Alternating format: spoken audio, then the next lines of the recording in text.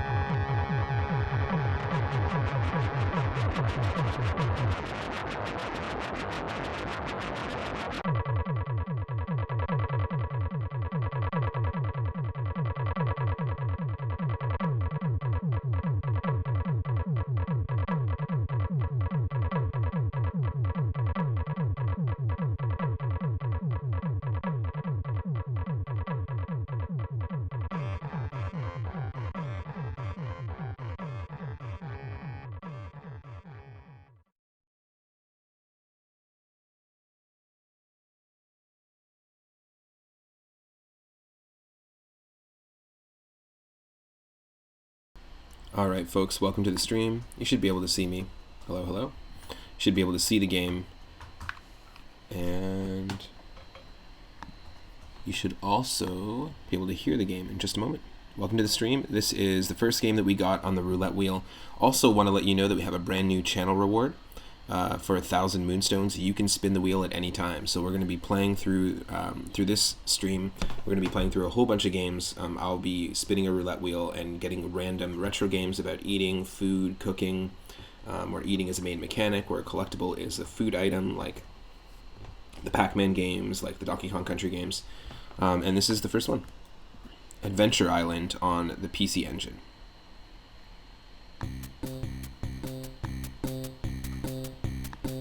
Let me know if I need to adjust the volume at any time.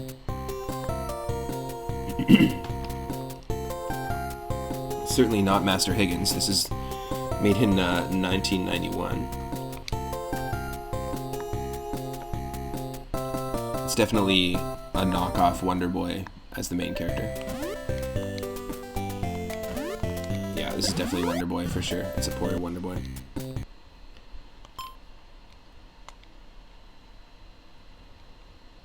Here we go. And no, I don't know Japanese. I just tested this game before. Just for like a second before the stream. So I'm not sure if the collectibles from Adventure Island, like the fruit enemies, are going to be in this. Oh my god, that's an amazing sprite. But this game feels like, controls a lot like Adventure Island. I guess it was marketed as Adventure Island. It's got similar enemies. But I've never played it before. I haven't played any of the Wonder Boy games except for Wonder Boy and Monster World, the newer indie like remake. It was actually quite fun. Oh.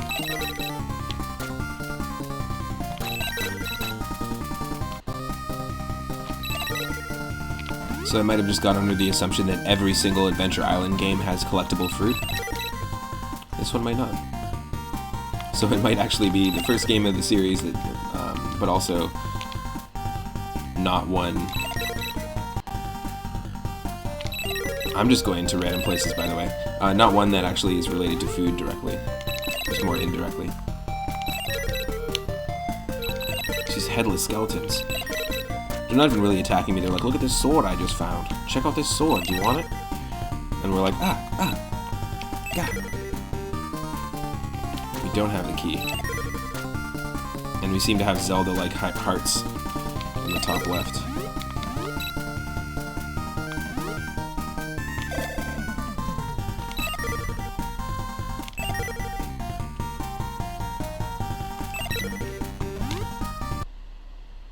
Oh, we have other weapons. Okay, that's cool.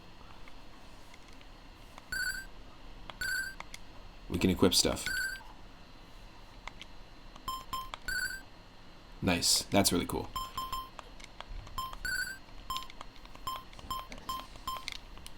Yeah, we don't have those yet. Okay. Cool. So maybe it's like Mega Man in a way, and we've got different power-ups. Like different attacks later on.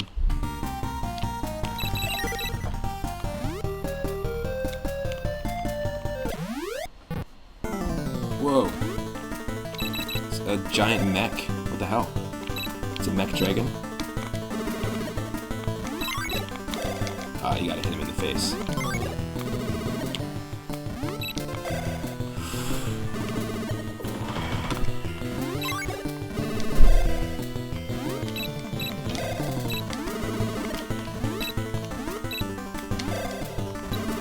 No, no. It's not taking too much damage from us, though. It takes like very little, not even a quarter of the heart.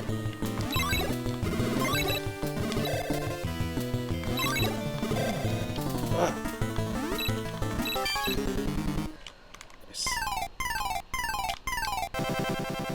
What the? What the hell? Okay.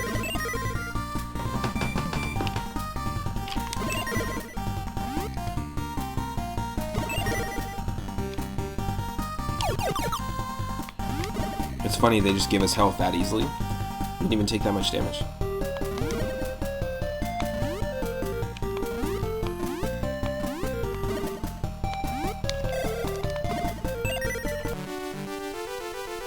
Oh, we must have got the key from that boss. Gotcha. Oh, shit.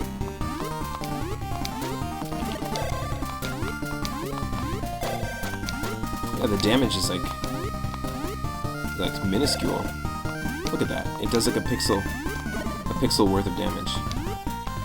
That means we have like 1,000 hits. It's kind of crazy.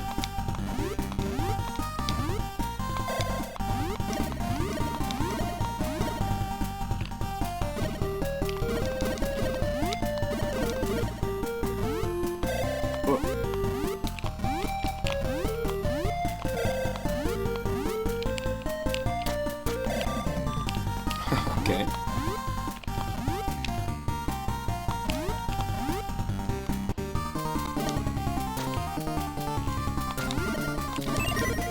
Oh, the skeletons have their heads back.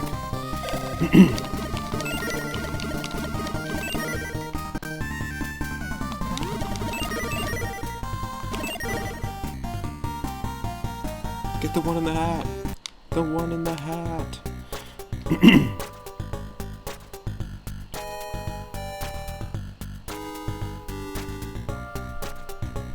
Hell yeah, the music.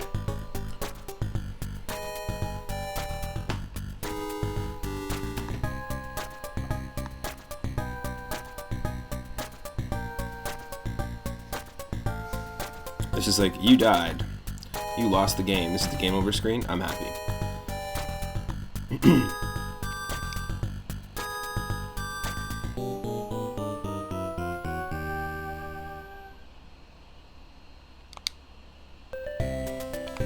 Oh no, now we're in town. We get to destroy a town. Now it's like Rampage? Are we not that kind of monster? It's our password.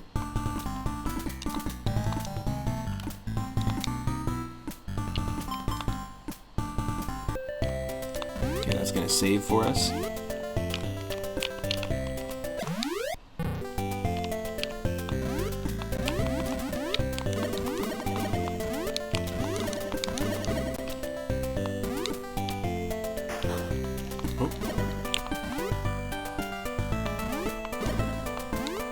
So this is certainly not Adventure Island, but it's not Adventure Island. I mean, it said Adventure Island on the title screen.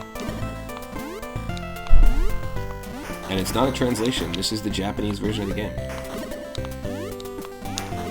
This is the second PC Engine game that we played on stream, and it's very, very different than New Adventure Island, which we played in the last episode.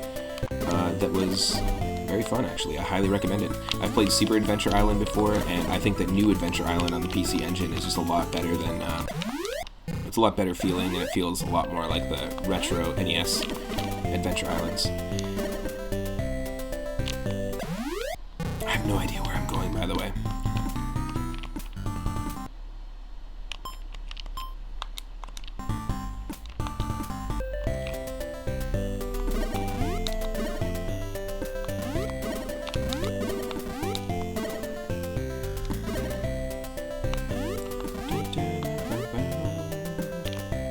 Whoa.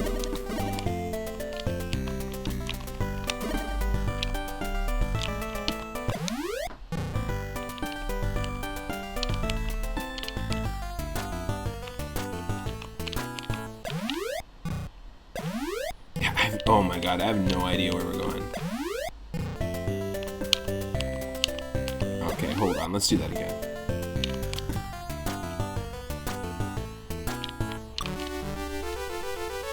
Hell yeah. I don't know why we only have 2 hearts now, but... maybe the opening... that opening level was just a tutorial level. It's very possible. And this is the actual game. Oh, we have nothing. We don't got the monies. This guy clearly is referenced in Cuphead. The guy that in the shop looks exactly like this pig from the Wonder Boy series. He shows up in all the Wonder Boy games. Might be one of the best shop themes in any game.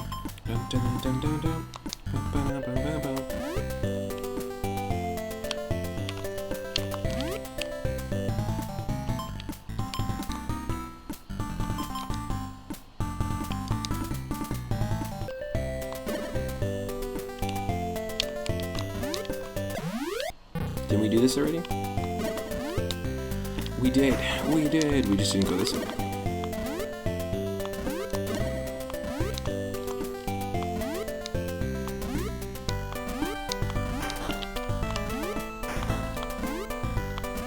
Oh, we did go this way.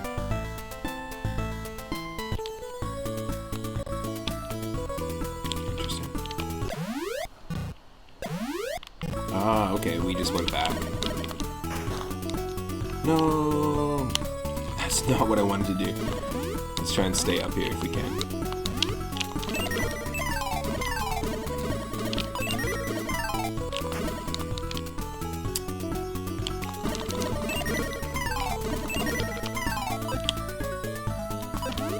I'm surprised the fire still works underwater.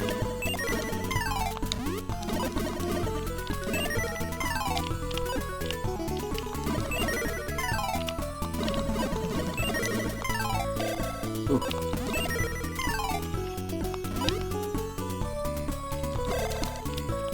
Yeah, that was a tutorial level. That's why the health wasn't. That's why it wasn't taking away so much health. I gotcha. Yo, Parahax, what's up? Welcome to the stream. Welcome to the stream, Michelle.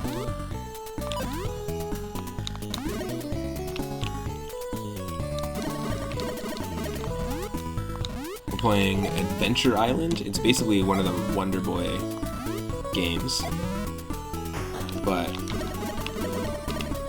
made by Hudson Soft and labeled Adventure Island in the opening title. It's on the PC Engine. That's what this game was released on. We played New Adventure Island last stream, like last episode of the series, and it was really cool. I highly recommend it. It's if you're a fan of Adventure Island 2 and 3, I highly recommend that to anyone that's beat the original ones. It's a little bit better than the Super Nintendo version. 44 gold. We gotta get a few more gold pieces here, and then let's maybe beef up our dinosaur over here. I assumed this game, being called Adventure Island, would be about collecting fruits, so that's the only reason why this is in the mix. And remember, we do have, if at any time you're not feeling it, we do have a channel point redeem for 1,000 moonstones. You can spin the wheel, and we'll play a different game on the roulette. Oh. Yes.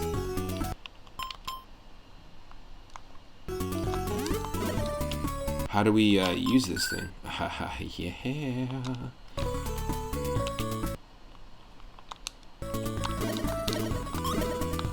Oh. I wasted it. Hell yeah. That's what I'm all about. Get a new power-up and weapon, but then waste it. Yep. Hell yeah. I just had to figure out how to use it. Oh, we're gonna die. We got Crab Kalashed. Crab Kalash.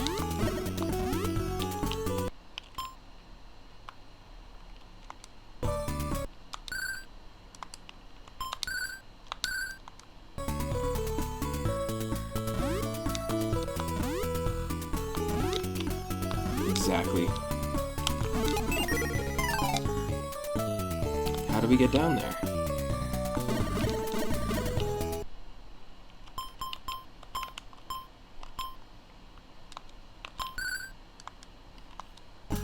How do we get down there?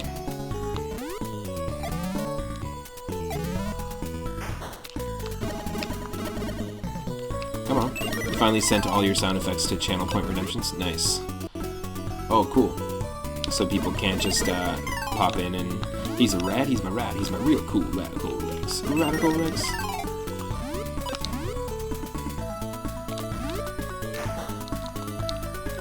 Whoa! Watch out, lanterns. Lanterns and octilleries. Nice. I'm really liking the way your channel's growing, like the aesthetic of it, Parahax, by the way. Really like the variety of channel point redeems.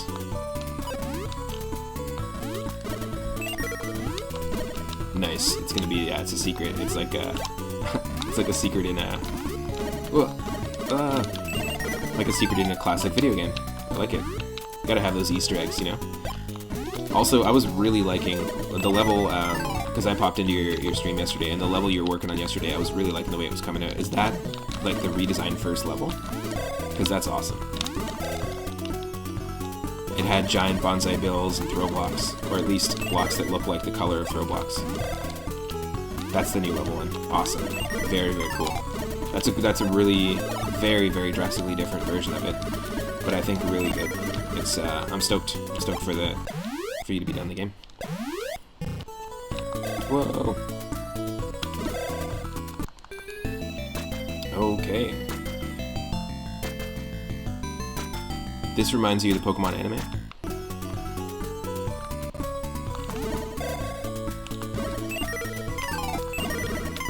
Oh, I was like, what? I was like, Dragonite looked nothing like this.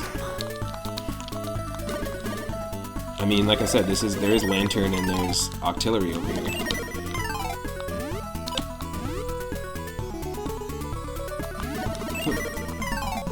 Oh, the level you were building, the color palette reminded you of the anime. Nice. Yeah, it had a cool color palette. Oh no.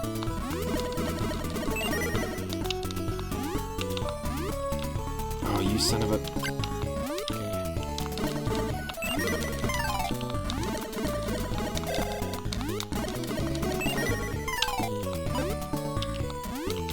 Ooh. Yeah, this is definitely inspired. The enemies are pretty much the same as the Adventure Island ones. The whole overworld has a completely different vibe to it now as well. Nice. Alright, I don't know. This game keeps looping us around to different places.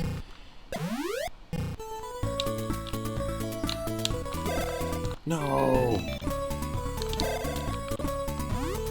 No, come on. After playing Akogare, you're gonna go back and redo a lot of the aesthetics. Just add more details. Nice. Did you finish Akogare?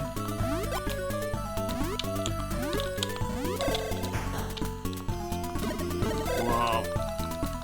Not yet. Nice. Yeah, it's a really good looking game. That and number 2. I've watched a lot of people play it. There's no way I'd ever attempt to play it though. It's so difficult. I still can't wrap my head around the Kaizo gameplay style yet. I just still can't. But yes, you mentioned something, a plumber for all seasons. No money, big money, big money. No whammy, stop. Nothing. What do we get? A potion. I'm just gonna go with the flow, and you've been going hard on Voyager right now. Nice.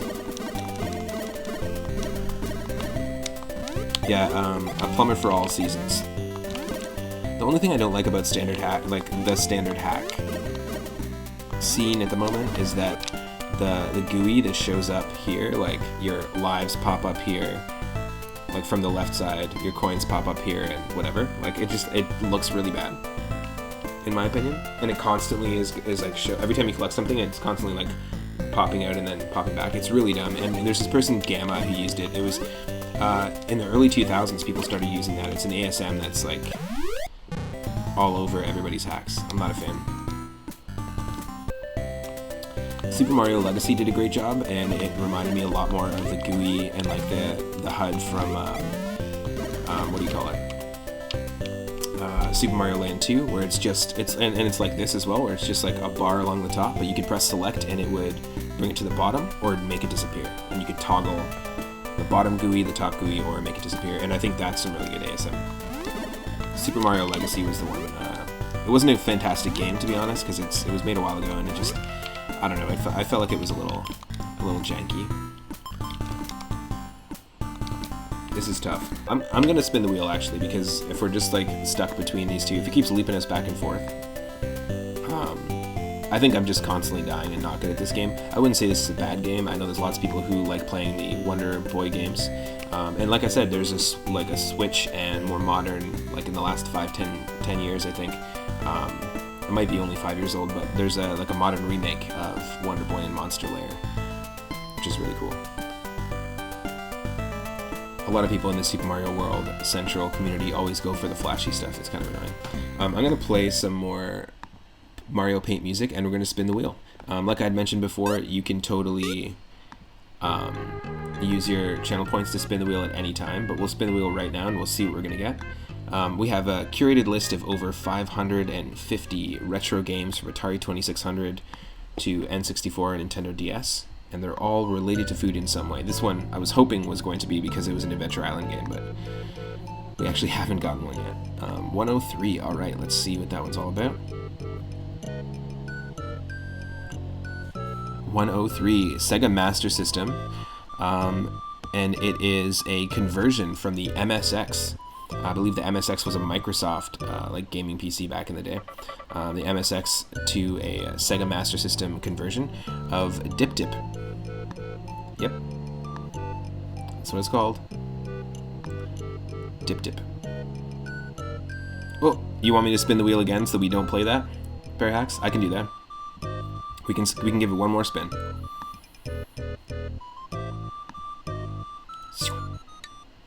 $342. Let's go. Basically, at any time, like the chat can have control of the roulette. Ooh, okay. So instead of that, we're gonna play Chicken Shoot 2 on the Game Boy Advance. I like that. Good old Chicken Shoot 2. You need to download some instance. I like the emote. Chicken Shoot.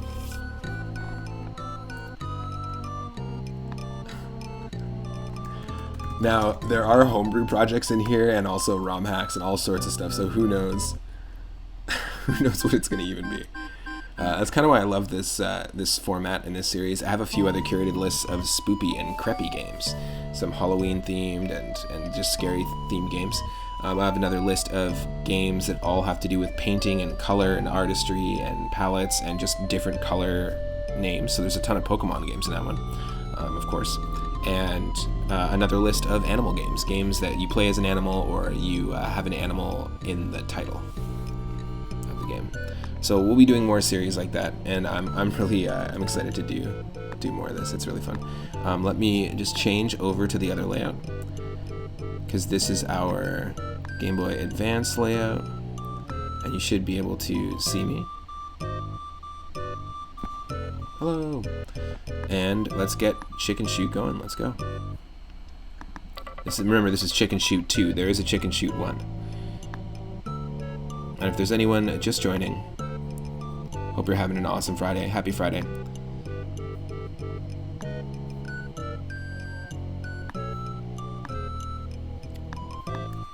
Alright, this was developed by Frontline Studios. Interesting. It says Oh, okay. It wasn't a DSi game. It's just a different one. But it's a different company called DSi. But it was made in 2005, developed by Frontline Studios. You should be able to see it here in a sec. Boom. And you should be able to hear it. It was licensed by Nintendo.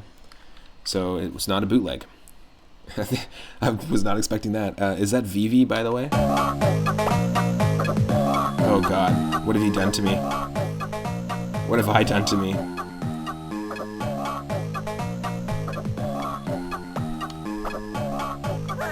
Is it much better, Parahax?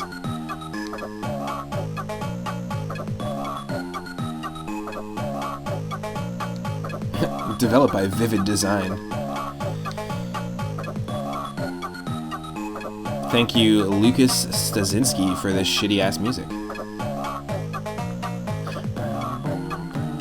Okay, help me. There we go. I have to, I'm sorry, folks. Nice and 4-second loop, exactly. I'm sorry, folks, it's not happening. Well, we all know that the Game Boy Advance did not originally have a backlight, so, you know, that might actually be a useful feature. We're going to bring it to 3 just because we can. I prefer Duck Hunt any day. I don't know about you. Oh god, there's multiplayer. Arcade style, okay, let's do arcade style. Like, you know, like as if this was a game in the arcade that mattered. Oh, it's like T2. It's like Terminator 2, the arcade game.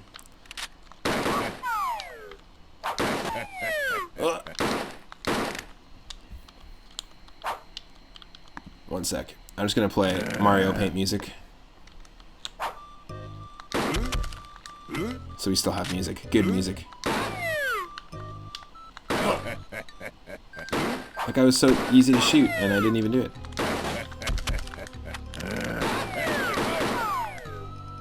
This guy's sadistic. Whoa, holy shit. We have a machine gun? Just chill.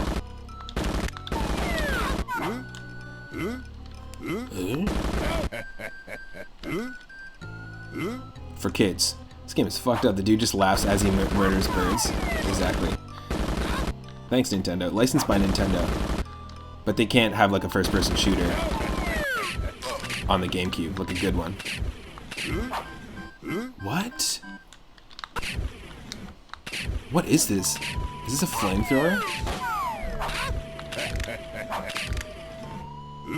What is this weapon?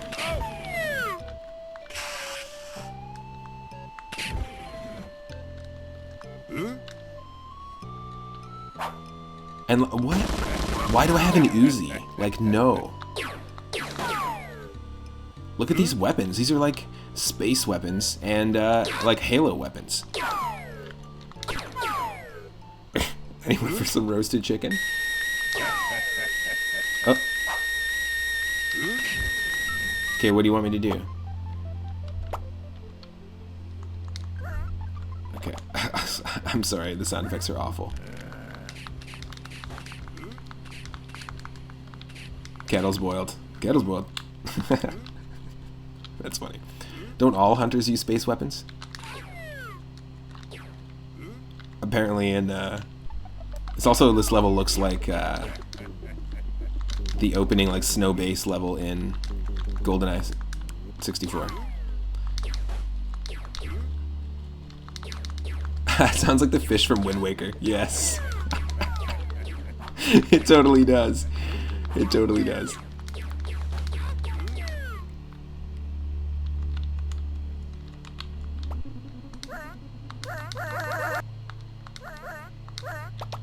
This is awful. Welcome to the stream, Daryl. Welcome to the stream, anyone else that's just joining. Okay. Like, are there different stages, or is this just keep going until something happens? Say hello to my little chicken.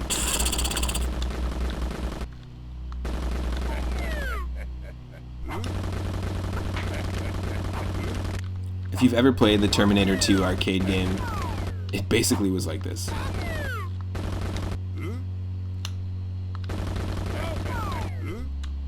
This is like the Sylvester Stallone. Did Sylvester Stallone do the sound effects for this guy? Shots fired. 176. Okay.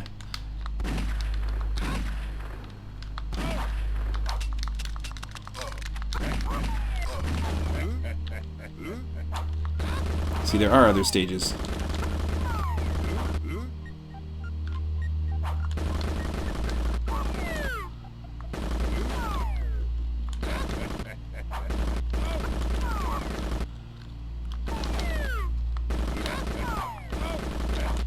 It's actually really nice with the Mario Paint music.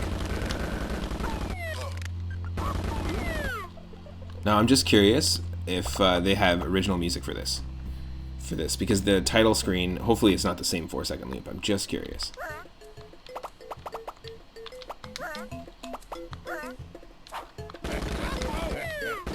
Yep, they do. At least he did island music.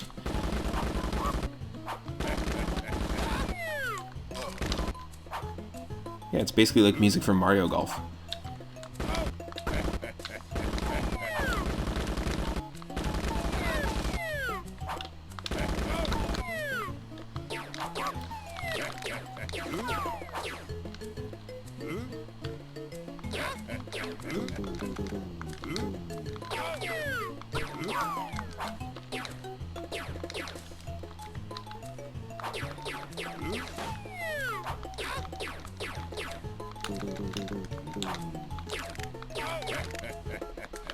It's amazing how much the music can just influence the vibe of the game you're playing. Like, it was so much cooler to play this game with the Mario Paint music. It just says a hell of a lot about the Mario Paint music. This guy's like out of ammo, he just starts shooting with his pistol. Pretty sure that's not how you kill a chicken. I mean, you can kill a chicken with a pistol, but don't.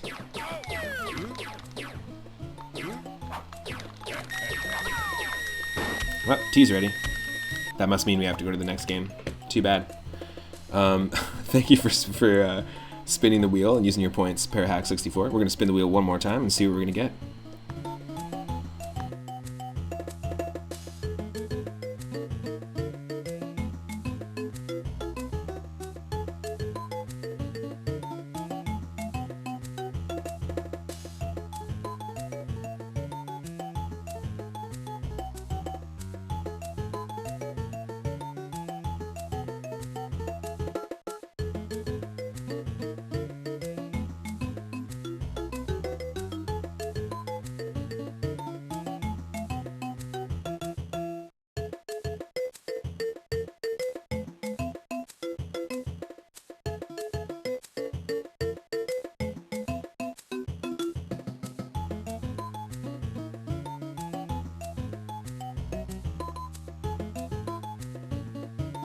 Okay, that's funny. That's really funny. So the last game in the last episode of this series was New Adventure Island, and we ended up playing it. It was on the PC Engine. We've beaten Adventure Island 2 on stream. We've played a bunch of Adventure Island 2 randomizers. 2 episodes ago in this series, we played Adventure Island 1 because it is a game about food. You have to collect fruit and things like that to kind of keep up your energy bar. And we beat New Adventure Island, and I was saying how that's such a like I haven't played Super Adventure Island in a long time, and it's such a better game. It felt like it responded a lot easier. But now we can do a direct comparison because even though we started the stream with Adventure Island, the Monster Boy ripoff, we just got Super Adventure Island 1 on the Super Nintendo. So that's perfect. That's just what ruled with 470. So let me just update here, and then we'll give it a shot. It's funny, we've been kind of unintentionally just through randomization in some way and through viewer requests, I've been playing almost all of the Adventure Island games. I do highly recommend 2 and 3. They're difficult games. They are difficult NES games, but they're not too difficult to master. I highly recommend playing them. The first one's a little unrefined, and then New Adventure Island controlled very, very well. So let's see what this is all about. Super Adventure Island. I've watched a few people play this. I played it a long time ago for a very short period of time.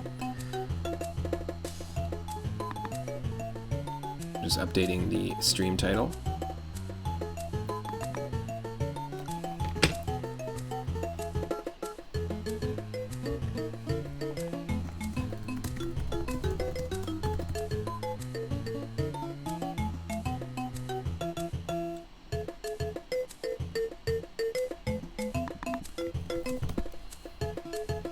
are you going so slow, computer? Come on.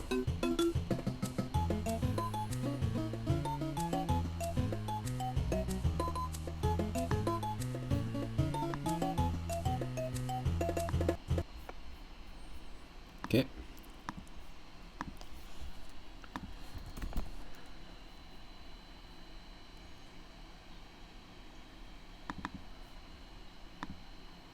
Hell yeah.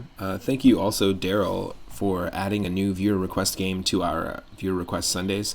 Every Sunday at 6:30 p.m. Pacific, I tackle an ongoing queue of retro games, and this Sunday we're going to be playing a new Strange Mario Bros. 1, which is an ACMLM, Super Mario Bros. 1 ROM hack. And ACMLM had a big hand in developing some of the first utilities to let people edit Super Mario Bros. 1, 2, and 3.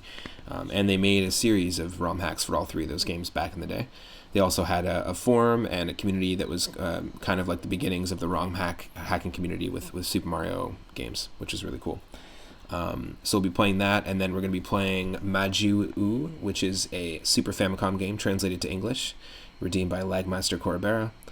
And then we're going to play Chip and Dale Rescue Rangers on the NES, another Capcom NES platformer that is a Disney license that was redeemed by my partner, Michelle Butterfield.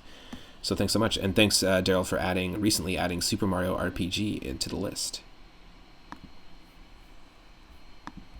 Very excited to dive into that whole series of games, including the Mario and Luigi series, and I'm going to play them chronologically, so that's the perfect starting point. So here we go. You should be able to see the game in just a sec. We'll switch over to this layout. I'm back. I'm over here. Whoa, I'm over here.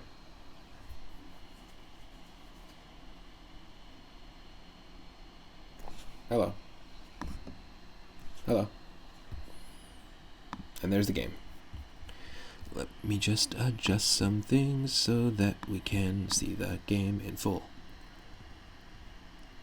Okay, there we go. Very interesting. So New Adventure Island came out after this. It came out in 94 on the PC Engine. This is from 92. Ooh, I like that moon. I got screenshots of all sorts of video game moons.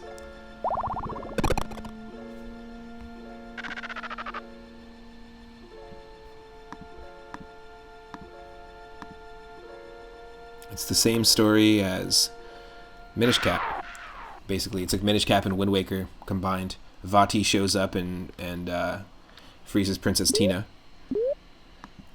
And yeah, there we go. Yeah, I always thought this game felt a little floatier than the original Adventure Island 1, 2, and 3 games on the NES. There is a Japanese-only Adventure Island 4 that never got brought here. And there's two Super Adventure Islands on the Super Nintendo. So also another Hudson thing. Yeah, exactly. Very Ghouls and Ghosts-esque opening. Also, welcome Itorama. Hope you're having an awesome Friday. Yeah, it does kind of remind me of that. And for those that watched the last episode or that want to go back and watch the last episode, you can go on YouTube and do that. Check out New Adventure Island. I highly recommend it. It's got very different music.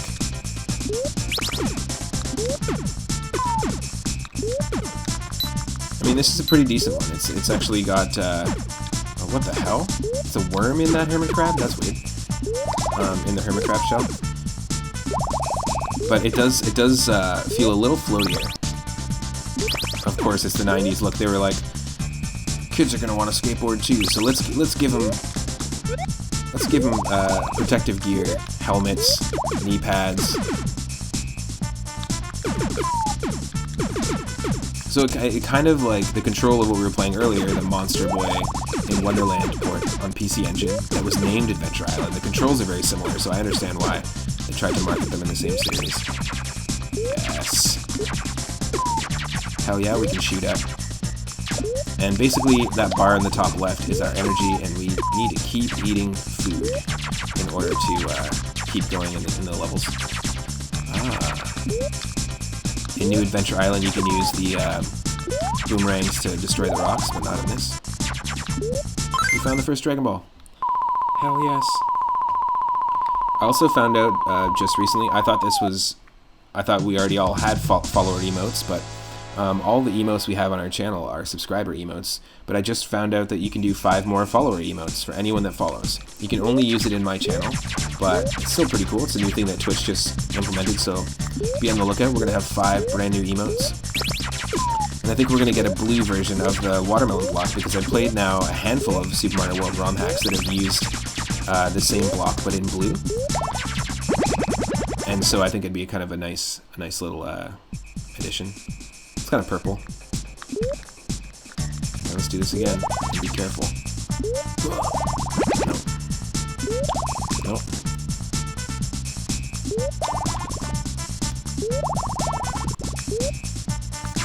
Wow. I don't remember this weapon, but I'm definitely down with it.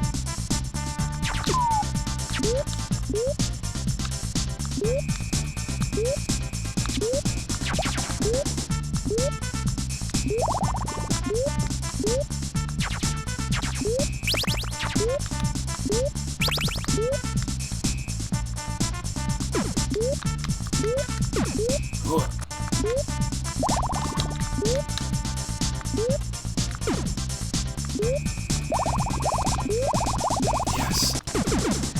You've been rolling out to streamers and patches. Oh, okay. I think it's mainly gotten people with all their slots unlocked. Ah, interesting. So it's not available to everybody. Thanks, Jeff Bezos. You'll give Jeff Bezos something to think about when he's in space for 10 minutes.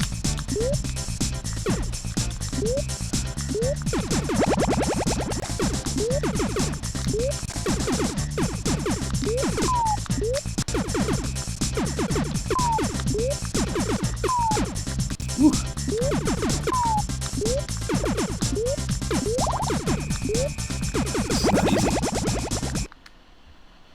Not easy.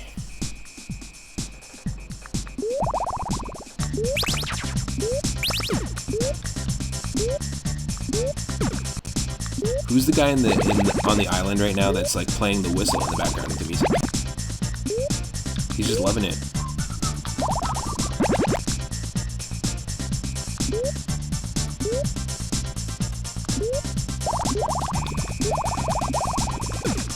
Maybe get him a glass of water, folks. Get the guy with the whistle a glass of water. He needs to chill out for a second. Should be available to all affiliates in a few months.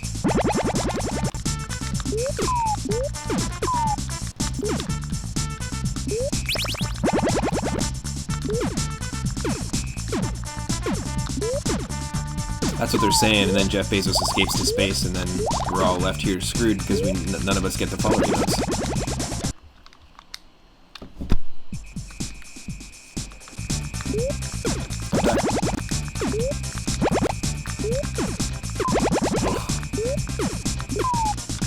Damn.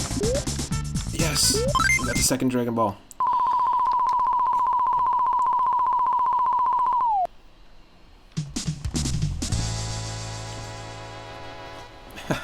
I love that drum. That little drum fill.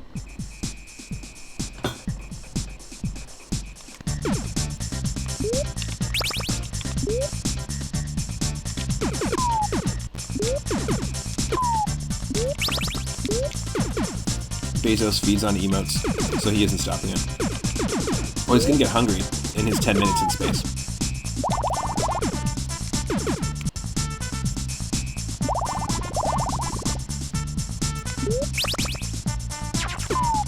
He's gonna be like, Alexa, emote sandwich, hot.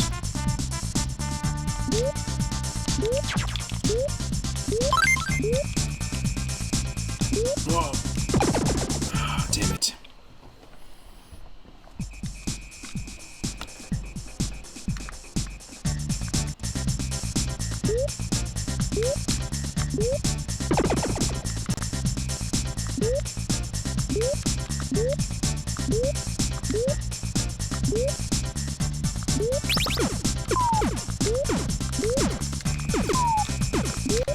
That's the little Puyo Puyo Pop jellies. Get out of here.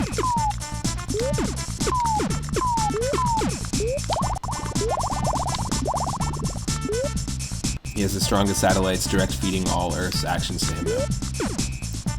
It's true.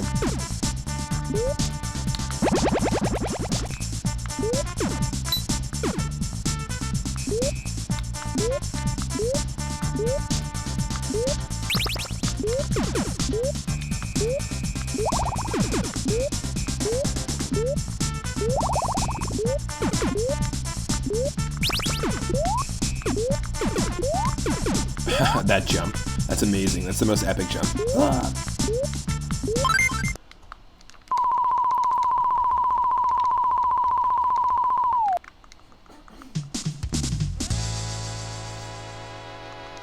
Yeah, so good.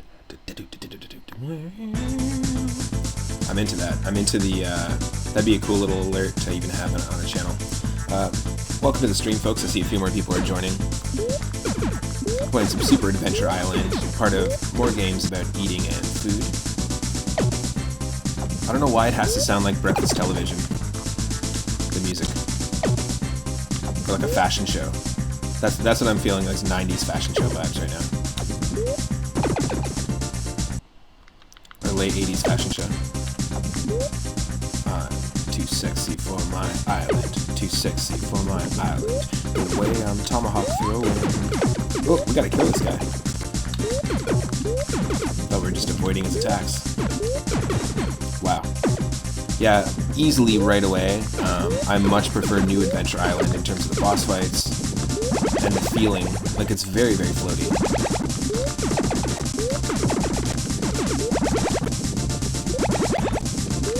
What are you supposed to do?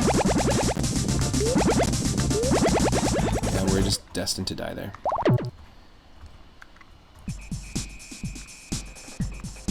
Oh, from the top. That kind of sucks.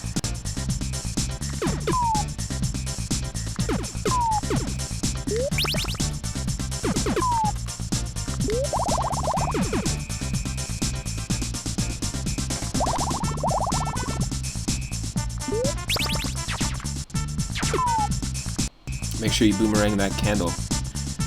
Isn't that one of the robot masters from Mega Man X? Boomerang that candle? Or am I thinking about Boomerang Kawanger? Pretty sure it's Boomerang that candle. Whoa! Okay, there's all sorts of secrets. Sickly fruits. Come on.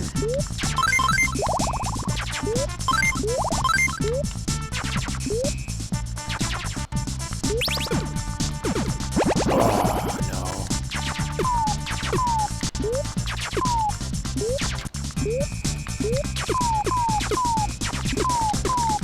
Yes.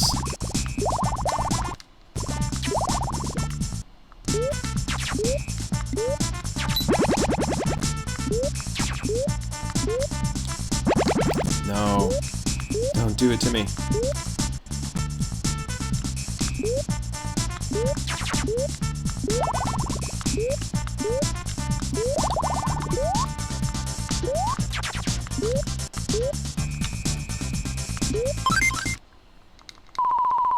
Back to the boss fight.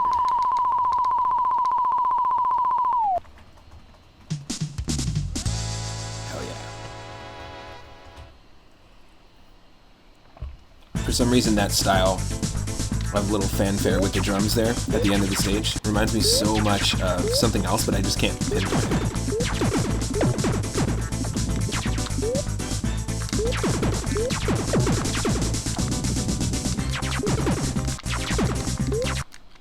Hell yeah. The red hot statue continues.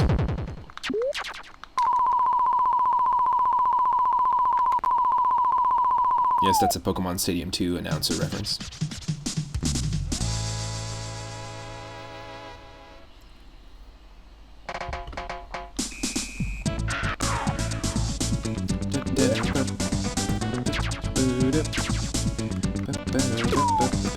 I've actually spent a lot of time with the soundtrack. When I was first learning how to drum, I used to drum along to it. But yeah, look, it's the only Adventure Island game where you're wearing, like, a helmet, knee pads, the whole thing.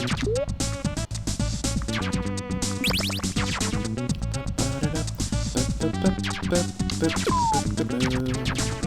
kind of reminds me of Sonic CD a little bit as well. I used to drum along to the Sonic CD soundtrack. Whoa, look at this guy. He's loving his life. He's living his best fish life. I'm not killing those guys. Keep doing it. Keep doing you. You're a cool-ass fish. Keep living. I'm not gonna attack you.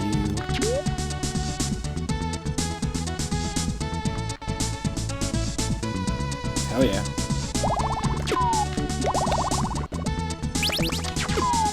But these penguins, on the other hand, fuck them. And what, is that a zombie?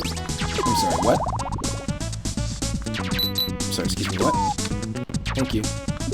Zombie with a shield on the beach. First off, I don't know why I'm not questioning penguins on the beach. No, I'm not gonna hurt you, man. Keep living your best life. Fish.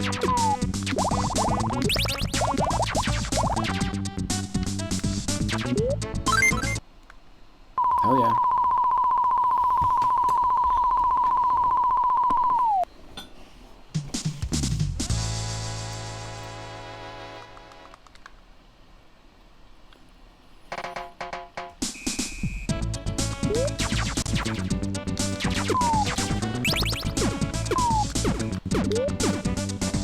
Oh, picking up the item when you have this like weird dumbbell thing that we're throwing, like the pink weapon. It just changes the arc of your weapon. So if we pick up the tomahawk or the hatchet, it'll give you that kind of arc. But if we have the boomerang, then the dumbbells will act like a boomerang. I gotcha. That's kind of cool.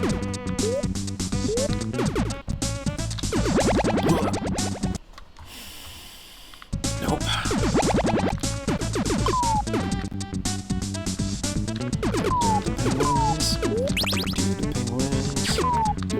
What?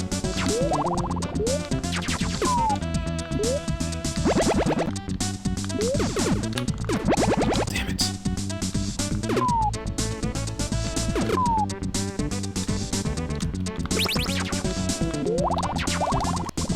Yes. No. That was just too cool of a shot.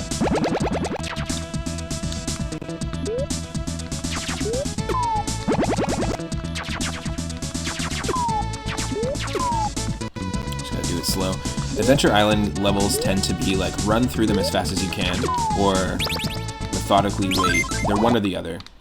Oh, what happened? Nice, we're going to Coin Heaven. Hell yeah.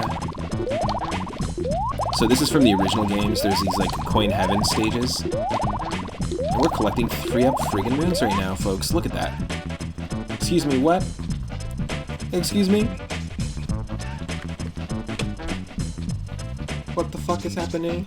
The original Adventure Island, you would find these hidden eggs, and then you would open them up and there'd be a cloud platform. If you get on the cloud platform, it's just like in Super Mario Bros. 3, where you jump on the pink note blocks and it sends you up to Coin Heaven, and then you can jump in the clouds and get a bunch of extra coins. Well, normally there's a bunch of springs up in heaven and you collect a whole bunch of extra fruits. More fruits, as much fruits as possible. In the original Adventure Island. This is such a cool way to interpret that, and through the Constellation pixel art in there, this Parappa the Rapper style music.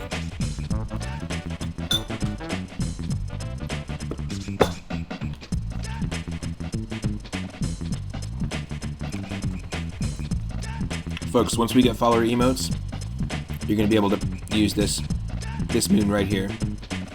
100%. That'll be one of our emotes. It's one of the coolest bonus stages I've ever seen.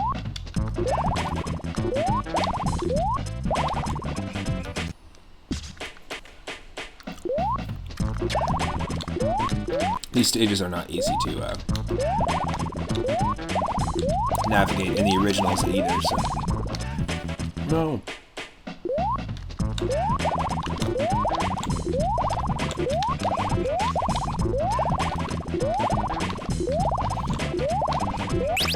Got our milk, our moon, and the sun. And we forgot that we did not get the extra life at the end, but that's fine. Pretty cool. Hell yes.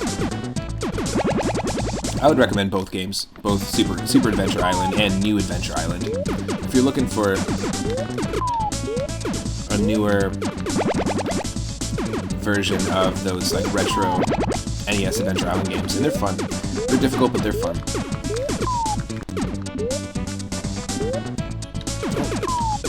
This is definitely a good option. This one, and if you have the opportunity to play the PC Engine one, check that one out too.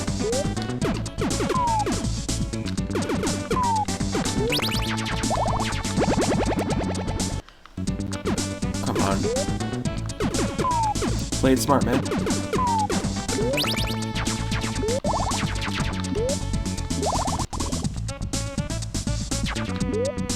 And they're right near the end too. That's so funny.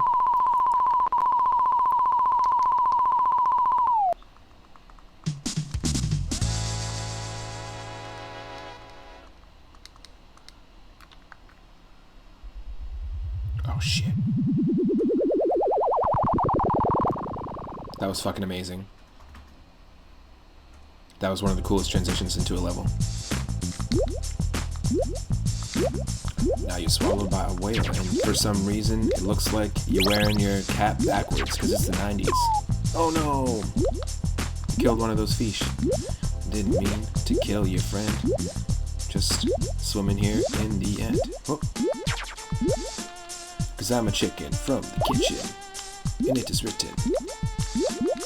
That's one of the funniest verses from Parappa the Rapper, is the cooking show chicken level. It's such a funny, such a ridiculous game. We actually played Parappa the Rapper on stream and beat it.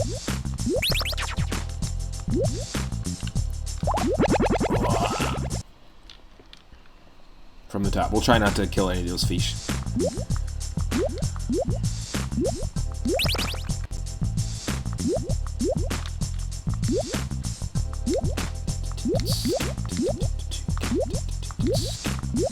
See what I mean about practicing drumming? Like, it's actually such a decent soundtrack to practice drumming to.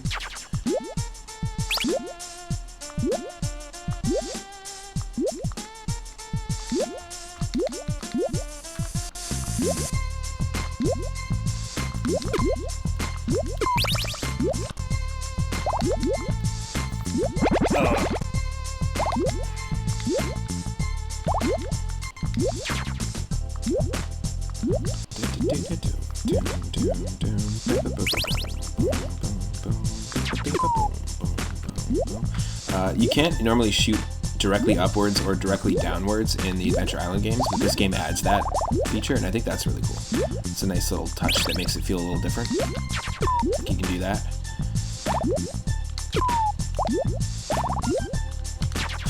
Oh no, I meant to kill that fish. Sorry, dude. Residual damage.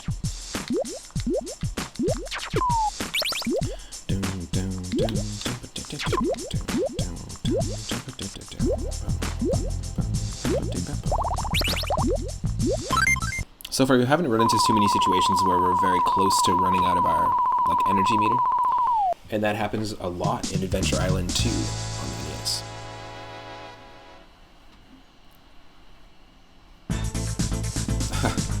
Back to the 80s fashion show. And it is an auto-scroller? No, it's a boss. Oh, jeez.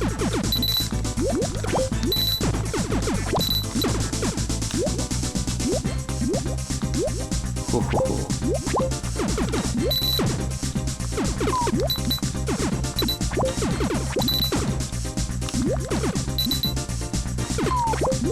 Yeah, this is pretty faithful to the style of boss that Adventure Island likes to throw at you in the original ones.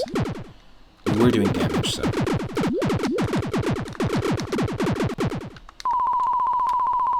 Poor little squish squid.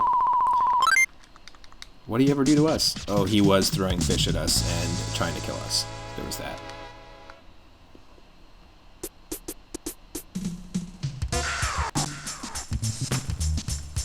Hell yeah. This is 1992. Think about that, music-wise.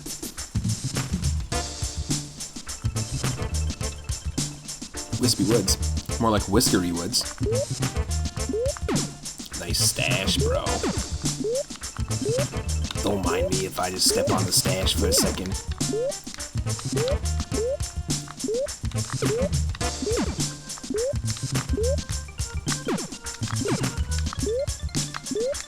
What?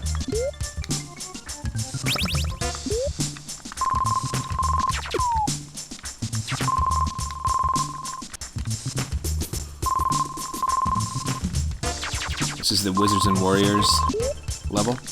Every time you have to jump from branch to branch like this, I always think of Wizards and Warriors on the NES. Now, I never got a chance to play. I've always wanted to play that game. As a kid, the commercials were ridiculous.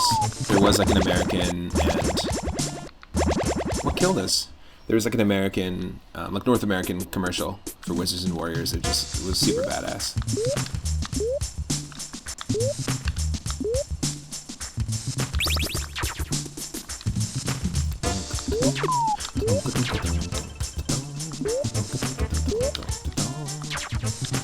No. Help me, Wispy Woods. Help me, Wispy Woods Kenobi. You're my only hope.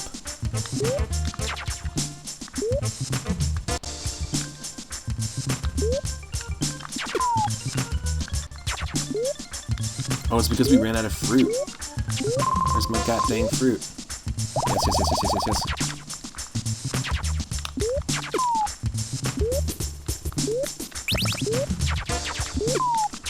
Oh.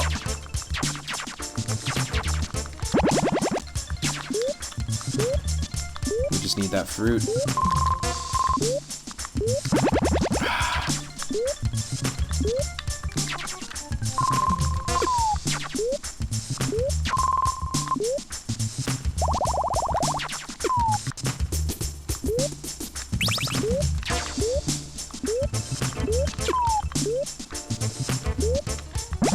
Oh no.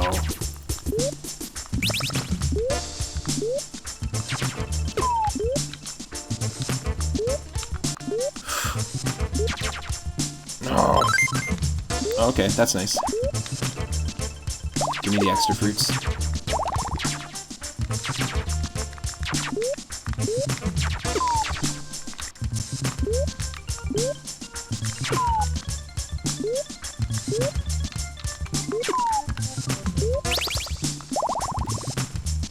Ugh.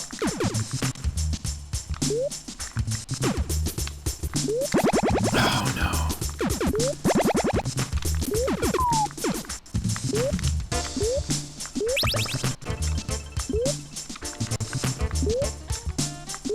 Oh no. Yeah, this is tough. Like, I'm using save states here, there's no way. Like, if I had to do this just based on the amount of lives we have left, it'd be really, really tough. You have to master this. Growing up with this game must have been fun, though, for anyone that had this as a kid.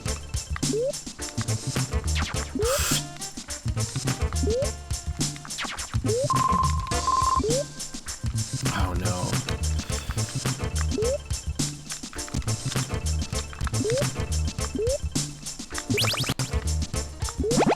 No.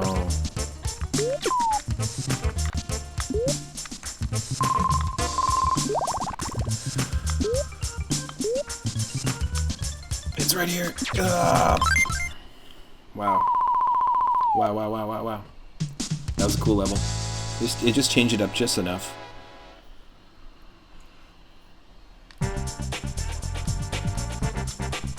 Hell yeah. Spoopy Forest. It's time for the Lost Woods. Hudson style. Hudson soft style.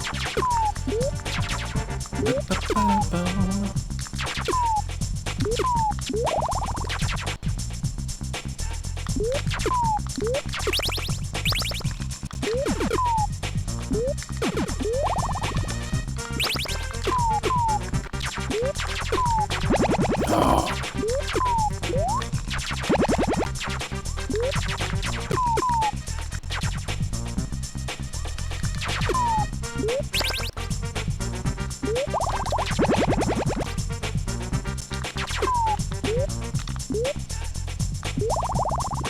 Yeah, you have to be running like for at least a couple of frames to be able to get that extra jump height in this. a little bit different. In Adventure Island 1, you have to have running speed, but you also have to be pressing up. And you can get a little bit extra height. But here we have to do the same, but we have to be running. We have to be running for like a specific window. I don't know how to describe it, but it does feel a little floatier. Like I explained before, like a new Adventure Island on the PC Engine doesn't feel as floaty. It feels more responsive. This is my first time playing this since I was like a kid, since renting it. I never played the sequel, Super Adventure Island 2.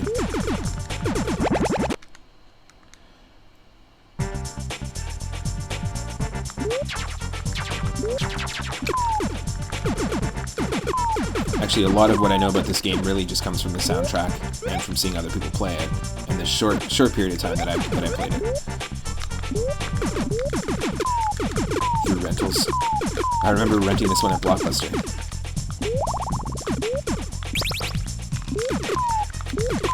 And I was like young.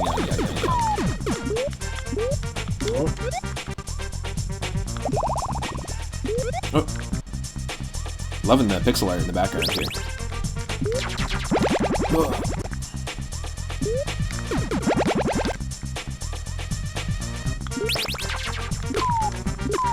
Ah, nice.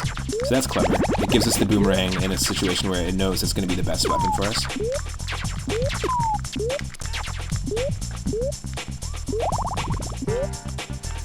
Yeah, the palette looks so much like Indiana Jones or something. It's like Temple of Doom.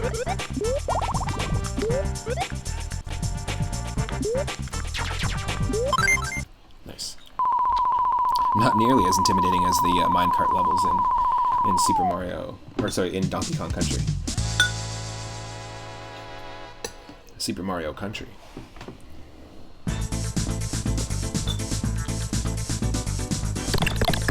Whoa. Battletoads much?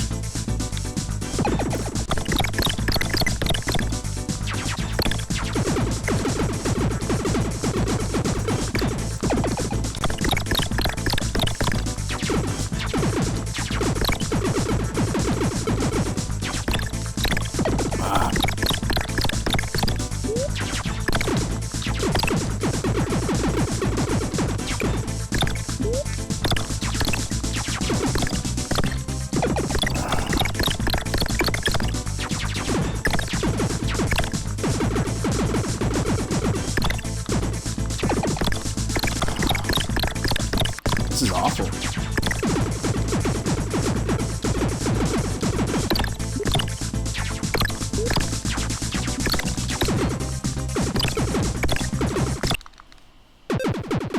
Thank you. Yeah, there's a Battletoads NES stage that's kind of like this, and you have to navigate these like blocky sort of snakes. It's kind of cool, actually. It's a cool concept.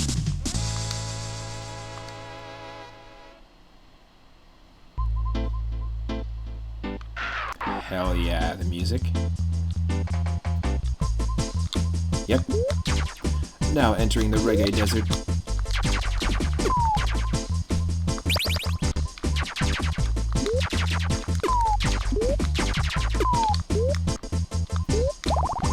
Hell yes.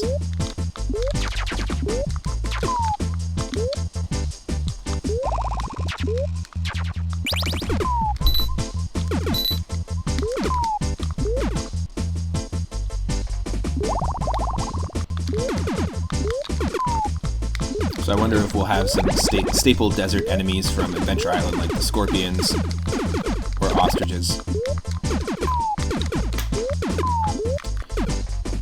Yeah, so I was just about to say, the boomerang is much better in this situation.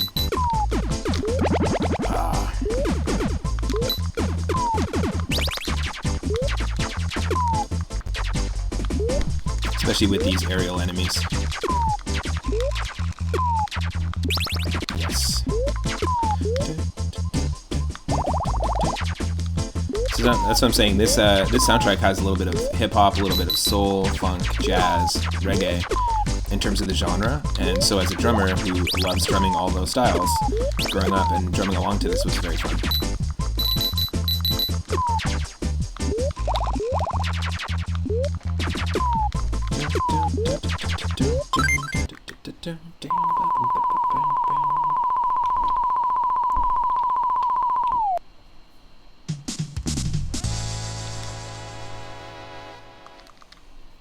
Okay, we're gonna do world 42. It's following us everywhere, of course.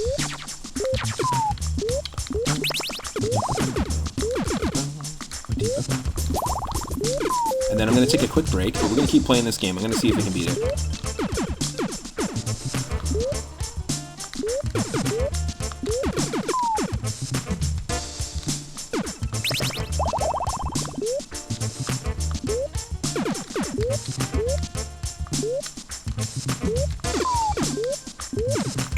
And I'll just take a break, make some coffee, use the washroom, and then I'll be right back.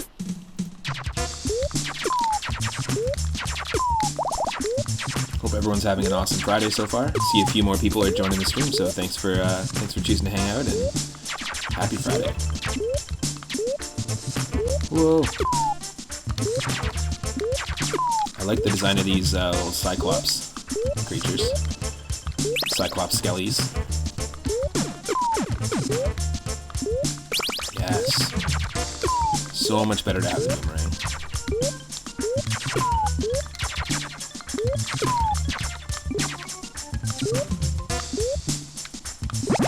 You can actually get a lot of height with Master Higgins.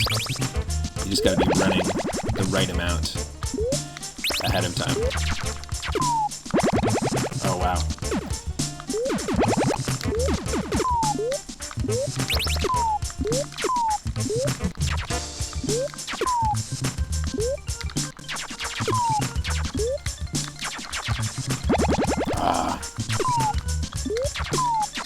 There we go.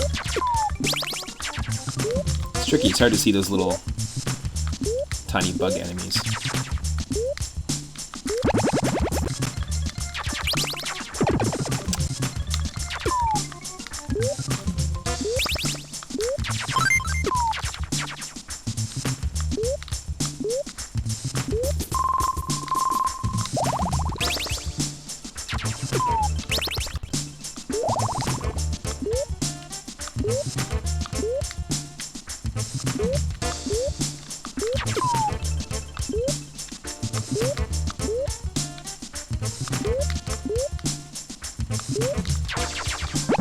What?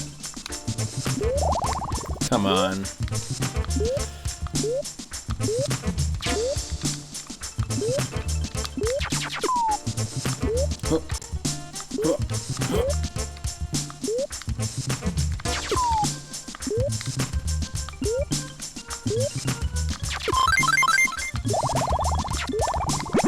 Oh, come on. We're so close.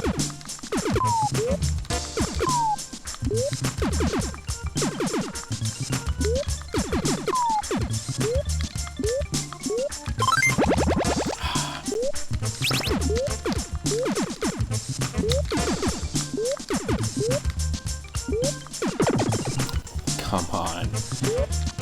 Okay, we'll keep the boomerang.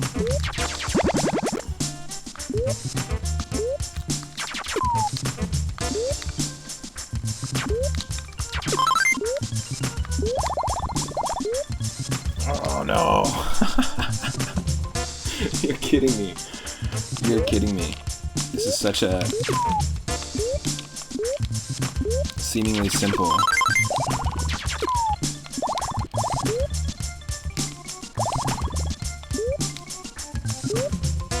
Oh my god.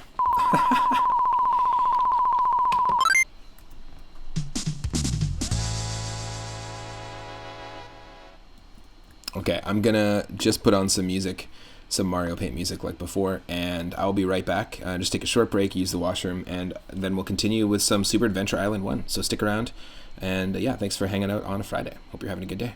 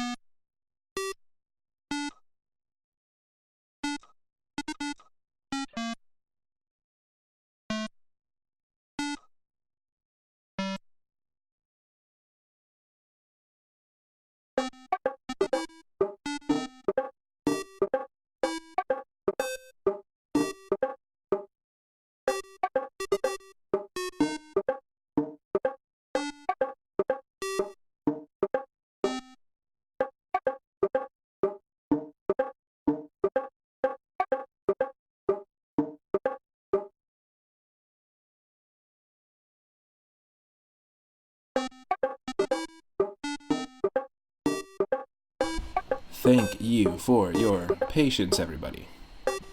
I'm back. Just on a short break. Sorry that the break took longer than expected, but let's do some more Super Adventure Island on Super Nintendo. You know, you can use your 1,000 Moonstones to spin the wheel at any time, or we can continue playing the game, see if we can beat it. And this series is more games about eating and food.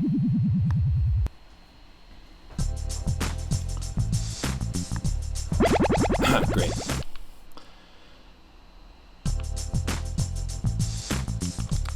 Oh, my controller needs to be reset. Just 1 second here.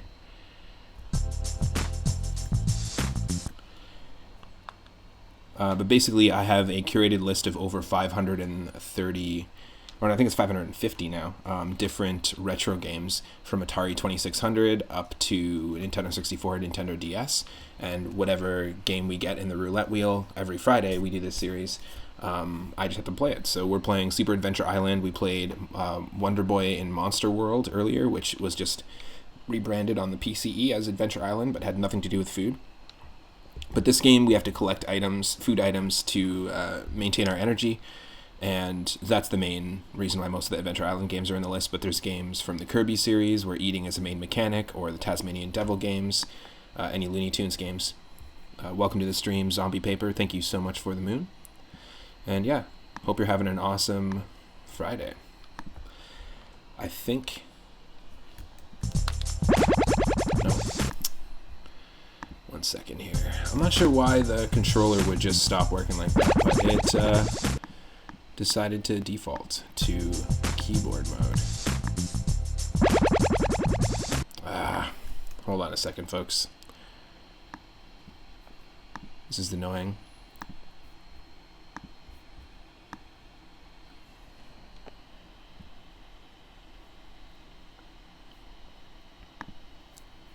I think I just have to open it up again.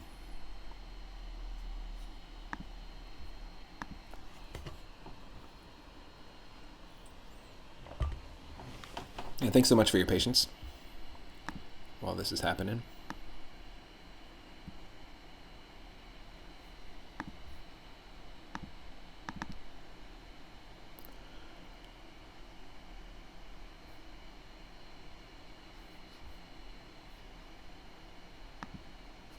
Still nothing, eh? So dumb. Okay, just 1 second.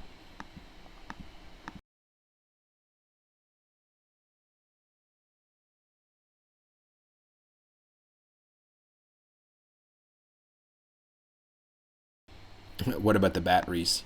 No, it's good. It's good on battery. It's just every once in a while I have to just refresh it, and then every once in a while I have to refresh the old emulator.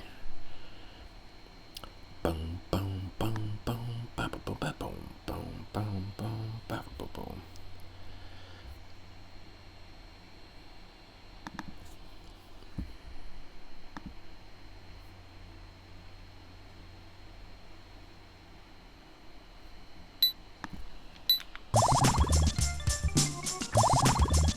Okay. So you should be able to see and hear the game. Sometimes that happens to you when you're playing Binding of Isaac. It'll default your controls to keyboard. Yeah, totally. It happens on Steam. I think it's literally just the controller itself. You know, when it's because I'm using Bluetooth, it just cuts out every once in a while. I just have to refresh it, which is fine. Let me know if I need to adjust the audio levels of the game or myself at any time. Should be able to hear me pretty clearly. Should be able to see it. And here we go.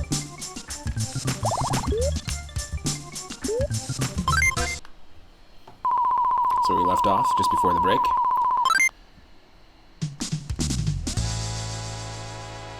Don't see the game, but we hear. We see now. Your favorite controller for any console, the keyboard and mouse. Nice. Do you play, like when you play retro games, Zombie Paper, like you were playing Legend of Zelda NES a while back, were you playing that using the keyboard and mouse?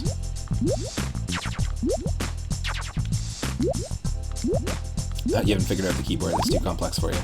But you can rip an insane guitar. Doesn't make sense. That's really complex to me.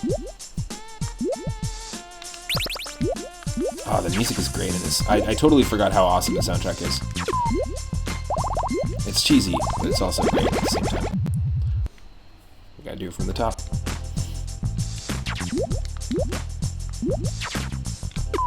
I don't want to kill those fishies. It takes some getting used to, but keyboards are fine with you. Nice.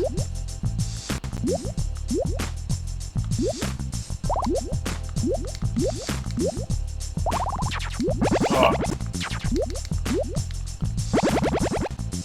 Come on.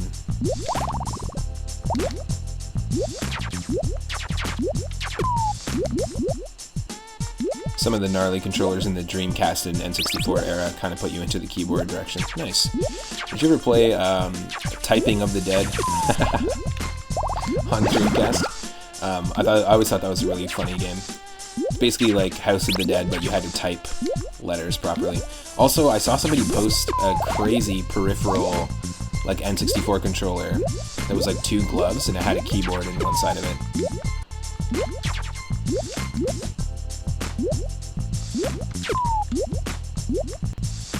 Oh.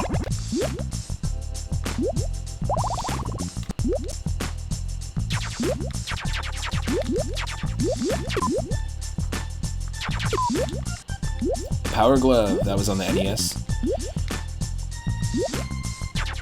You never did get to check it out, but you might want to sometime. I think it's totally...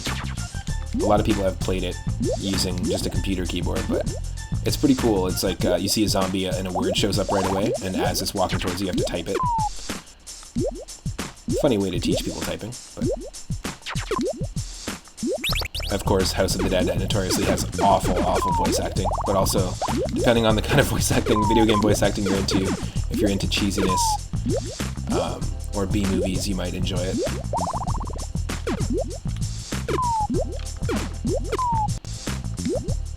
Oh, another Dragon Ball!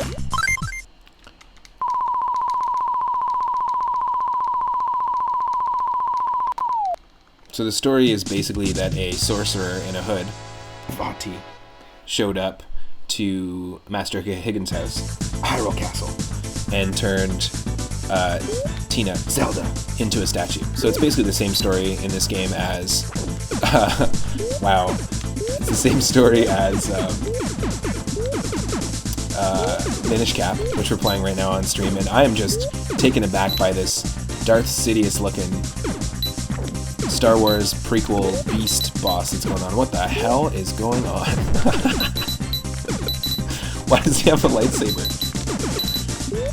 This game came out in '92, so maybe this is like, imagine this is what we got if they made the Star Wars prequels in the '90s instead of the early 2000s. Well, I guess they did. The first one's from '99.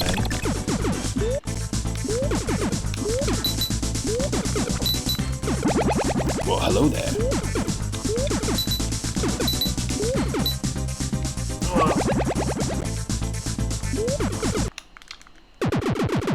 Got him.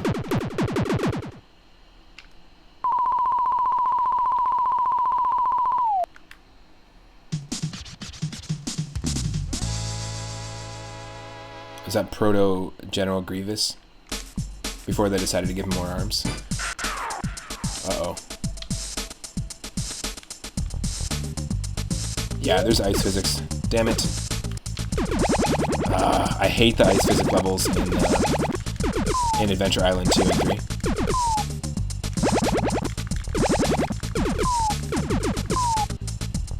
Yeah, when he crouches, he looks like he's about to breakdance. He's ready.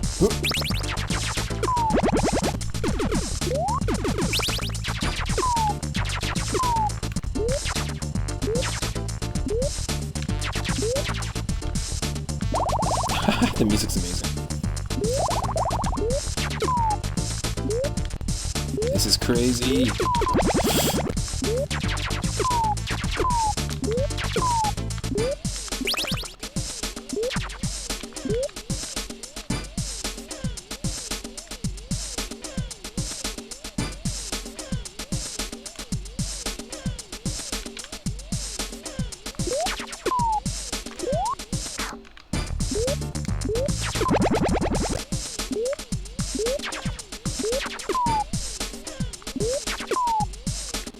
He's getting it. He's getting it.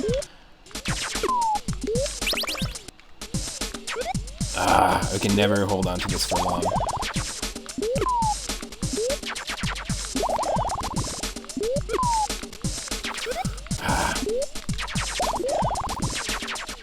When we lose the skateboard, sometimes the sound effect sounds like when Mario jumps on a Koopa.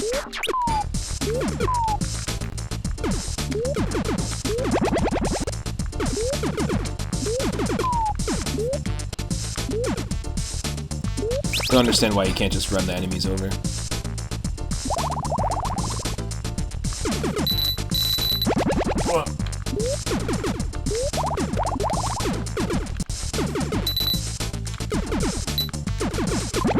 Oh, come on. There we go.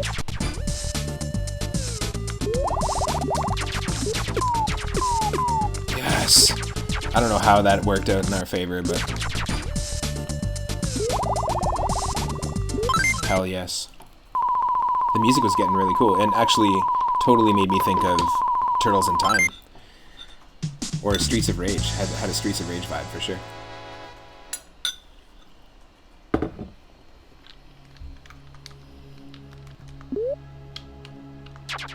Uh-oh.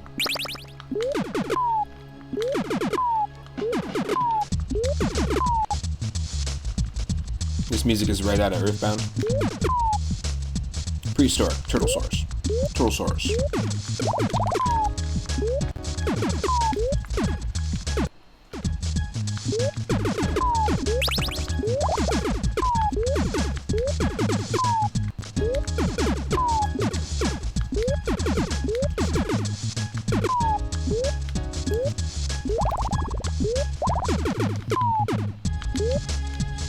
You know this level's gonna be some bullshit.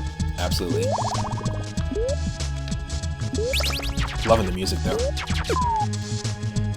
It sounds like a Tupac jam, totally. I mean, this came, like I said, this came out in 1992. There's a lot of like hip hop, a lot of funk, jazz, reggae influence musically.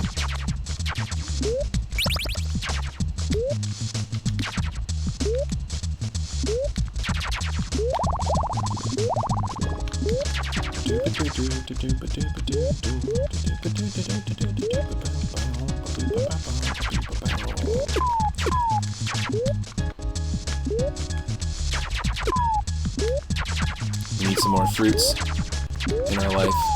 Thank you, game. Every once in a while you just need a whole pineapple and half a kiwi, you know what I'm saying? And then 4 pineapples and a Dragon Ball. That's all you need. That's all anybody ever needed. We have 5 lives, nice.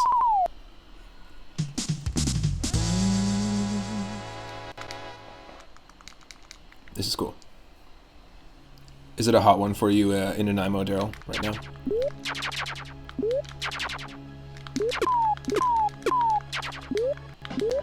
Same music? Yes. Yeah, this music's amazing. I love it.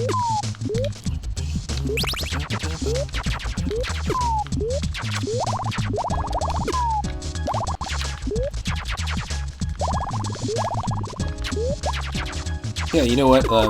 This game's getting better as we play it too. It's a lot less floaty. I really enjoy this. I highly recommend New Adventure Island on the PC Engine, which was the last game we played in the last episode of this series. And then I also highly recommend this one.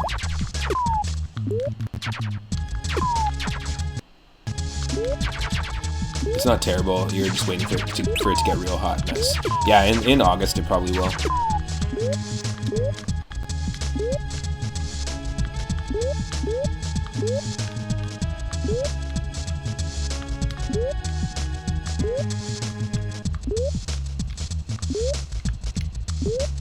Do your rap? Do you have a rap?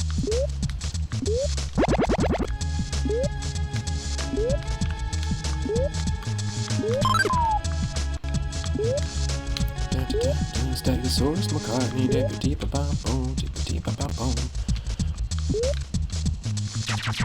throwing fireballs in a darkened castle, jumping over spikes, trying not to land on my asshole. Oh my god. Okay, give me a sec. Throwing fireballs in a darkened castle, jumping over spikes, trying to not to land on my asshole. A whole pineapple, a half a kiwi. I get that, the bonus level, I don't want a repeat. It's the best I can do. It's not great. If you ask me to drum to this, it'll have a lot more of a vibe to it. Throwing the fireballs in a darkened castle, jumping over spikes, trying not to land on my asshole. A whole pineapple and half a kiwi. I get the bonus level, I don't want to repeat. It'll do. Yeah, well, you know, I am very surprised that people haven't sampled Super Adventure Island 2 soundtrack.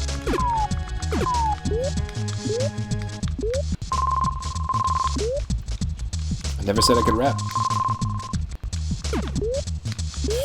Oh. Save me, fruits.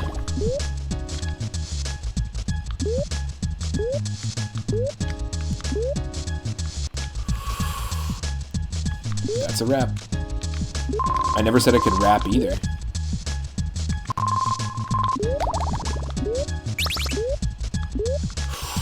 Oh. No. Only citrus can save me now.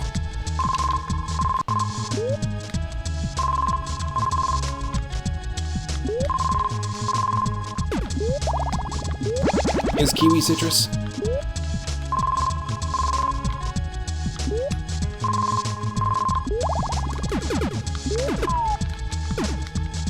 No.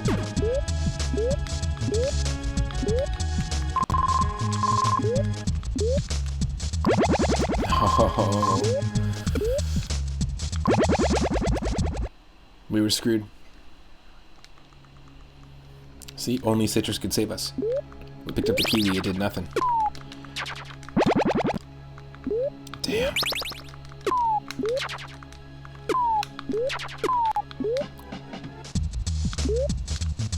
Whoa.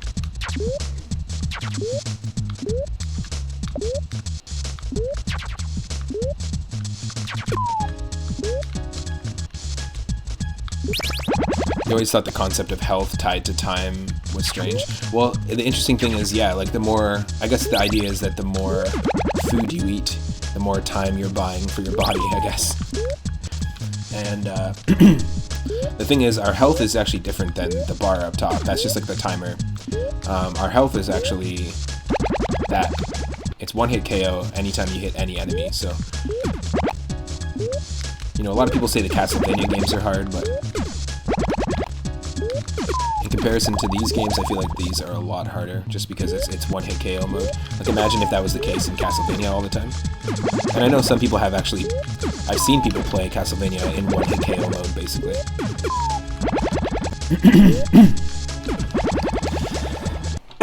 Excuse me.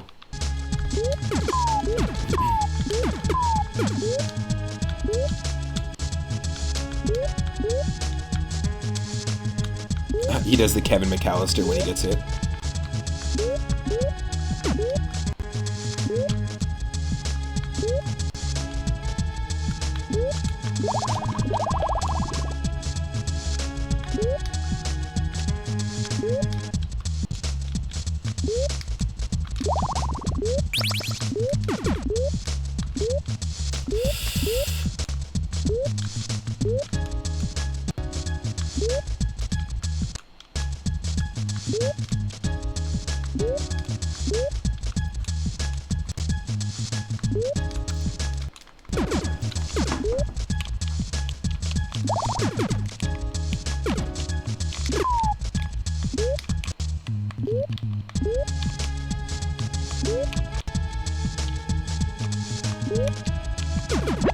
Oh no.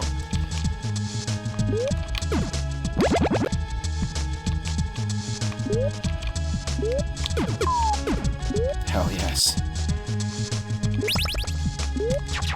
We're done. We're done here. We're done here.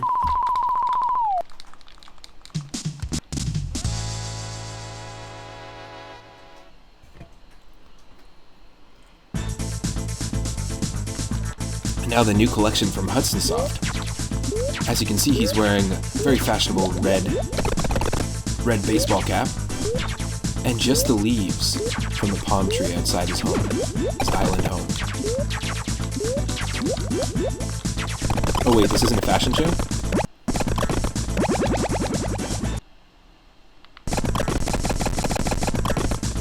Is this the final boss? Are we at the final boss? His lucky red hat, exactly. Oh no, I've turned my son into a box! His lucky red hat! Such a good episode of The Simpsons. Like, it's ridiculous, but it's also amazing at the same time. Oh! Secrets. Yeah, whenever you don't do a boss, you have to do it from the beginning. Damn you, a box! Oh, wow.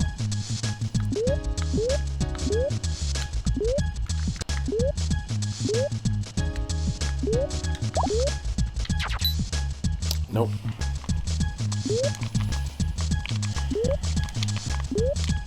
Yeah, a box on the...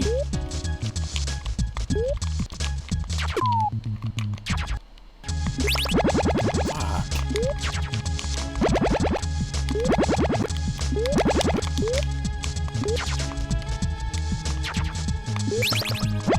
Oh, come on.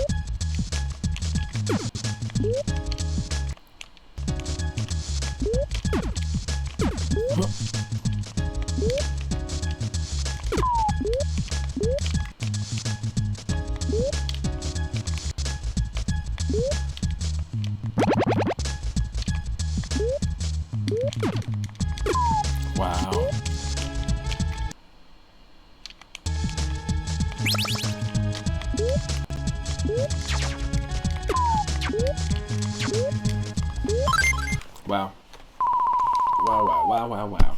That's crazy. Phew.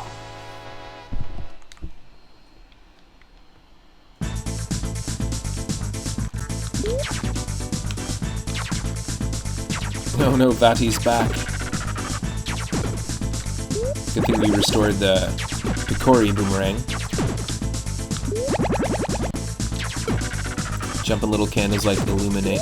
Is that what that says? Illuminaire?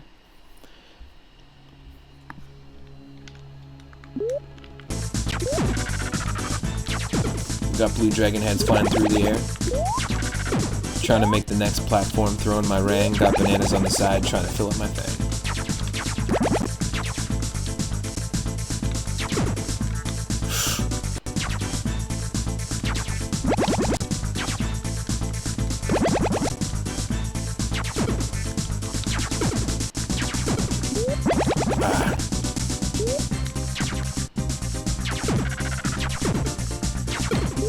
Is that the candle's name? Oh yeah, Lumiere. That's right. I gotcha. I like Illuminaire though. That's awesome. That's who Lumiere is. It's like his class. If he was a Final Fantasy character. Oop.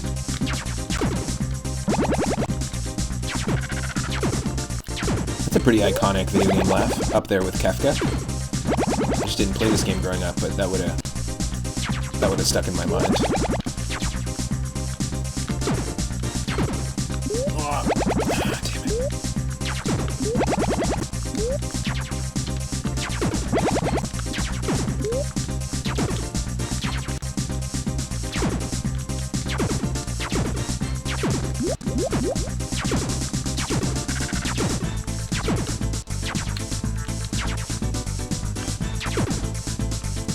Oh, yes.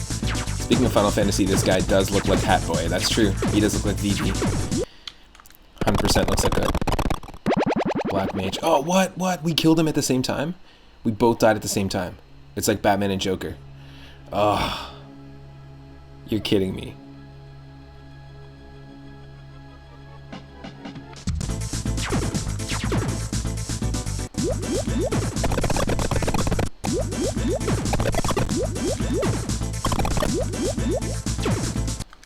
Yes. I want to see the animation proper. There we go.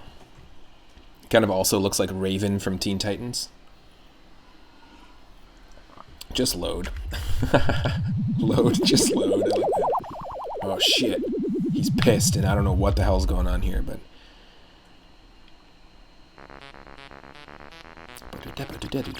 Phase 2.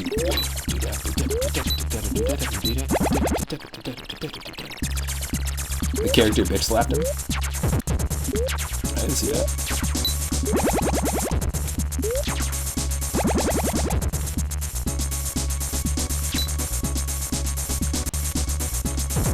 Oh, I see. It's like Bowser. It's like Bowser in Super Mario 3. Let's go, buddy. Let's get out of here. You want to come right here. Oh.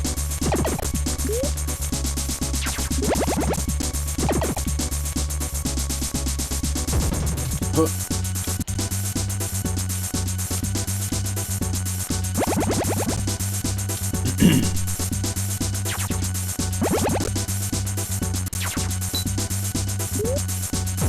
Oh. Yes. Come in here, bro.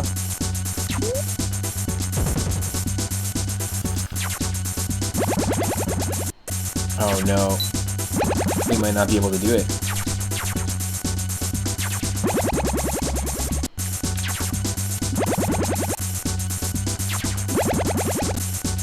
Oh no.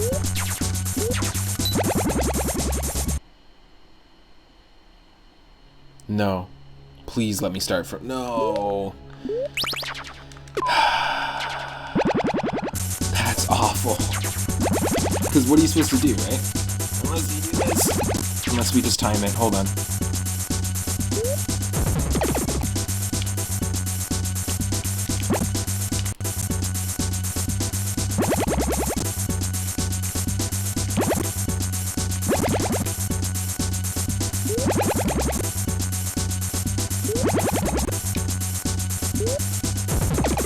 I don't think so, man. I think we're one tile short from what this guy can pull off. It looks like it, but I think we're one tile short.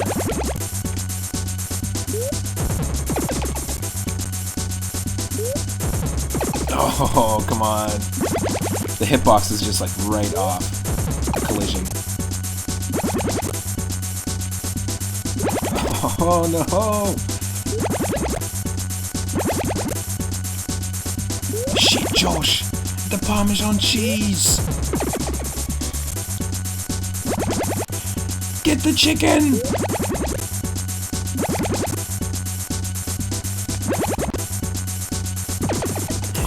Oh, come on. We're right on the final boss, dude. That sucks. Okay.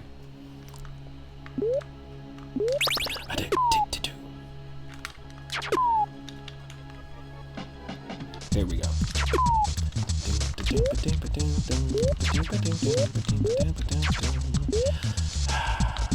One last push. I mean, we have... Ooh, thank you. Fruit salad. We do have 3 lives. Which, to be honest, in Adventure Island, most of the time, I'm always down to my last 1 or 2. We had 5 lives earlier, so let's not screw this up. Yeah. Hell yes! This is our bonus Coin Heaven area. If we can just do this, that'd be sweet. And go straight to the boss. Let's go. Collect these stars. Collect the suns. Collect the moons. And yes, there are 3-up moons here. They don't give us 3 lives, but they look exactly like the 3-up moon.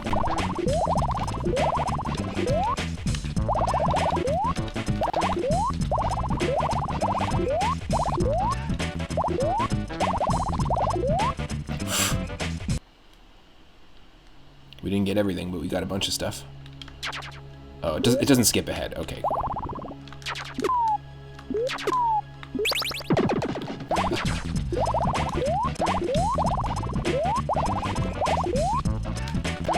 Oh, you have to do that one first.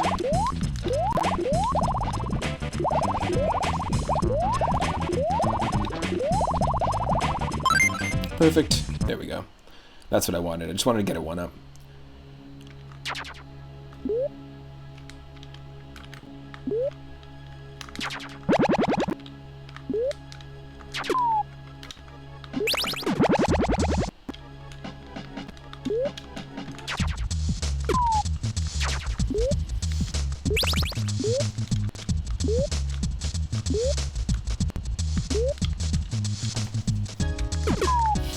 Yeah, the ghost dragon heads are a pretty cool enemy in terms of the design. They look hilarious. I like the idea that the ghost of a dragon is just its head. It loses its body completely, so the only thing that is intact is its head. So like imagine that dragon full size with its full body. It would be like massive, but it would, when it's dead, it just has the head. Don't you know anything about dragons? When they're dead, they just got the head. That's it. Just their faces.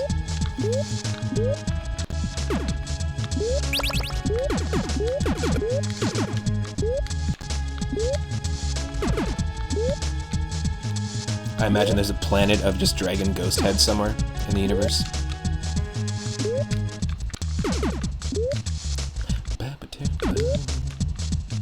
Maybe that's what's going on Jupiter. We just call it a gas planet, but all the gas is made up of all the dragon ghost heads from all the dead dragons from Earth. That's it. That's the only thing that can make sense. Piggy Boss is gonna fall like Bowser. I got a loincloth on. I misplaced my trousers. Don't bother me, I'm gonna roast the hog. I'm a simple adventure boy straight out of the bog. I like that. I like that this game is inspiring full verses. There's 3 verses already. The Super Adventure Island rap.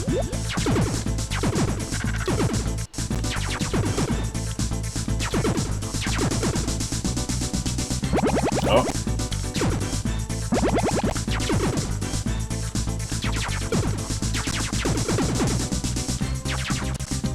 We basically have a whole song. Nice. Write it down.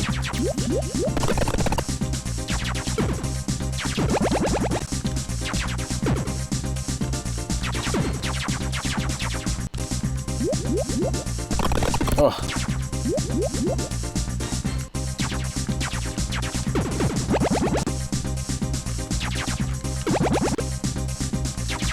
No, I'm not pressing up. Piece of shit. I'm pressing left.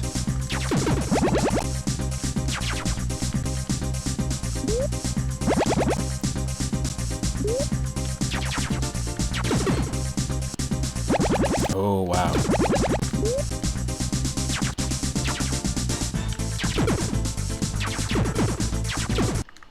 There.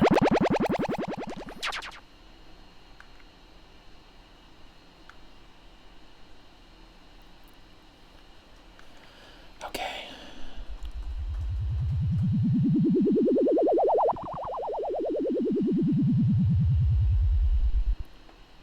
It's basically a pig elephant.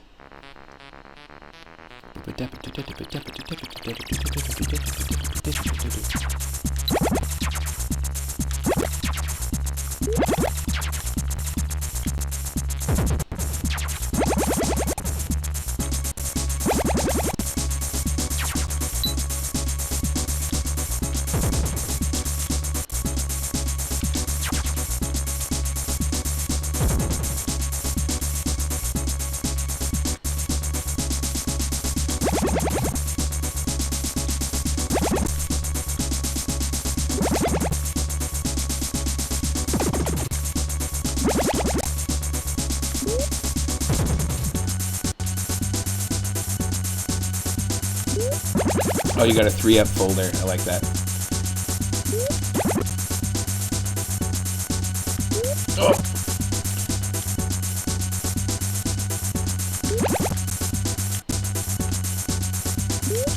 No, wait for it, wait for it, wait for it, wait for it, wait for it.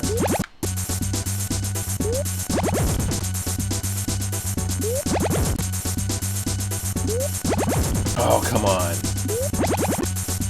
We can definitely make this jump. Oh, you use it to keep track of all the Nuzlocks. Nice.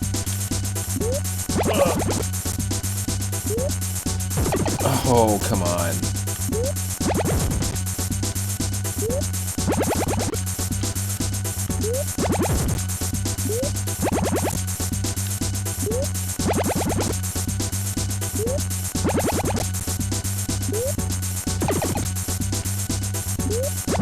No way.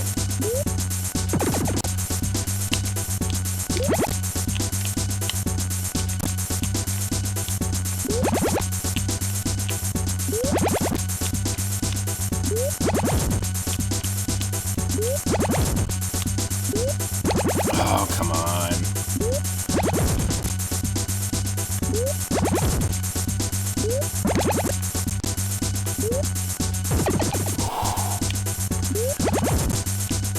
There's no way. This is nuts. Like, the fact that we have to redo the level every time. Oh.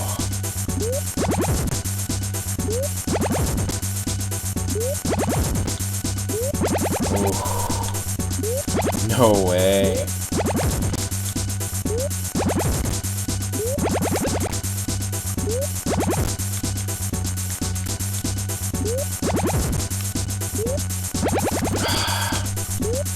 This is nuts.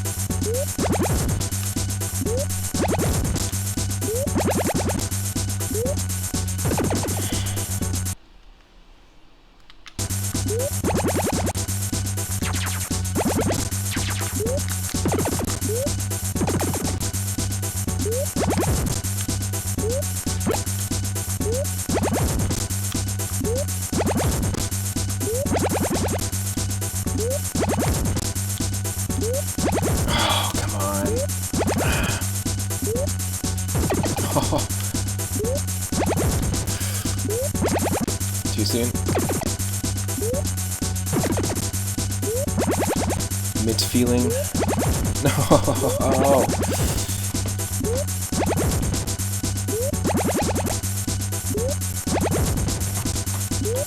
It's like this short little window. Oh, come on. Because you need like a little bit of a running start. That sucks. Oh my god. Awful. Awful, awful, awful, awful, awful. Awful.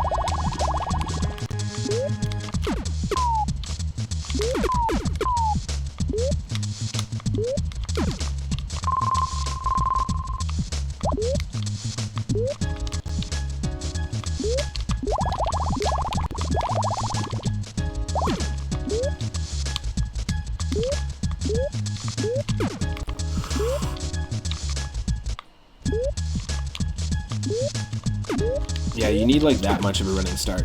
We need at least that much room in the boss fight.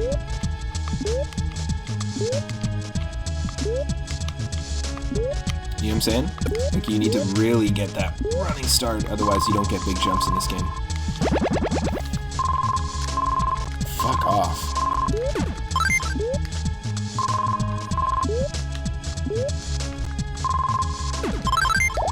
Yes, please.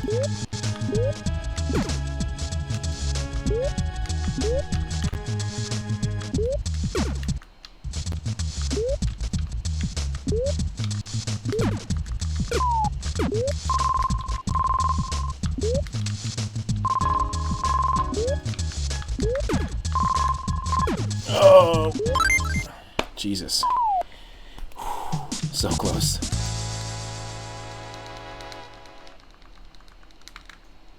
Wow, wow, wow.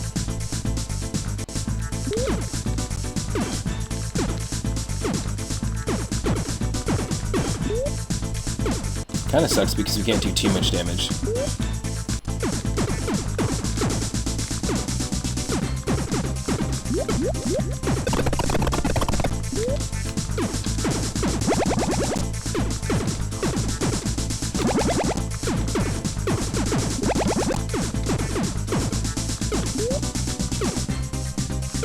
Nice.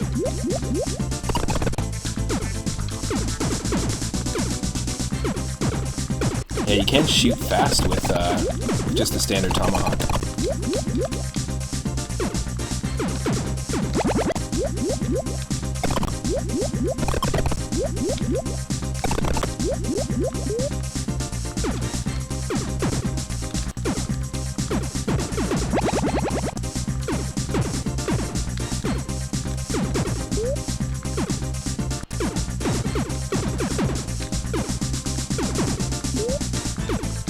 Yeah, it's a good call. Good call, for sure. I'm not even sure if we're doing damage. Okay, we are, I was gonna say. Okay, we are. You're right, you're right, you're right.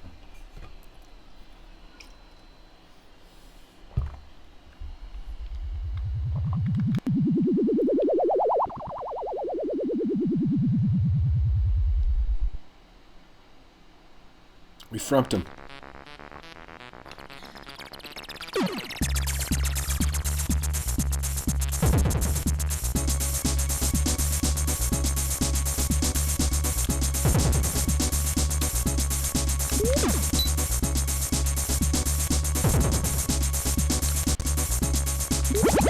Oh no, we saved.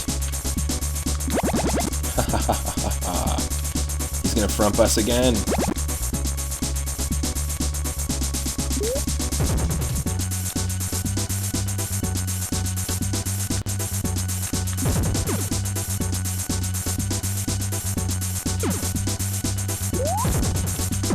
Oh, that's insane.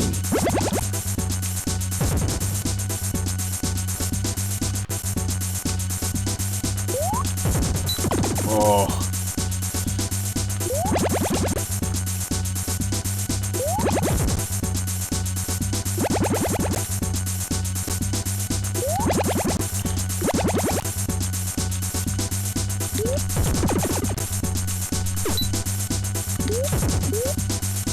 Oh, yes. Just die.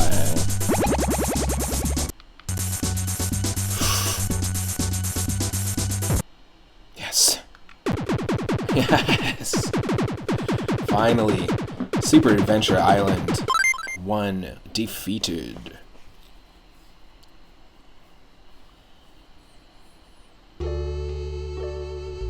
You're not even going to show a cutscene of Tina being turned back from stone into human. It's basically the same plot line as Minish Cap, which we're playing on stream right now. Damn, a tough game. Tons of save states necessary, but we beat New Adventure Island in the last episode. We beat Super Adventure Island right now. We're going to obviously spin the wheel and see what other food-related game we get next. But we're going to add this to the list of completed games. We actually have a really big list growing right now. We've done... we haven't beat a randomizer version of Adventure Island 2 yet, but there is a randomizer of Super Adventure Island. We can randomize this game. If you're interested in randomizers, I love playing retro games and redesigning, or like revisiting them, and then also kind of playing a new redesigned version with a randomizer. It just kind of gives you a fresh take on it, and I'm discovering more and more randomizers each day. We beat Warrior Land 3 recently, and we're almost done beating Minish Cap, and once we do, there's also randomizers for those games as well. But so far we've beat Adventure Island 2 and 3 on stream. I haven't done the first, I've played the first one, but we haven't beat it. And then we also beat New Adventure Island on the PC Engine. And now Super Adventure Island on Super Nintendo.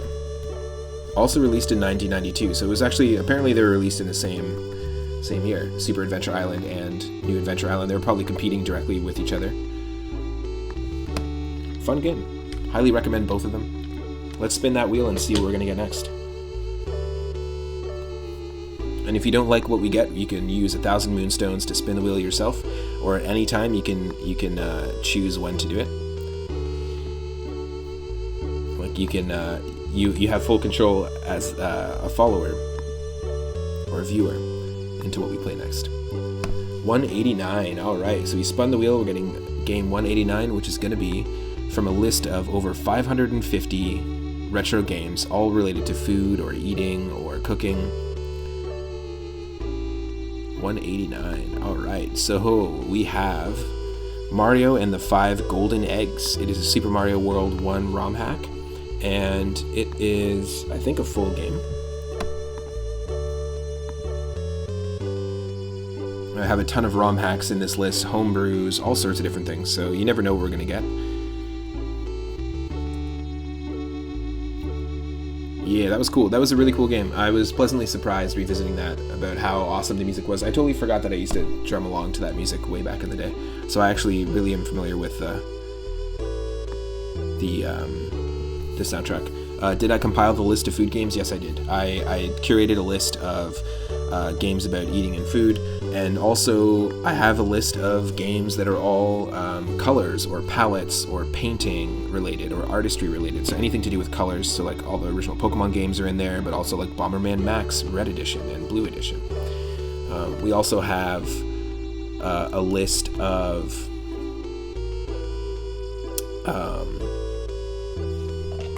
games, spooky Halloween games, like pretty much every version of Castlevania, all sorts of different games, Dr. Jekyll and Mr. Hyde on the NES, Dr. Franken on the Sega Genesis, all sorts of stuff. And then I also have a list of animal games where you play as animals, where the name of an animal is in the title, so like Super Monkey Ball, that kind of thing. So yeah, there are some crossover games, that, ones that fit into the criteria of each one, but I've been really enjoying this format, just like the Whim of the Wheel, where we play NES puzzle games and arcade games, and whatever roulette choice that we get, like whatever game we get, I have to try and beat my own personal best. It's just a really fun format. I'm having a blast with it, so I hope you are too. Mario and the 5 Golden Eggs.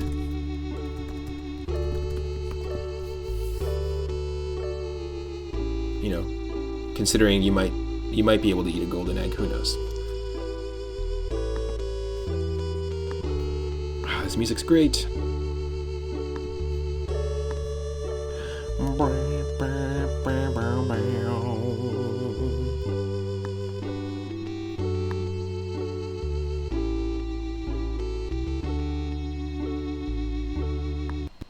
Okay.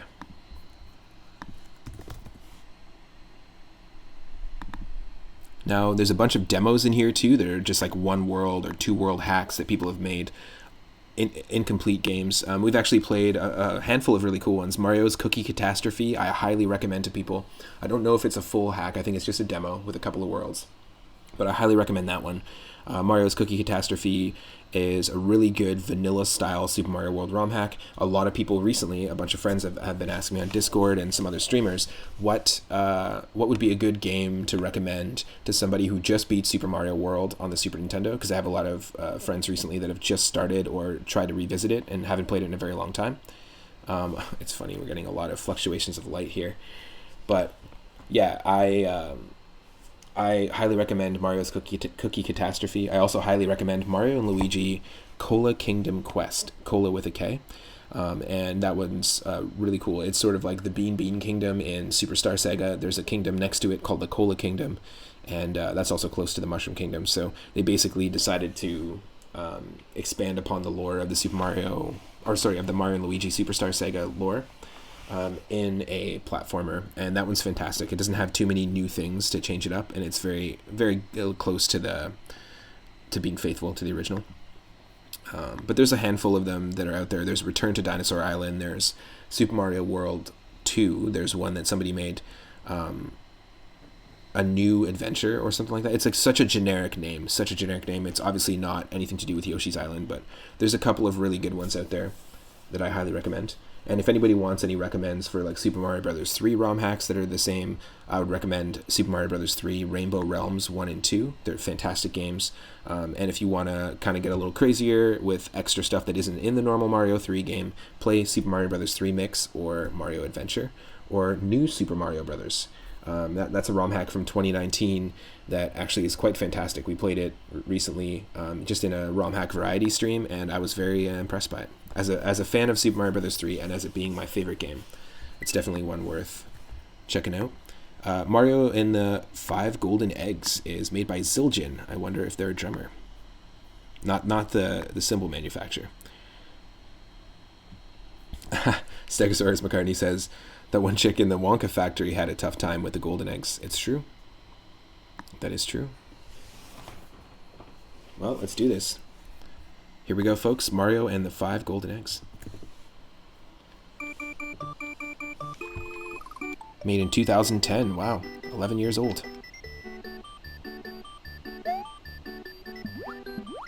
I'm into it. Parahack64, if you're still hanging out.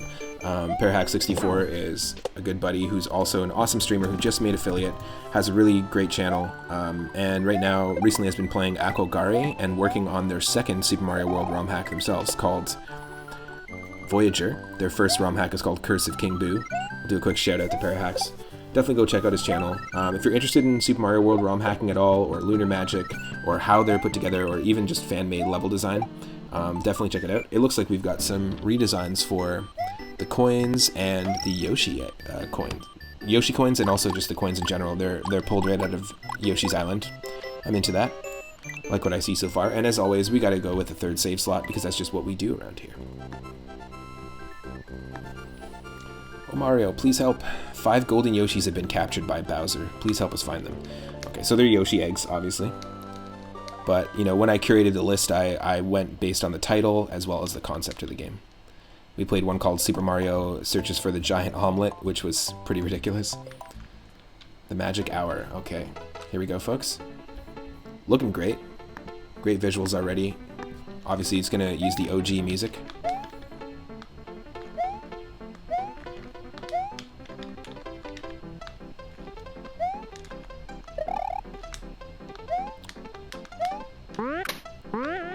Oh, come on.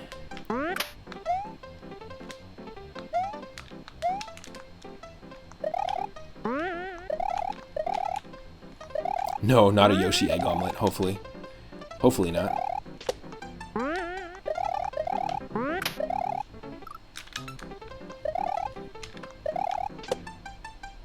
Oh, so close, you son of a bitch.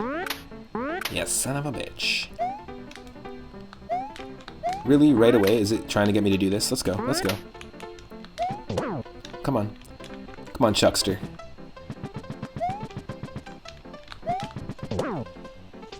What? What? Come on. Yes. Use the jumping footballer. Exactly. Exactly.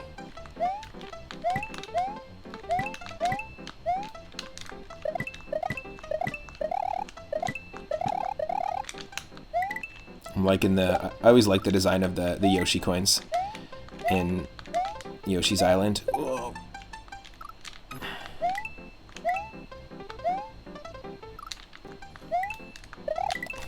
We use the fish too.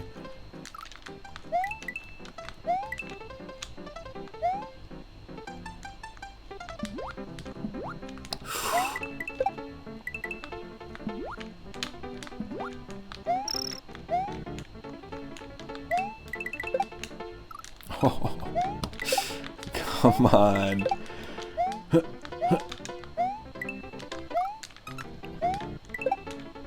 Yeah, I like the sky colors too, the gradient. I like the fact that most of this is vanilla as well. There's not like... not too many changes. There's some changes to color palette, but that's basically it. Get out of here, game.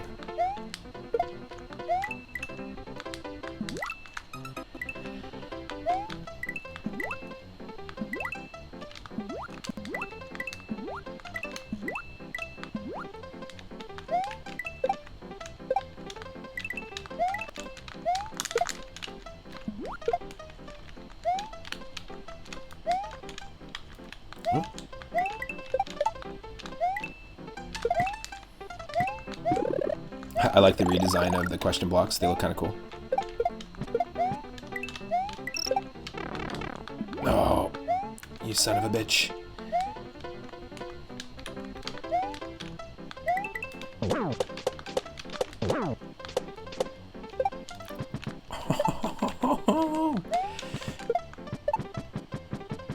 No way.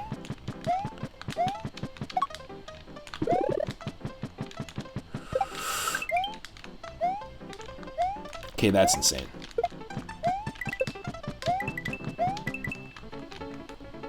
I always thought it'd be cool if someone would make a ROM hack where you could actually go down these small pipes, but only if you're Small Mario. Kind of like in New Super Mario Bros., there's the mini mushroom, which they pulled right from the Mario Party games. That was pretty insane. That was definitely clippable, for sure. Whoa.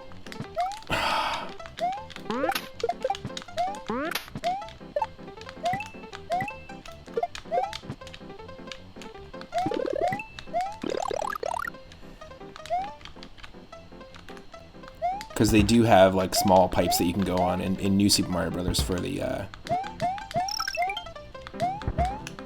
DS. That's kind of the only one I really like, is the first New Super Mario Bros. I remember really, really enjoying it as a kid. I like the graphics here of like some of the blocks, like the bricks and stuff like that, and question blocks are like embedded into the ground. I really like the look of that. It'd be cool to add like a ground pound into this game, and then, because I know a lot of people have done like custom coding, custom bosses, all sorts of stuff. Moleville, it looks like we're visiting a Super Mario RPG classic location. Cool. Different kind of moles though. They're not as friendly as they are in Super Mario RPG. 69 coins, nice. I hope everyone's having an awesome day. I'm just stoked that people are hanging out, and it's nice to hang out, Daryl. You know, in a direct but not direct way. It's really nice. Ooh, I like the dusty kind of sunset vibe to this level. Really like the gradient. Oh.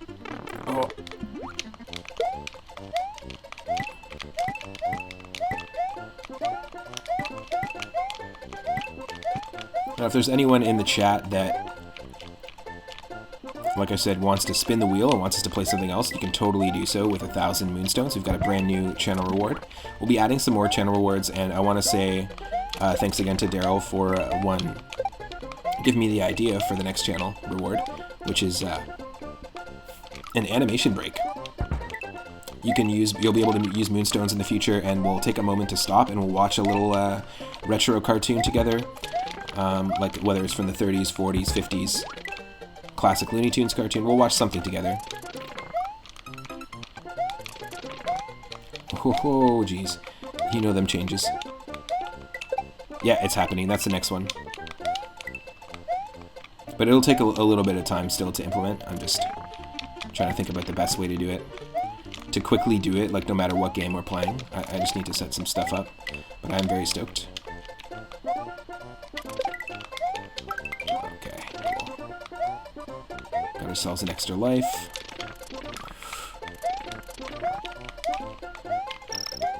Holy shit.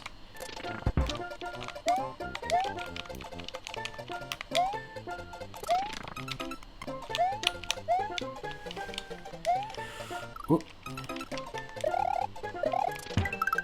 Would be cool to get custom badges and commands too.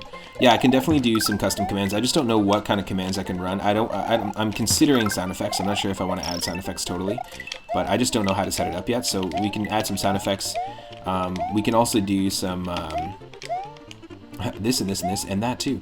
We can also do some mod specific commands. I just don't know what commands I would implement. But right now mods like yourself and Idarama and Michelle and Henny Blank, because I think that's the only mods we have right now. You can do shoutouts like me. But yeah, the custom badges. So you actually have the option right now. I think you can change your badges in the settings. Right now you've got your mod badge and you have your first badge because you're one of the founders. of the channel. You were here since the very beginning, so there's that. You can actually go in and edit them. You can, like, we do have the Firemind badge for people who are subscribers, but I don't have like levels of badges yet. I know lots of people will have like, you know, 3 months, 4 months, they'll have like different graphics and stuff, and I'm gonna work on that, and once follower emotes get rolled out to everybody, we'll have 5 more emotes to play with, just in our channel. Kind of stupid that it's just in our channel, so it might actually just make sense to maybe get that app. There is like an add-on that you can get that will allow me to basically give you like 25 emotes to work with, but just in my stream alone, which is still really cool. It's basically what what Twitch is trying to implement.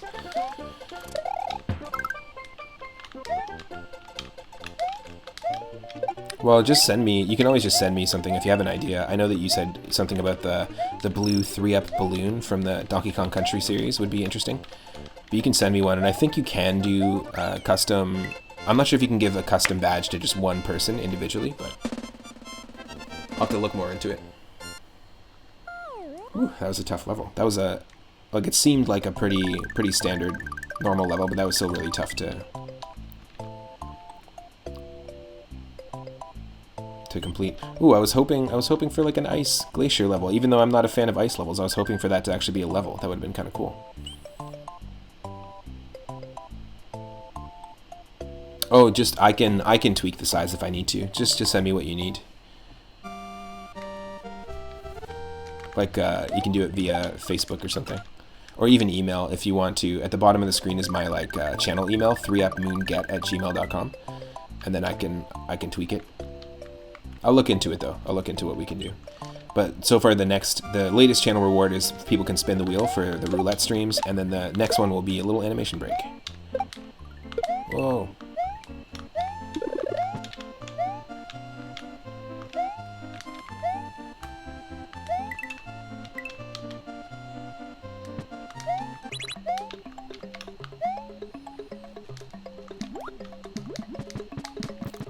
Oh.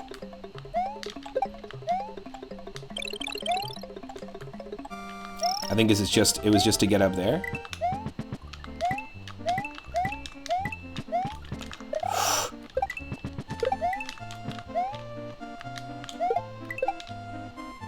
Yes.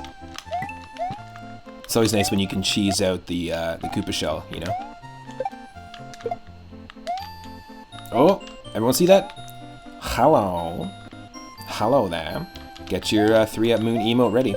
If you're one of our subscribers, or you have enough moonstones, you can redeem... Ah, I see how we have to do this. We have to do this again. We're gonna have to come back. I like that. I like that. It's a little P-switch puzzle. But yeah, if you have enough moonstones, you can unlock the 3-up moon emote. But I'll eventually be making that one of our follower emotes.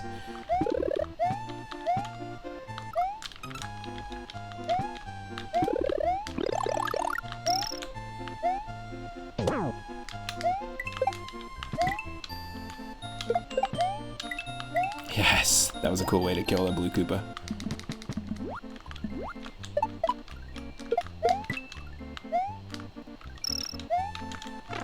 Ah. Cool.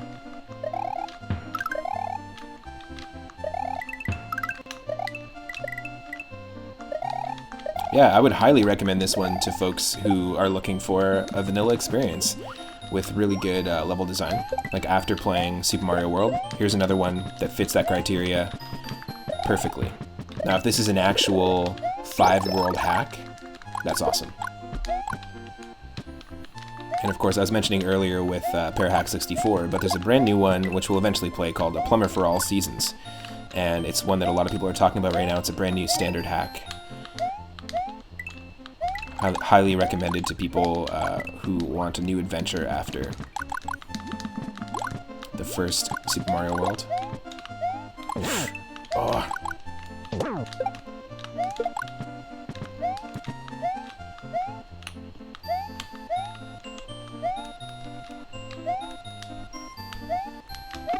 Oh no! Really? You would do that to me? Great game. Great. Yeah, okay, cool. So you do have to collect up to 30 coins. So it's what Parahax was saying. Those star blocks, they only give you a coin unless you have collected already 30 coins ahead of finding one, and then it'll give you a 1-up. So that's pretty cool. Morning Bliss, pretty cool level. I really like it. You know, they could have changed the palette here if they wanted to on the overworld. I also kind of like that the overworld is huge, and there's a lot of passageway. Like there's like really long paths between each level. I kind of like that. It reminds me of Super Mario Bros. Deluxe. We did a Super Mario Bros. 1 stream, and Super Mario Bros. Deluxe had like a little cutscene moment going from like World 1-1 in Mario Bros. 1 to World 1-2 to World 1-3, and it felt like this. It's kind of nice. Yeah, and there's a footprint on the title as well. So yeah, let's do this. What's that mean? I don't know. Maybe it's just like a dinosaur reference or something. Maybe that means that there's a Yoshi egg here that we have to save. Because there are the 5 golden Yoshis.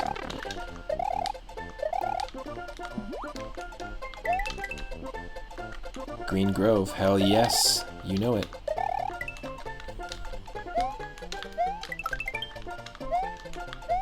Yeah, I'm still so down for a hack that, you know, if you're small Mario, you can go through the thin pipes. That'd be such a cool little addition.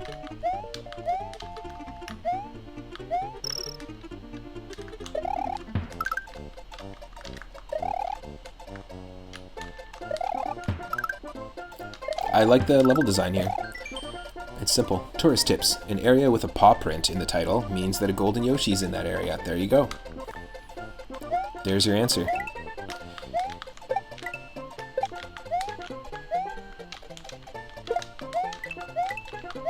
I like the redesign of the bullet bill shooters.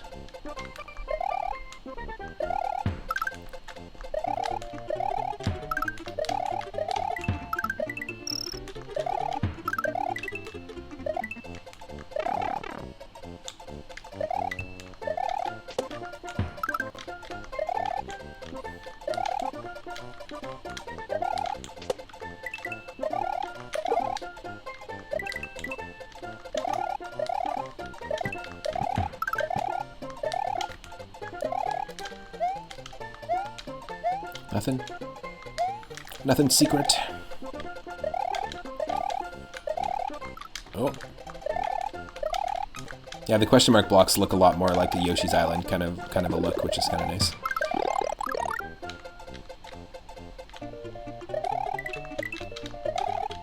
Oh.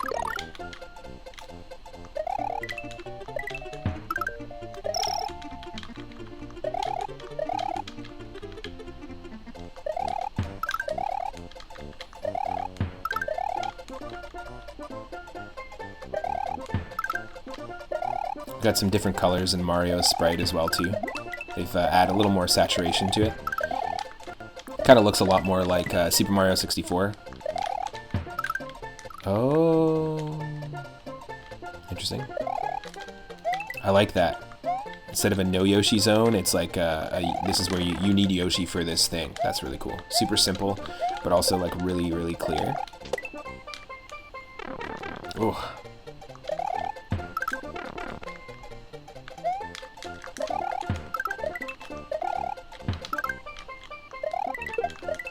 Oh my god, that was so close. Holy crap. No way. That was way too close. Ah, okay, there's a golden Yoshi in this area, but then how do we...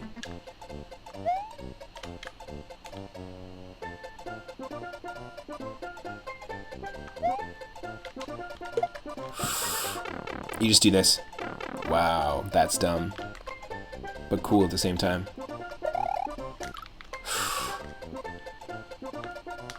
Ah, okay. Use the iframes.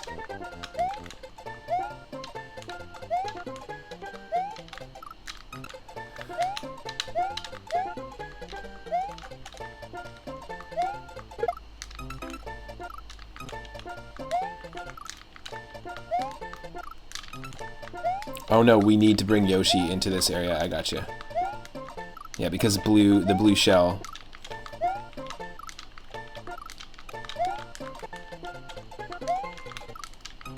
I'm not trying to grab it. I'm actually not grabbing it at all.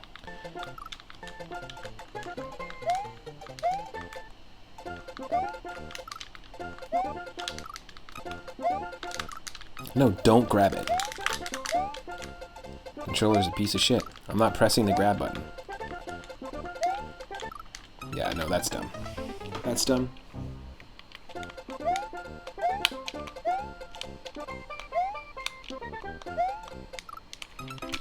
Doesn't matter.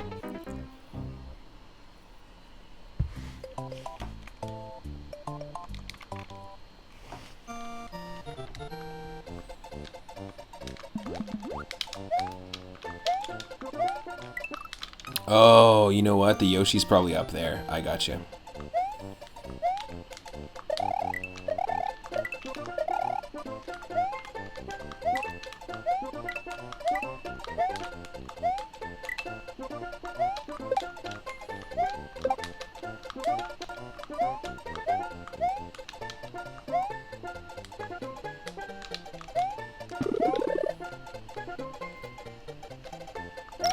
No? Seriously? It's not even gonna give me the Yoshi.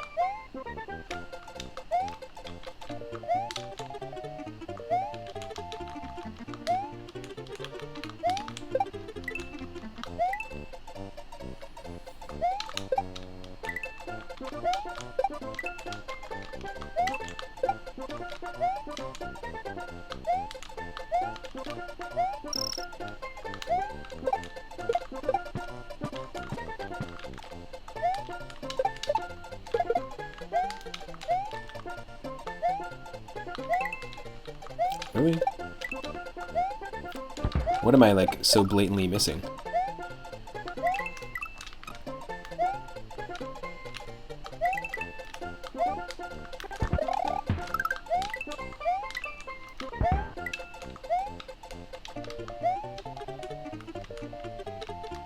Yeah, that's what I thought.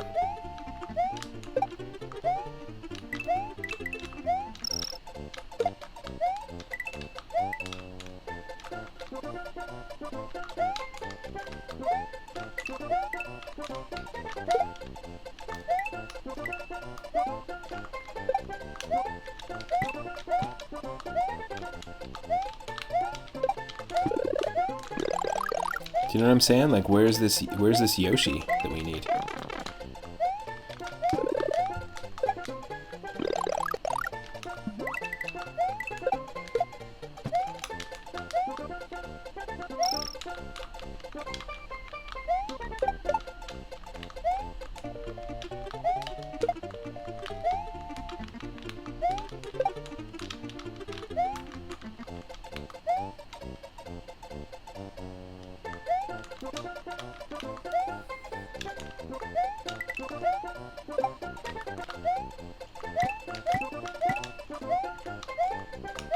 Yeah, like what? Where the fuck is the Yoshi at, you know? We've seen the whole level now at this point.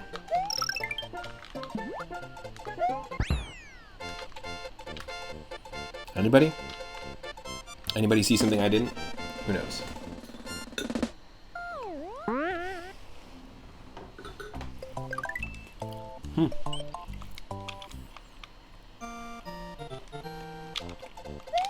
Okay.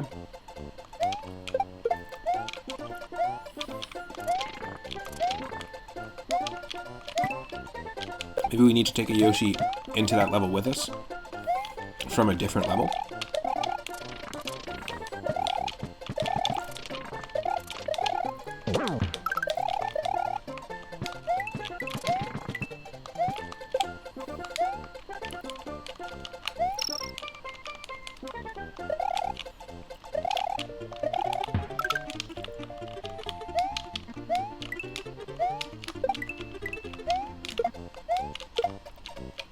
Yeah, the level design is pretty fantastic in this game.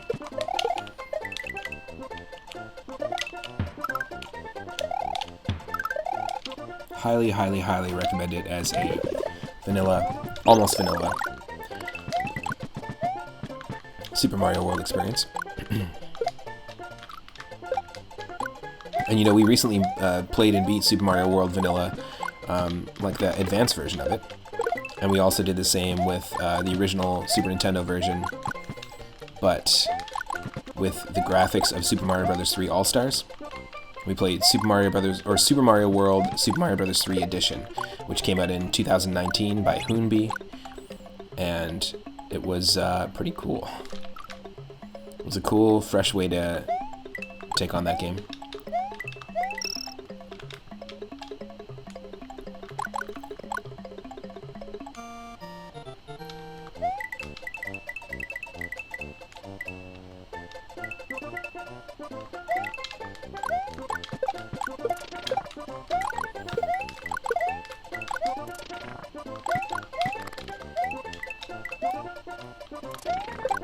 Yes, that was amazing. That timing was perfect.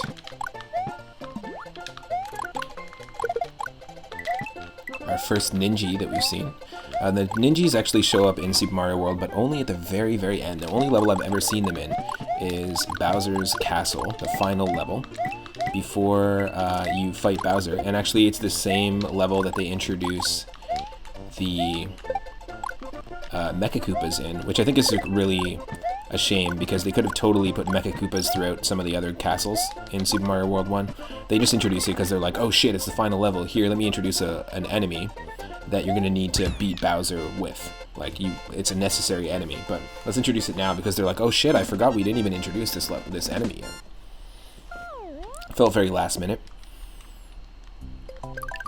And if you are on the Pacific Standard Time zone, it is that time. 4:20.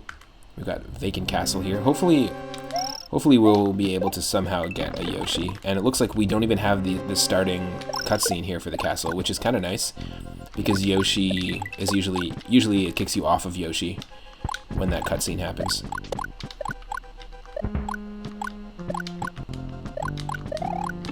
Oh. That was an unnecessary death.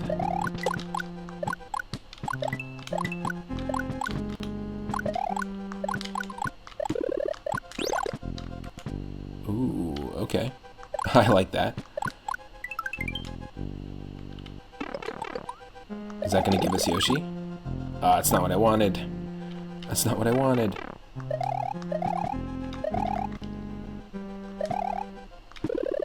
No, but we do need it.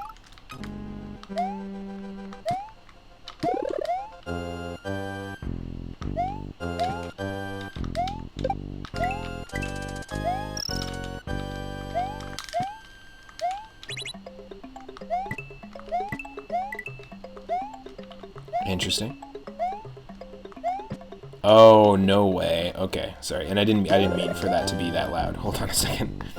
I know that definitely peaked. There we go. That should be better. Don't need to be as loud as it is. Also, we have 42 bonus stars, by the way, folks.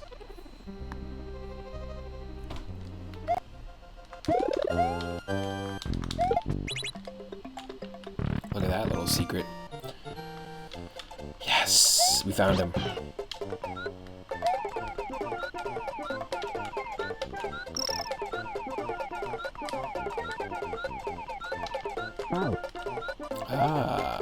Thanks, Gold. Yosh. I like the look. It's got the same palette as the golden key. I'm just gonna fix a thing here real quick. No, it's looking good. Okay, cool. Just making sure my camera isn't screwing up. Oh, it's a demo too. That sucks. So it is just a demo. Came out in 2010. Obviously, never got finished, but still, I would highly recommend this for a short, brief Super Mario World experience. That is pretty close to the vanilla experience. That's the end of the demo there. However, we should still have Yoshi, and we should be able to go into Green Grove and get the secret there as well. Nope. Oh, it doesn't carry Yoshi over. Well, that sucks.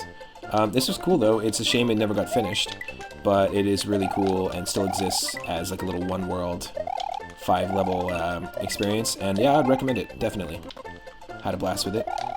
What we'll do is we'll spin the wheel again and see what we're going to get. For anyone just joining, this is episode 6 of More Games About Eating and Food, and I have a curated list of over 550 different retro games that are all themed around food or eating.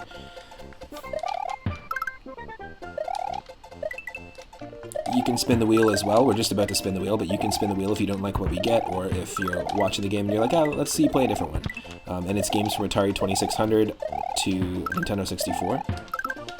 There are ROM hacks like this, there are demos, there are homebrew projects, there's all sorts of little interesting things in the mix. And earlier today we played some Super Adventure Island, we played some Monster Boy under the disguise of Adventure Island, we beat Super Adventure Island, and we played Chicken Shoot 2 on the Game Boy Advance, which was pretty accurate to real life and how chickens get shooted. You know what I'm saying? And we got the 42. That's true. Maybe let's not mess it up by beating this level up, because if we beat this level, then we'll get more bonus stars.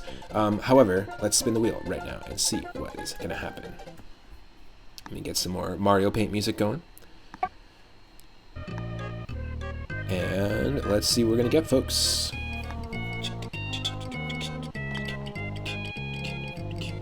Game 116. All right, what are we getting? What is 116? Interesting. Okay. Probably going to be a ROM hack. This is a Sonic the Hedgehog ROM hack. It's called Sonic the Hedgehog Eggland. And so I'm assuming it has something to do with Eggman or Dr. Robotnik. Whoa. Predator Gaming HD, welcome, welcome, welcome. Thank you, Raiders. Perfect timing. We just spun the wheel. And welcome to the stream. Hope you're having an awesome Friday. Hope you're having an awesome stream as well. What were you streaming today? And yeah, welcome to the 3-Up Moon Zone. Every Friday, I have an ongoing series called More Games About Eating and Food. If you don't know me, my name is Matt, or you can call me 3-Up Moon. I stream every single day from 1 p.m. Pacific onward, and on Fridays we do this series where I spin a roulette wheel, and whatever game we get from a curated list of over 500 retro games from Atari 2600 to N64, I play, and the game, the theme of the list is basically the game has to be related to food, it has to be related to eating, cooking in some way. So all the Kirby games are in that list. For example, we played Super Adventure Island earlier and beat it, and we also played some PC Engine games. This is episode 6, and on my YouTube channel you can subscribe there and watch every episode. Rai897, thank you so much for the follow. Welcome to the stream, thank you for the support. Really appreciate it. Predator Gaming, you were streaming some SNES games. Nice. What Super Nintendo games were you streaming? Now, we just spun the wheel as well, and the game that we got was a ROM hack. We were just playing Mario and the 5 Golden Eggs, the Super Mario World 1 ROM hack. I highly recommend it. It's just a one-world demo, but it's still really cool. And the next game we have is now Sonic the Hedgehog Eggland, so it's going to be egg-related as well.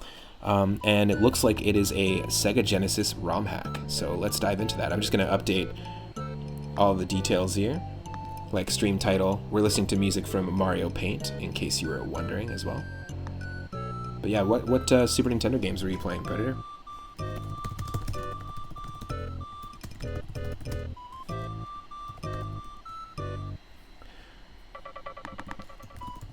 Now, Sonic the Hedgehog 1 has actually always been a very difficult game for me. I always thought that 2 and 3 were made a little easier, but 1 was really tough. I've never beaten it fully.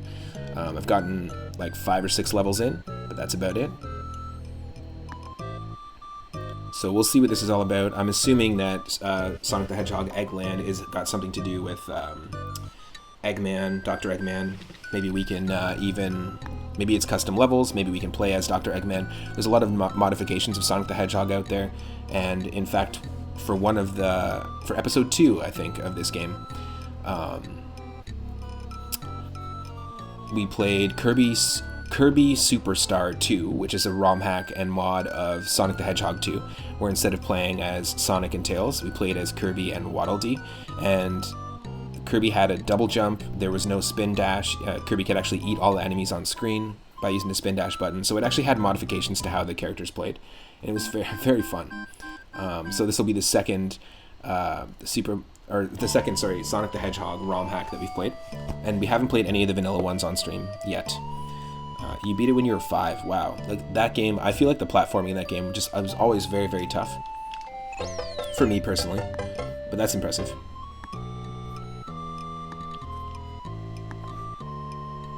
Did it update? Adam without Eve, thank you so much for the follow. Welcome to the stream. I'm just gonna refresh and make sure that my stream title and stuff like that updated. But yeah, thank you so much for the support. I really appreciate it. We recently just hit 400 followers, and last month hit 300, and we're already on the way to 500 so quickly. So I really appreciate those that are supporting the channel,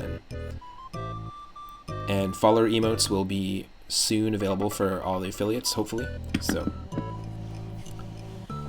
we'll have a few really fun emotes available. If you want to subscribe, you've got access to a bunch of cool emotes, and Moonstones will get you some 3-up Moon emotes.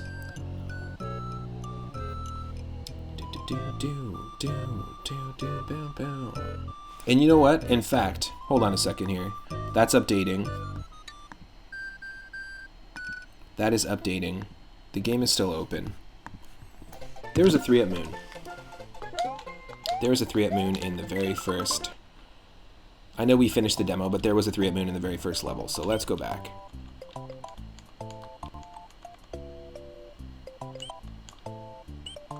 It was in the magic hour, I'm almost positive.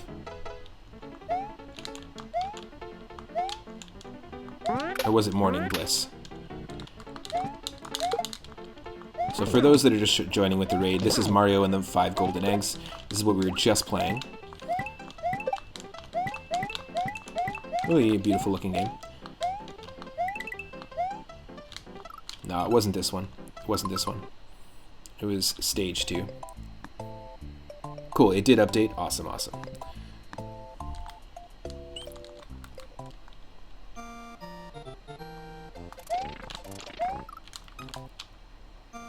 I wonder what level it was. Yo, get out of here. Get out of here.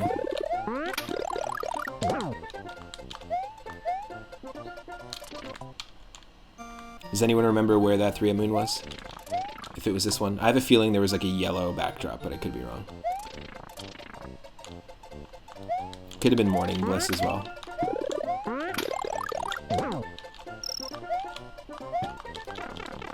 Yo. Don't not register my hit. Come on.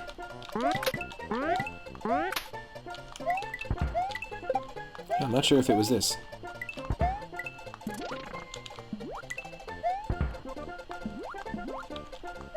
And for those that want to stick around with the raid, be sure to remove that refer raid tag in the URL, because then that way Twitch will count it as a view.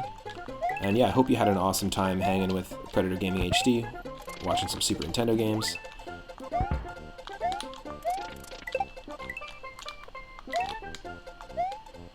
Nah, it's not this level. It's definitely... Unless if that's a mushroom, then it's not this level. If this is a P-switch, yeah, it's nothing. It's nothing.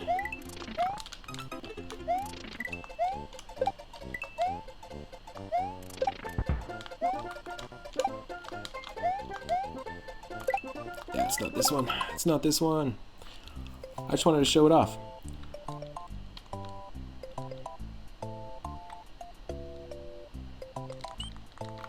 Here we go. Here it is. This is it. This is it. We just got to take this to a certain point.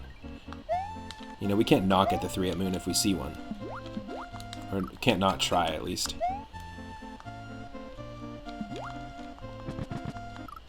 Oh.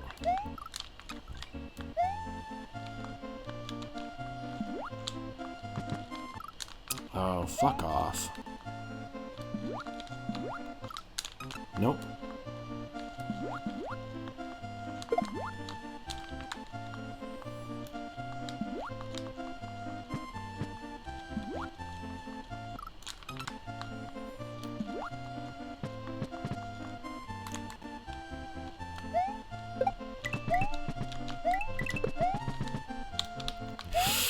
Yes! Yes!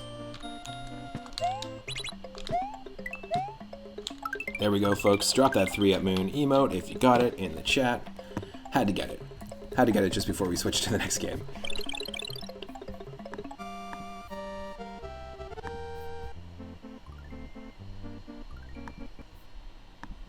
Hell yes.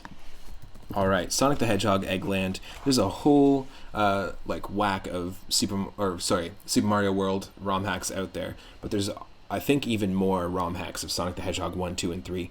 There's a really rich ROM hacking community who do Sonic ROM hacks. In fact, if you've ever played Sonic Mania, they were basically created by a team of people who were like the people who make ROM hacks, like Sonic ROM hacks. They were hired by Sega, the ROM hackers, to make a game faithful to the original, and they did a great job.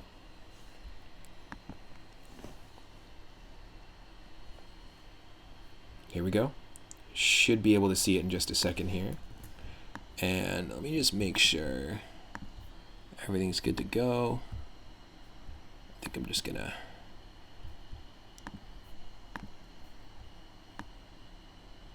gotta adjust the display capture just a touch.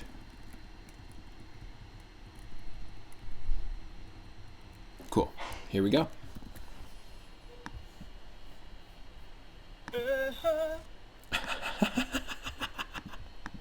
I'm sorry, what?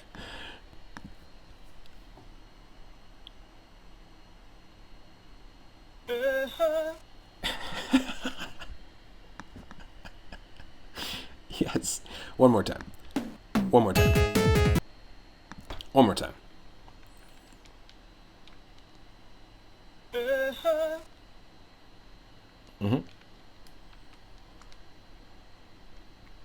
Sonic Matrix Presents.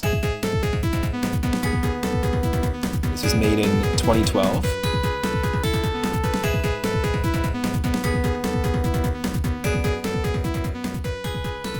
That should be a little bit better for game audio. Bring it down a touch as well, just one more. Let's do this. Looks like we've got like modern Sonic instead of classic Sonic in here. Mega Man music.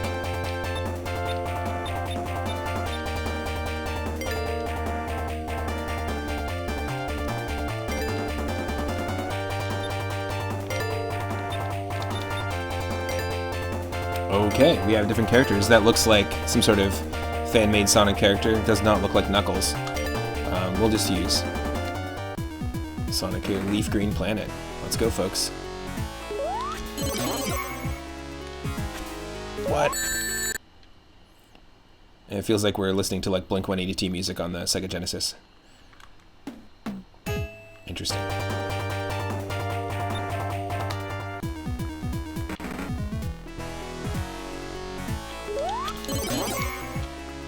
Wow.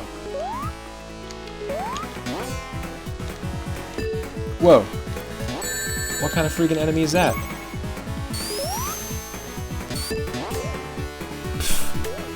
That was nuts.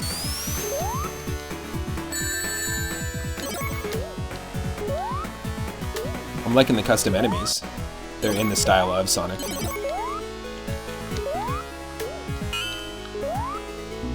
Oh, come on. Don't give that to me, then take it away. Come on, game.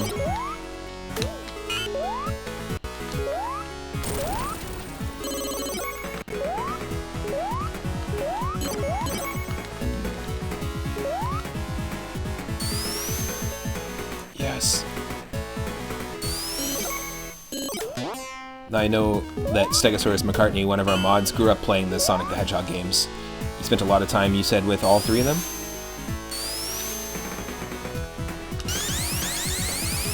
I had 2 and 3, and I rented the first one often, but I wasn't great at the first one.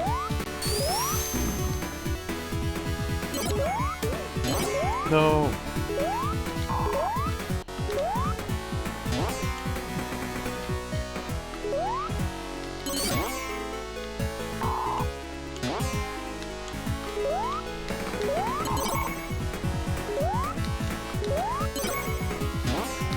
There we go.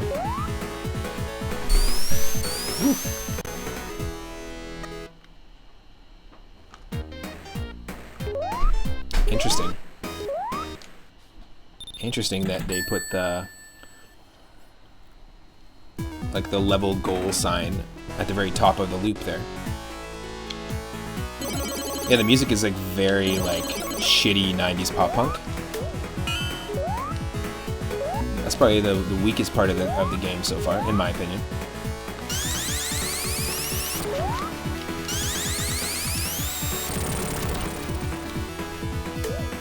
Oh, bastards.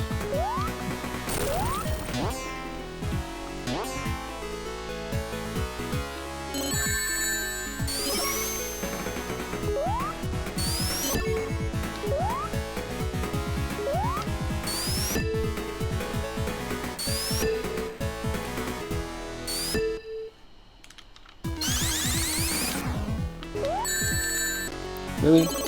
Really?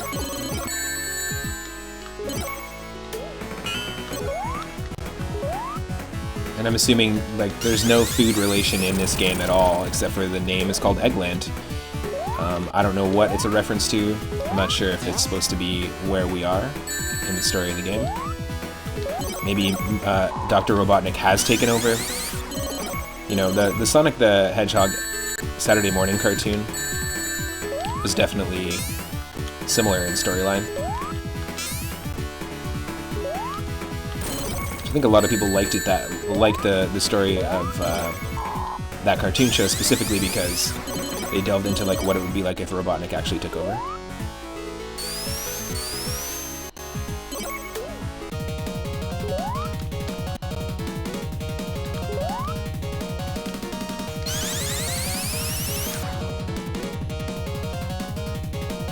Some cool invincibility music.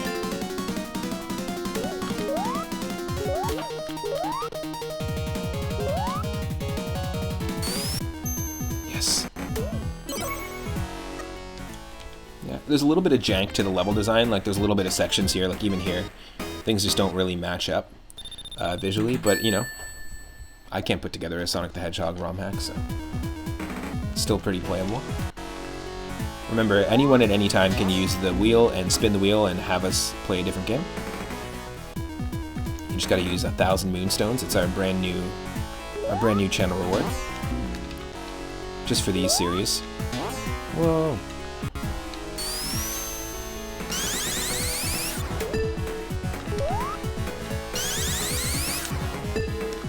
Ah.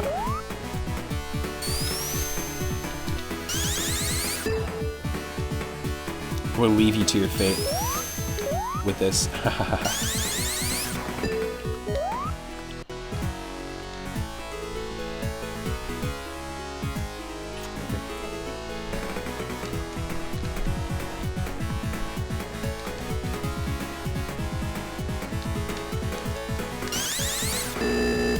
Yes!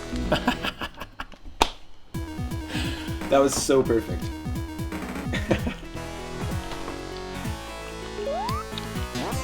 This music sucks though, I have to say. I'm just not a fan of this genre of music at all.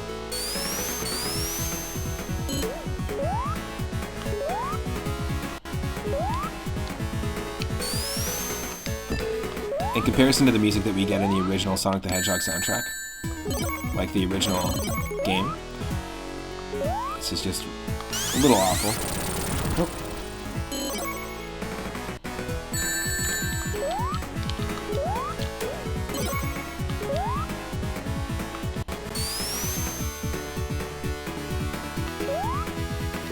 Let's at least do one boss fight, and then let's try out the different character. It's pretty janky, but you know, I'm also not great at Sonic games.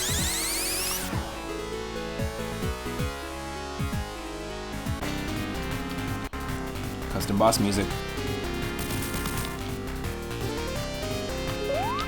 Oh, it's like Sonic 3, the beginning of Sonic 3. Everything's been burned now. Yep, the original boss music is way better. That sprite is janky as hell, doesn't look great. There's so many flaws, I would say, with this. It is the Eggman himself. Wow. Yeah, I don't know what's going on with the hitboxes either.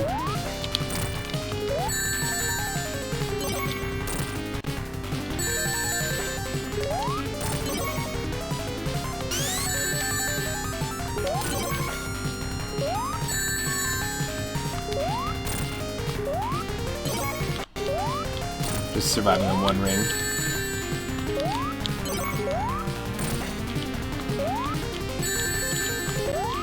No.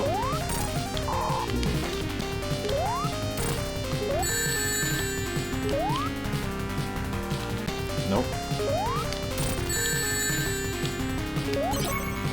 Just doing this with one ring. It's the one-ringed angel.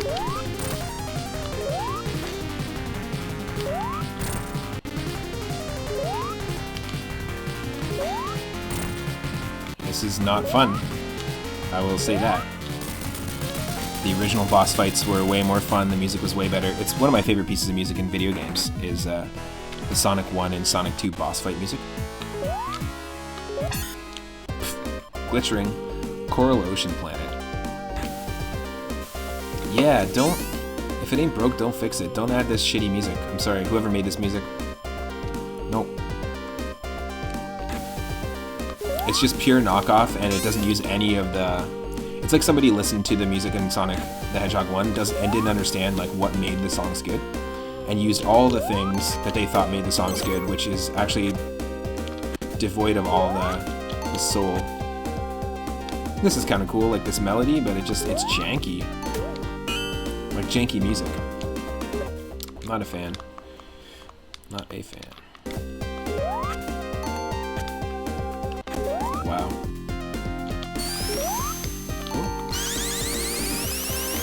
You don't like this ROM hack music? Yeah, I'm not a fan at all.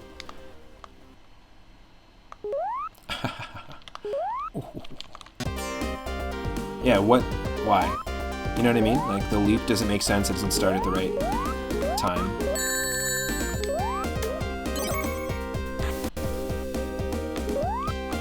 The level design is not great either. It's not amazing.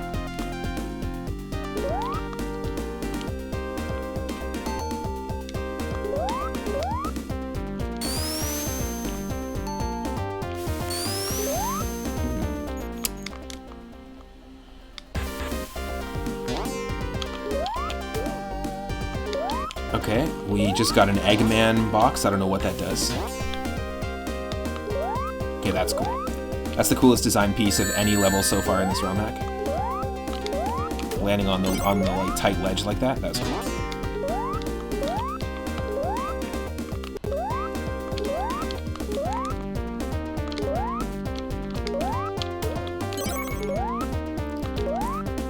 Yeah, the Sonic soundtrack is one of a kind. It's hard to surpass. Well, the person who mainly did the music for like the first Sonic was actually like a pop hook writer. They were part of a J-pop band. They were asked to make that music, and they were like the lead vocalists. So they knew melody and they knew hooks like very, very well. We all know the history of, you know, Michael Jackson working on music for and developing music for Sonic the Hedgehog 3. But uncredited.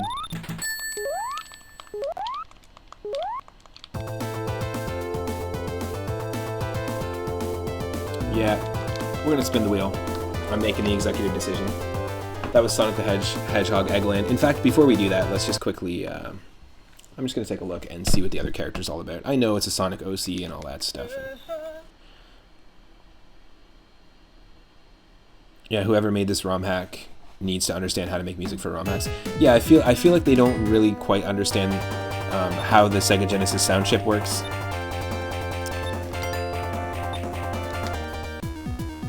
I don't want it to be too loud either. I'll just bring it down just a touch. I just want to see. Okay, it's literally just Red Sonic, so that's just a waste of our time. That was dumb. You're gonna add a second character into a game, like, you know, at least add a custom sprite. They went in through the effort of making custom enemies, so you might as well do that. Not great at all. Definitely stick to the original Sonic the Hedgehog 1, or 2, or 3. Let's spin that wheel, folks. Let's see what we're going to get. For anyone just joining, I've got a list of over 550 retro games from Atari 2600 up to N64 and Nintendo DS. We can get a ROM hack, we can get a homebrew project, we can get an original game, a translated game from another country that was never released in the West, and you can spin the wheel at any time using 1,000 Moonstones. Let's see what we're gonna get. We're gonna spin that wheel, and we got game number 52. What is game number 52, folks? Let's see. Step right up. Get yourself more games about eating and food. 52. Okay. Don't know what this is going to be all about, but we're playing Bad Apple Mario Brothers. That's it. That's all I know. Hopefully it's not bad. Oh, yes. It would be the Mega Drive for you. Yeah, a lot of people, I guess Mega Drive would have been the European name for it, and then the Sega Genesis is what we got in Canada and the States. You know, the Mega Drive, the TurboGrafx, the Super Nintendo was all about that. That naming convention. And if you're not happy with the game that we get in the mix, you can totally, like I said, at any time, if somebody uses that redeem, I will spin the wheel.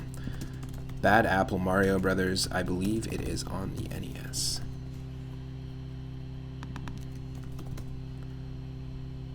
You know, there are some really, really good Sonic the Hedgehog ROM hacks out there, and actually they are made by the people who, by some of the team members of Sonic Mania.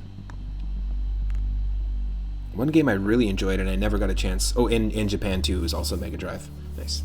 And one game I really enjoyed that I never really got a chance to play, like in its original form, but I played it on CD. I went to Staples here in Canada and ended up buying, like in the PC gaming section for really cheap, Sonic CD.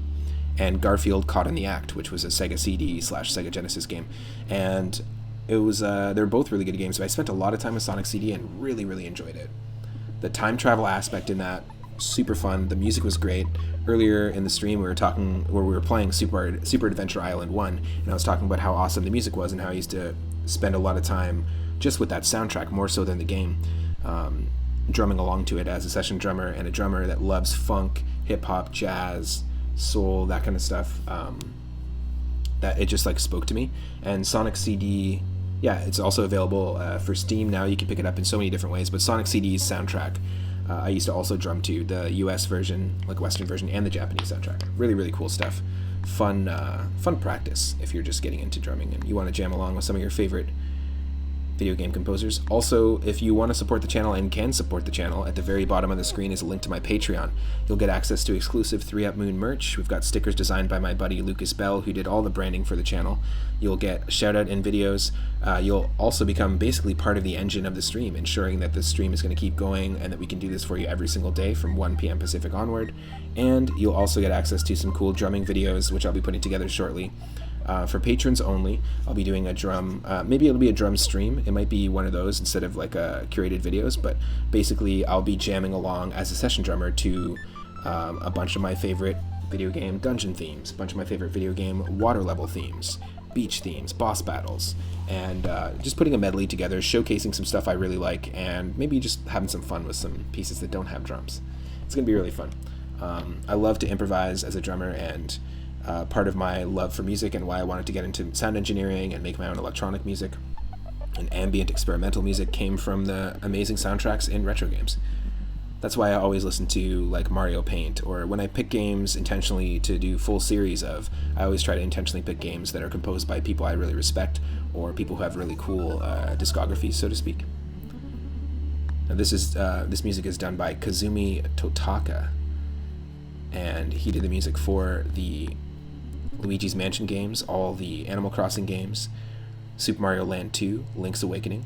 Also, Hip Tanaka did some work on Mario Paint soundtrack as well. And if you don't know Hip Tanaka, you've heard their stuff through playing old school retro games. So NES Tetris, NES Metroid, NES Dr. Mario, Mother 2, known as Earthbound. What else? A handful of other incredible projects. But yeah, definitely go check out Hip Tanaka and Kazumi Totaka. Both fantastic, fantastic composers. Let's see. Let's get this Bad Apple Mario Brothers going. Maybe it's a ROM hack of Super Mario Brothers 1. Maybe it's a ROM hack of Mario Bros. Arcade. That'd be kind of cool.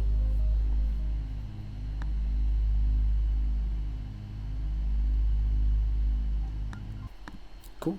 I have no idea what it's going to be like, but let's go for it. It might just be a reskin. If it is a reskin of Super Mario Bros. 1, I'll play it for as long as people want me to. It could be original levels. We'll have to see. It could be... It looks like it's a vanilla ROM hack that might have its own original level. So let me just make sure you can see everything here. There we go. And let's dive in.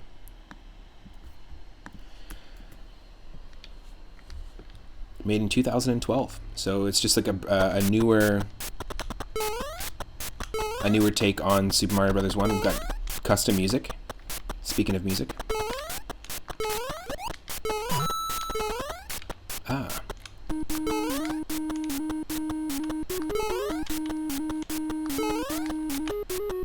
You know, Super Mario Brothers 1 is a tough one. Even just playing the original one. We had a Super Mario Brothers 1 themed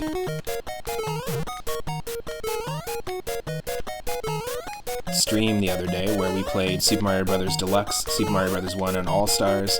We did a pacifist challenge. And we tried to not hit any enemies of Super Mario Brothers 1, which is crazy. And we also did a randomizer run.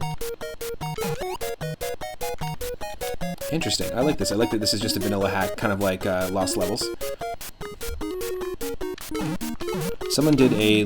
Predator Gaming is saying someone did a Luigi's Mansion hack for GameCube. Instead of... Oh yes, instead of Luigi, it's Mario looking for Luigi. Yeah, totally. I actually just found this out a couple of weeks ago, Predator Gaming. I was looking into it. It's called Mario's Mansion. Somebody hacked... swapped Luigi and Mario in Luigi's Mansion, finally giving Mario the spotlight, of course, where he has to collect Luigi, who's been trapped in a painting by King Boo. And all the sound effects have been swapped out from existing other Mario games, and it's fully playable as Mario, which I think is really cool.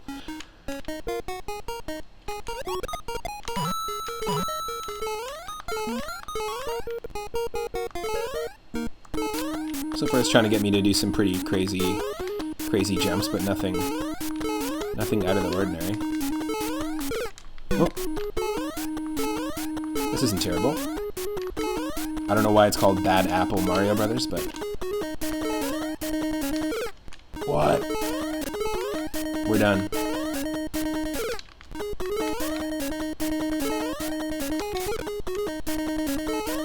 Oh.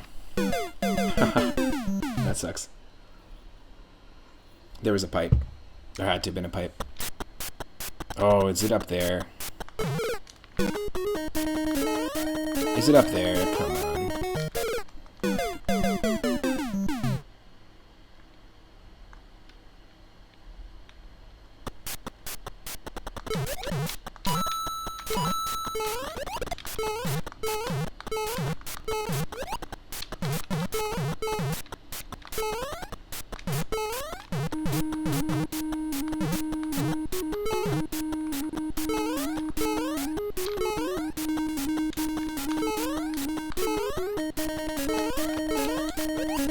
Yeah, what are you supposed to do?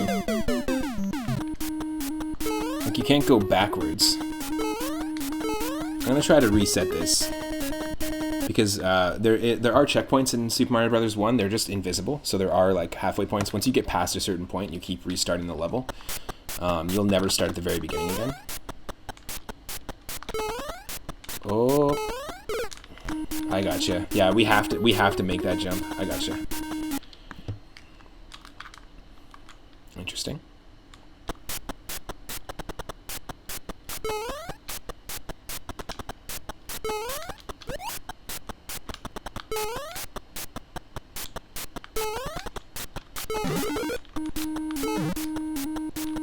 What?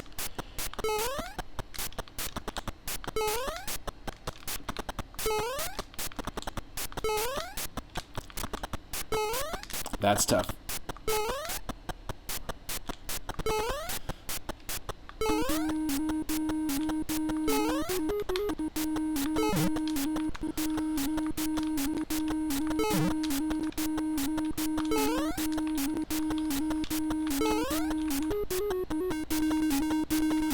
Okay.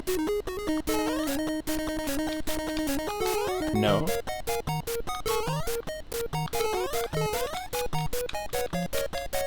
No! Really?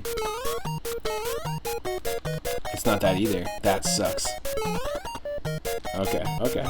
Huh. This is interesting, you know? It is trying to, like, this is very different. I've played a lot of Super Mario Brothers 1 ROM hacks, and this is very different. It's really trying to get me to think a little differently about the pattern here and the puzzle.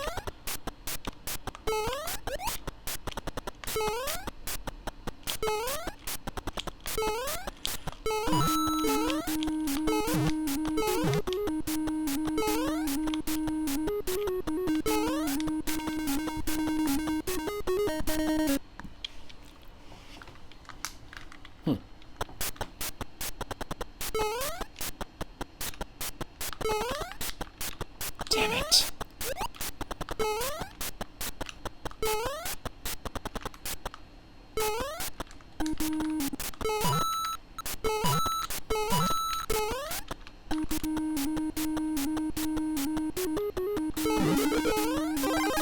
Okay.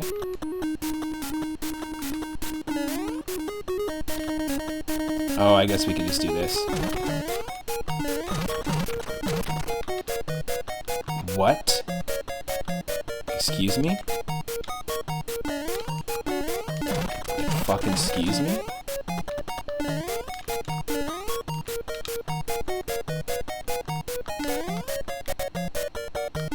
Hey? Hey? Don't understand.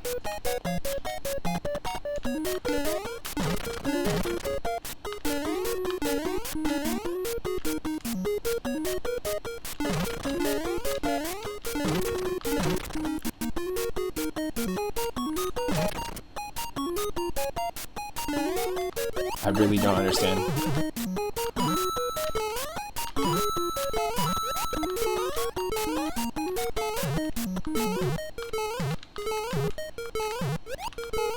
Are we resorting to hitting every brick?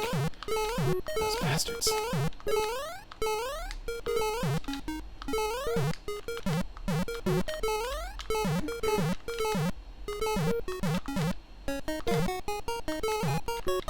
I'm so lost.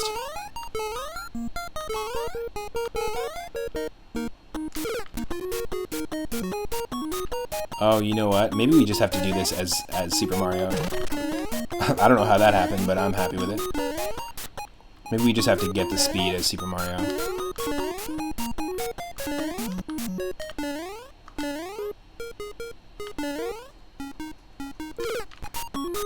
Like, it's close. No, no, no. No.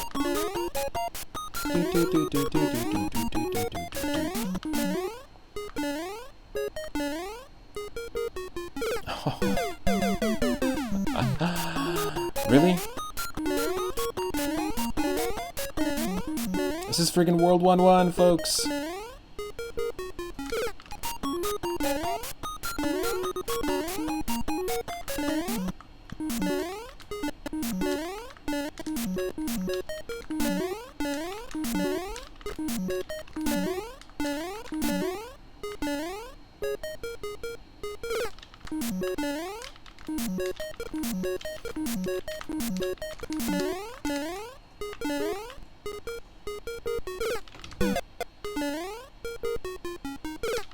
Is this just not possible?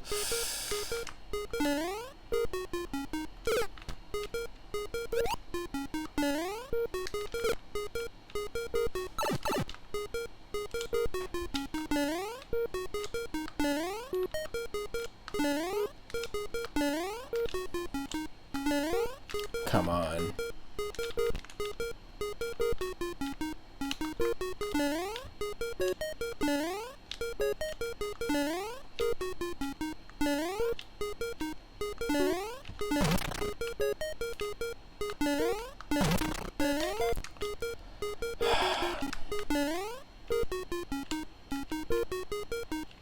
Just wondering if maybe there's like a reason that that's empty.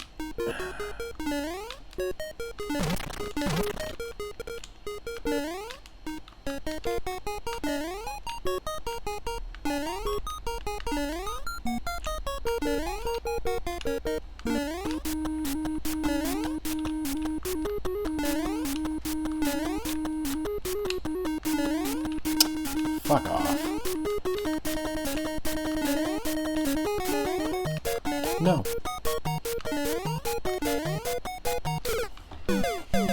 I got no idea, folks. Maybe this game is just one of those bad apples, you know what I'm saying? Like, I don't get why we can't progress. The only thing I could think of is that there's like a hidden vine somewhere. Do you know what I'm saying?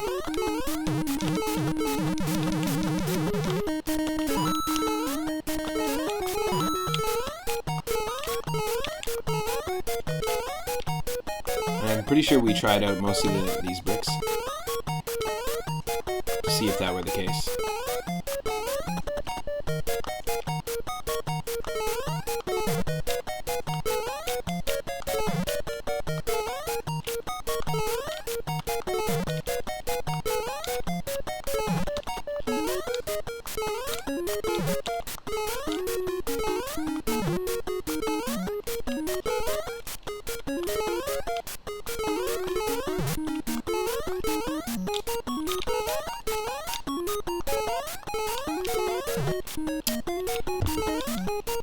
Would they do that?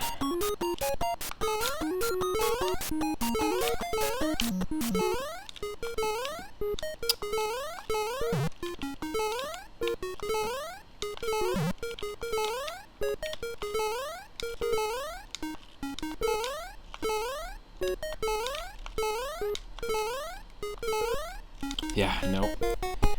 Sorry, Mario. You're just one of those bad apples.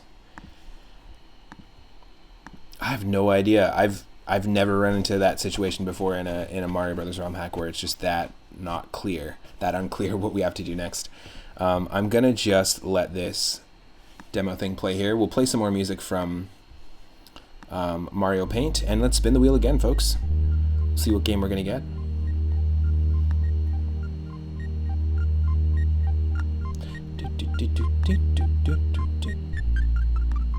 What do we got going on here? Number 117. All right. Game number 117. What food-related, eating-related, cooking-related game are we gonna get? There are ROM hacks in here. There are just all sorts of things in here mixed in. 117. Ooh.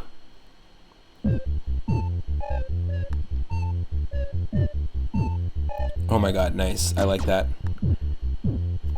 Pokemon Stadium. And the reason why Pokemon Stadium 1 is here is because there's one minigame in Pokemon Stadium 1 where you play as Licky Tongue and you eat sushi. And that's what we're playing today. Unless you want me to spin the wheel again. We'll be diving into some Pokemon Stadium. If you're a fan of Pokemon, if you want to follow my channel, every single week I do a co-op playthrough of a Nuzlocke challenge. Right now I'm doing a randomizer Nuzlocke challenge of Pokemon Emerald. We've randomized all the Pokemon, the actual movesets of the Pokemon, that sort of thing, with Rathe V. Marie, who's another retro streamer. All my like the episodes of that, all the previous streams of the Nuzlocke challenge are on my YouTube channel. And if you're a fan of randomizers and Pokemon, I also did a full playthrough of Pokemon Stadium 2 where we did all of Gym Leader Castle.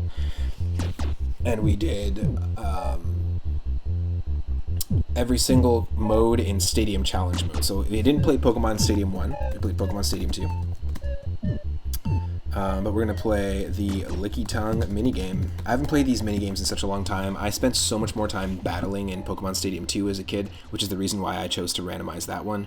And there are really cool ROM hacks that exist out there of Pokemon Stadium 1 and 2 where people have added custom Pokemon, newer generation Pokemon, but I spent a lot more time with the minigames in Pokemon Stadium 1, so it kind of made sense. This is also a suggestion by Stegosaurus McCartney when I was curating the list. So yeah, let's see what this minigame's all about. Just one sec. I might just take a quick bathroom break here, folks, and then we'll come back to... Pokemon Stadium 1, play that Licky Tongue minigame.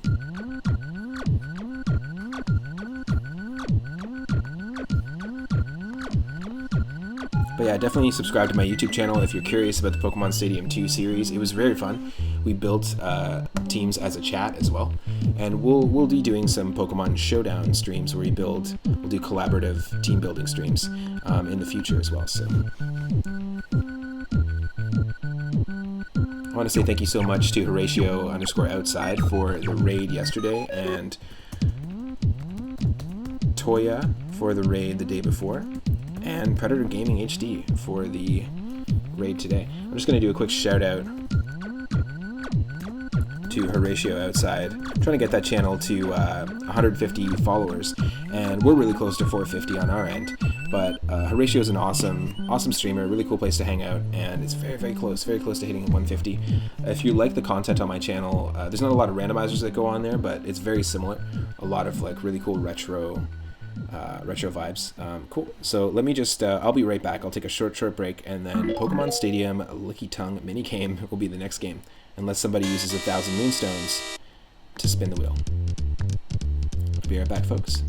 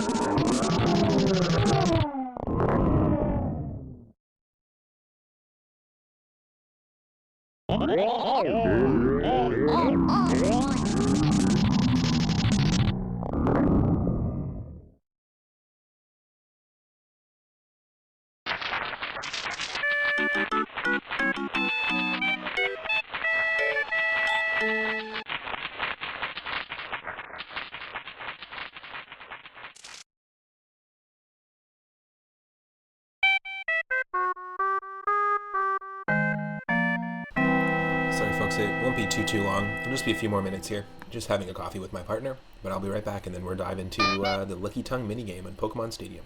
Thanks for sticking around, and if you're watching on YouTube, click that subscribe button.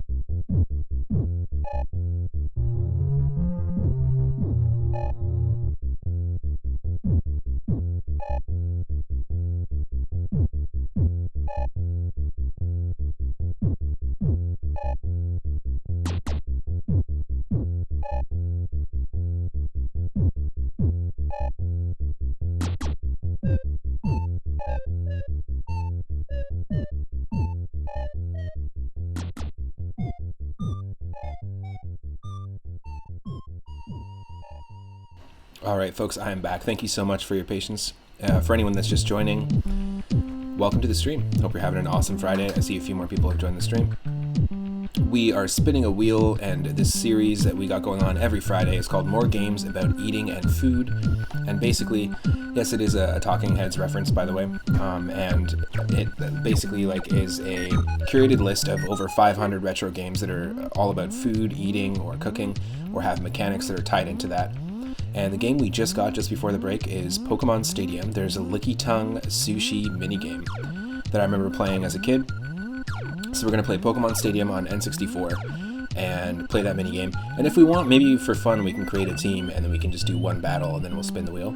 But at any time, you can use 1,000 Moonstones to get me to spin the wheel yourself. You have control of the wheel as well. And whenever that happens, I'll spin the wheel and we'll get a different game from Atari 2600 up to N64.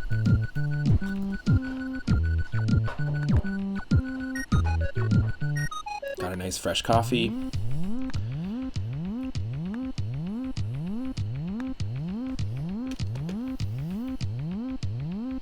Controller should be good to go.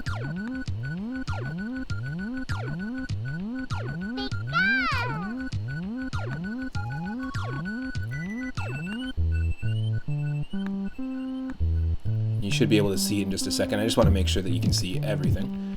I also want to say thanks to the most recent followers of the channel, to Adam Without Eve, to RyRy897. Really, really appreciate it. Pixelot Dev and Torinensis. Also, thank you to Toya Hachijo for the raid 2 days ago, and Horatio Outside for the raid yesterday, and Predator Gaming HD for the raid today. Really appreciate it. You should be able to see me and see the game. And I think, yeah, I gotta adjust this real quick.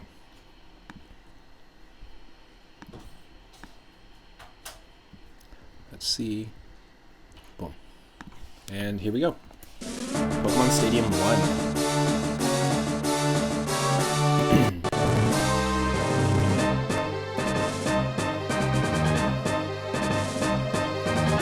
Gotta watch that intro.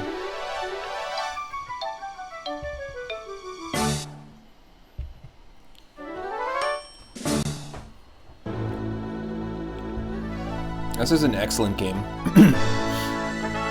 Back in the day, I spent a lot more time with it, with the mini games in this game, and I spent a lot more time with Pokemon Stadium 2. Like I mentioned before, I have a full playlist of Pokemon Stadium 2 randomized, where we took on Gym Leader Castle, we collaboratively built teams together. You can go check that out on YouTube. Let's go.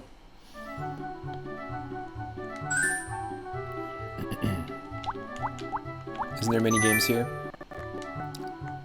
Or are the mini games in Pokemon Stadium 2? Because no, there's mini games here. Remember looking it up. Yep. So we've got Game Boy Tower, just like in Pokemon Stadium 2. We've got Stadium Mode. We've got the Gym Leader Castle, just like in the second as well. Interesting. What does the research lab do? Oh, I see. That just connects to your Game Boy game. He can help you check your Pokedex, organize items, and trade Pokemon. Cool.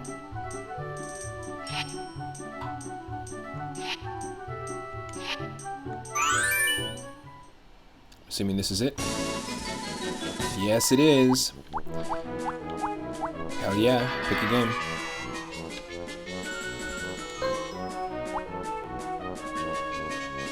This is like totally nostalgic for me. I remember like really spending a lot of time with the mini games in this game, and just with the first game in general, or the second game in general, the battles. We'll do normal.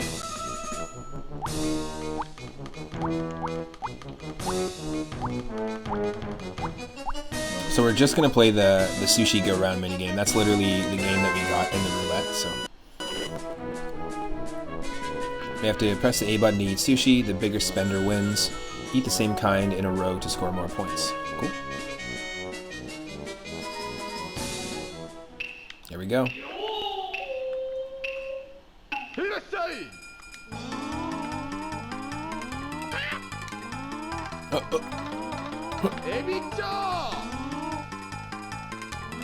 This is great. Hell yeah, this is a game about food.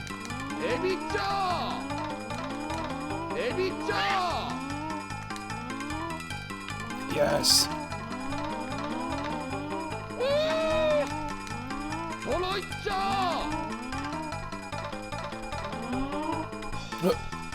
Give me the tamago.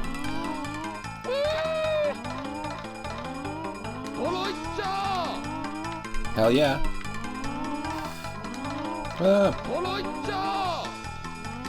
No.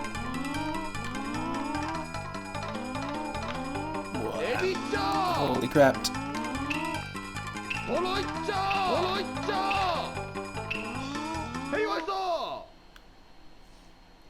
Oh, I didn't even come close.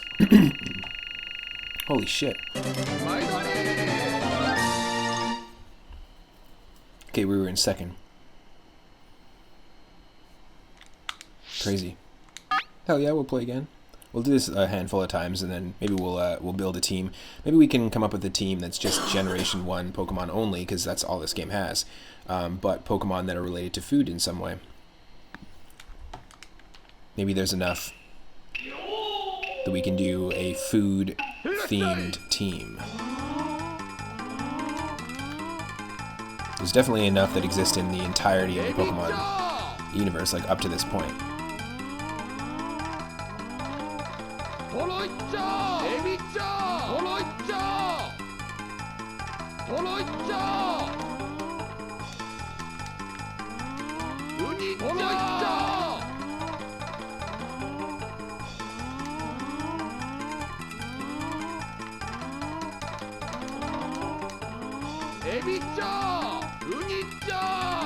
Oh, get it. Times 5. I'm trying to eat just the same one to get the bonus points. No, that's not what I wanted. Ah, damn it. This is tough.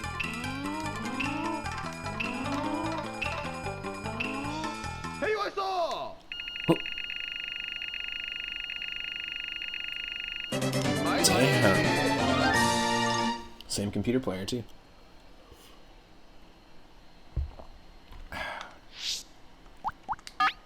One more time.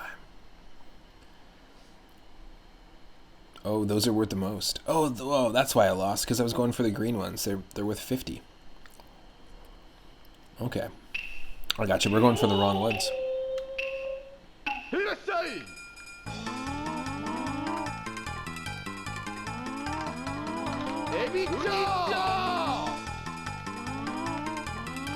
Those are the pricey ones. Oh. What? Get out of here. Too much wasabi?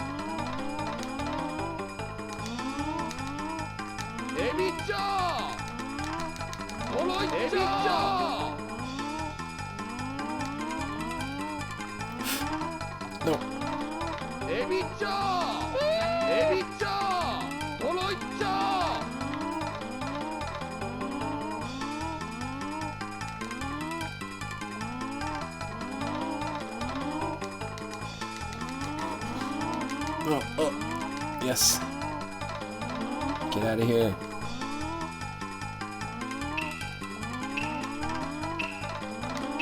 Shit. No.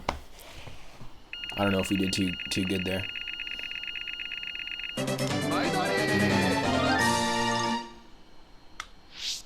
That's not easy.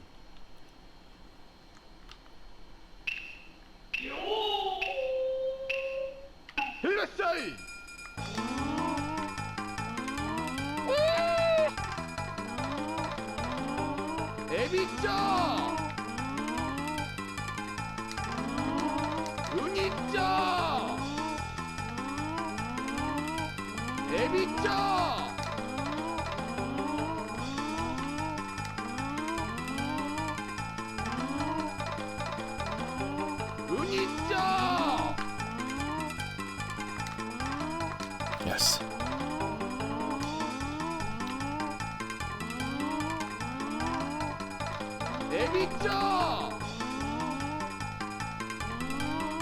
Oh, I got it. Nice. Good timing. Come on. I don't know what the spiciness is all about. Some of them must have wasabi. Whoa.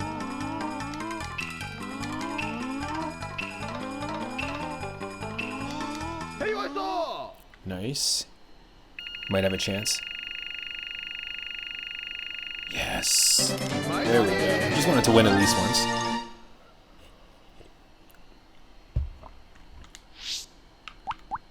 Cool. Let's see if we can build a team. I don't know if this isn't in the list, but I'm curious. Let's just see if we can build a team. The sound they make is slightly disturbing. I feel ya.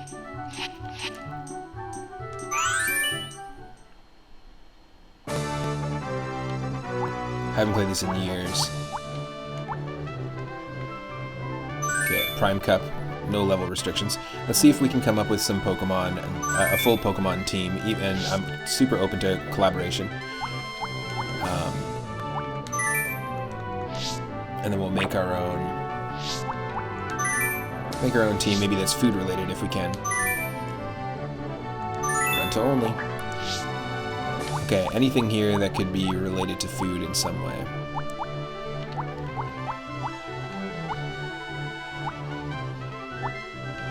Snorlax for sure.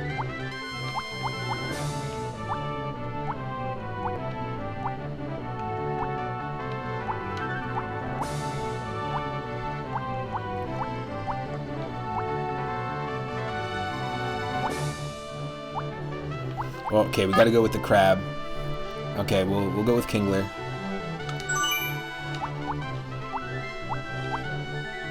Licky Tongue for sure. It's a decent moveset. Thunder, Blizzard, and Earthquake. Nice. I mean, we could go with Gengar if there was like Dream Eater or something like that. Yep, Dream Eater. There we go. 100% go down with that as well. And Parahack64 just dropped that Gengar emote in there too. So, Execute. Not Executor, but Execute, because we've got the egg.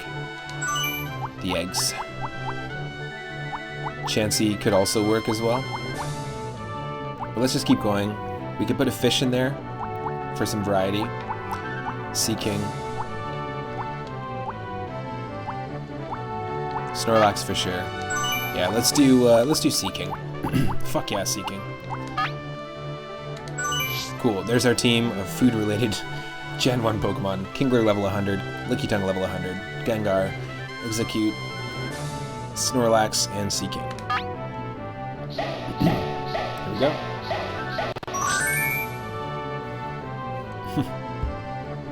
Oh, I get it. Ditto transforms into the Pokemon for you. I gotcha.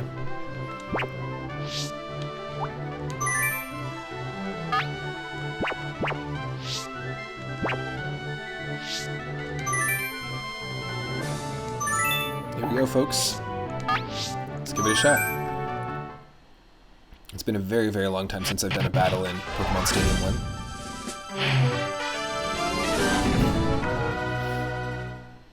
Oh, nice. Glowlith? Okay. We're gonna send out Gengar. Kingler.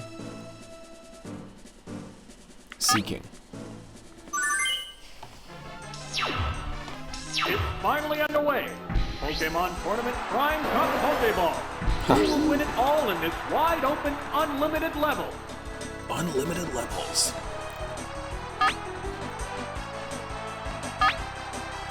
Always had great music.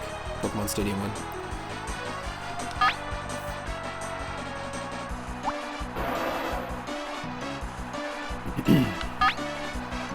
They strike Throw some shade poses. at this fish. vigorous attack. A savage hit. Ho, ho, ho. What's the point of splashing? Fireworks are flying What's in the this battle. point of splashing? The white-hot battle continues. Haha, yes! That is so What now? perfect. Give me that super effectiveness. Way down Oh! Is it down and out? What will the next Pokemon be? Oh, it's Paris! This is a fight between two different types of Pokemon. here. No shit. A Gengar isn't a Paris, and a Paris isn't a Gengar. Hypnosis! The move failed to click. Hypnosis. It pumped up its special rating. The crowd's excitement is building over this hot battle. It's getting too excited. They go into battle poses. What's that? It didn't work. Yo, What's this? it's just an absorbing battle. We had absorb, we had hypnosis. It's all the same battle animation. What a furious battle. Come on, it's Dream Eater. I want to know what a tiny little mushroom crab's dreams taste like. What'll it do? The move failed. What now? There, it's a hit. The heated battle rages on. Rages on. One more time. I know the accuracy of hypnosis sucks, but come on. What's that? Yes. Oh, it's still asleep. That's what I do when I fall asleep. It woke up. Neither one And then I fall asleep like exceeding that. an inch. That's pretty normal, right? The commands are issued. Oh no, it woke up? What's this? Oh, the attack Yeah, it woke missed. up. That's bullshit. It pumped up its special rating. Okay, forget the dreams. Fireworks are flying in this battle. Just do it. You're getting metronomed. Combatants face each other. What'll it do? The attack wasn't effective. Clever. What now? Goodness! Sparks are flying in this heated match. It's thrashing about. It didn't do much damage. It pumped up its special rating. The Yeah, crowd's Pedal Dance is excitement basically building Thrash. over this hot battle. The normal type move Thrash, but the There's grass type nothing version. you can do now. Yeah, because you get confused at the end. That was weak. So that kind of was, some bad luck for us. It's concentrating on its status. What a furious battle. This Paris is holding his own, that's for sure. They go into battle poses. What's next? Major damage! It's still improving its status. The intense battle continues! I'd do a full playthrough of this as a series. If we could randomize Pokemon Stadium 1, I think we can only randomize Pokemon Stadium 2, but I could be wrong. But if we could randomize it, it'd be kind of cool to build some teams together and it's making me want to play Pokemon Stadium 2 again. Maybe even another run of Pokemon Stadium 2 They're randomized staring would be each other fun down. as a regular series. But it was just very fun to shuffle around the rental Pokemon. And when you randomize Pokemon Stadium 2, it's a little different than the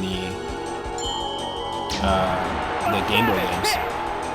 Because the Game Boy games, like in Pokemon Stadium 2, each battle or like tier that you like There's sign a up for difference in the number in Stadium of mode, reserve Pokemon. and each like section that you're in like the arcade mode, like Gym Leader Castle, Oh, it's it'll give you Weedle. different versions of Gengar, for example. The remaining Pokemon count is 3 Like to each 1. Gengar gives you, or The each tier battle has will be different become movesets for one-sided. Gengar, is what I'm trying to say. And it was really cool, actually. We ended up using the same Pokemon multiple times with completely different sets. Now,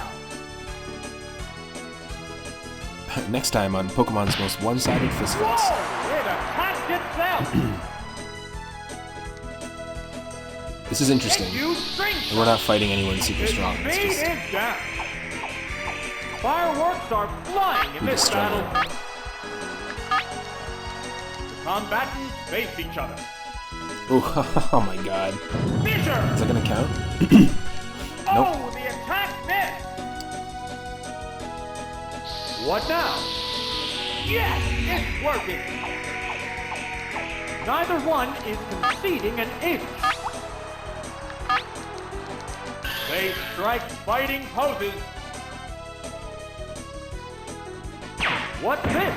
Ooh. It just shrugged Yeah, off this is that definitely hit. making me feel nostalgic for the It Pokemon shook Stadium off 2 its randomizer confusion. screen. There's the attack. Harsh blow. Hell yeah. What a Still furious held. battle. Still held on. Wow. They go into battle posing. What's that? Its speed is down. This music sort of reminds me of Castlevania. Is that strange? How's that?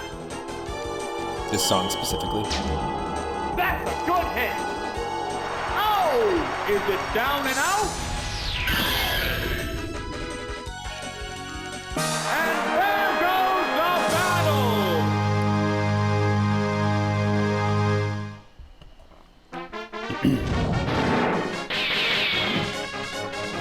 Perfect. Extra continue. Yeah, I kind of want to. Damn. This game is making me want to do a full playthrough of this game.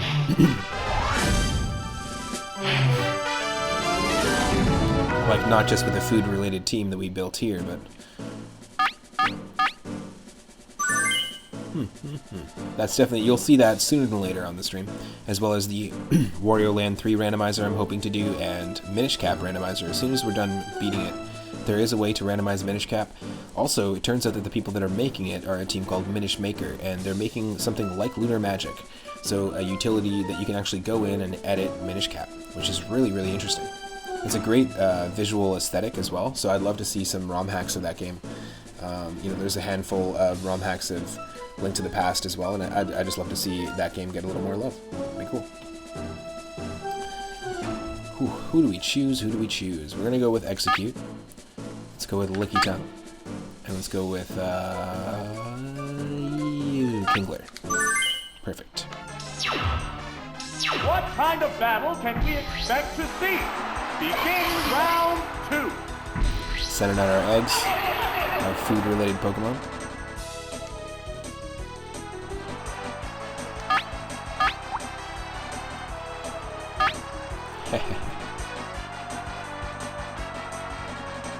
Let me do this first. They go into battle poses. Oh, toxic! It opted Straight to from the slowly egg. damage the opponent. What will the trainer do now? And the weak spot.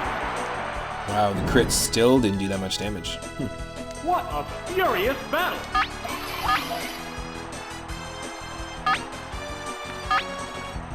The combatants face each other. Here's a Pokemon Of course you are. chain. Of course you are. But that's fine. Oh, it's Perfect. Couldn't have asked for a better switch, my friend. Get A psyched. psychic blast! These eggs knew this was going to happen ahead of time. Looks like a bad Pokemon choice. Wow. Wow, taken down with one hit. The announcer's way too into that. What will the next Pokemon be? He's never seen that happen before. He's a freaking Pokemon Stadium announcer. Here's a Pokemon chain. This isn't his first It's poison. rodeo, I would hope. Will it be okay? He's just the nephew of the guy who runs the Pokemon League, so 3-2. that's how he got himself This the battle job. is still up in the air. Oh yeah, my uncle owns the company, no big deal. Leech Seed. There, it's a hit. Egg seeds.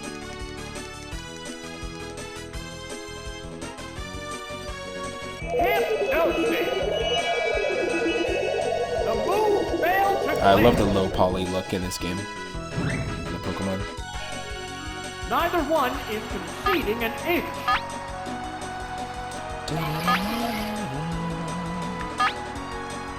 They strike fighting poses. What now? The attack wasn't effective. I think it was. I did a decent amount of damage, considering it's also going to lose. What's next? Oh, Toxic doesn't have its crazy effect now that he switched out, though, because it's Gen 1. I think it's just he's just standard poisoned. The intense battle continues. Now, what's this?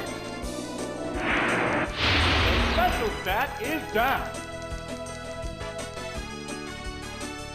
Oh yeah, I'm 100% you're going to be seeing, folks. You'll be seeing a full playthrough of Pokemon Stadium on the stream, Too much damage. and another run of Pokemon Stadium 2 in the next little bit. Fireworks are Like I flying said, sooner in than this later. battle. Right now, what we've got going on for ongoing series is we're playing They go Diminish into Cap. battle posing. Legend What of Zelda now? Minish Cap, and you can always see me playing randomizers That of was Mario games. weak. But once we beat those, we'll be diving into some more. And What probably, more than likely, it'll be Stadium 1 and Stadium 2 randomized again. I had so much fun with it. And building teams together was ultra Is fun. it down and out? I'm realizing here, too, the volume is not... There's a difference in the number of reserve Balanced. Pokemon. Just 1 second here. My apologies. I could have totally fixed this Seaman. The earlier. remaining Pokemon count is 3-1. The battle has become one-sided.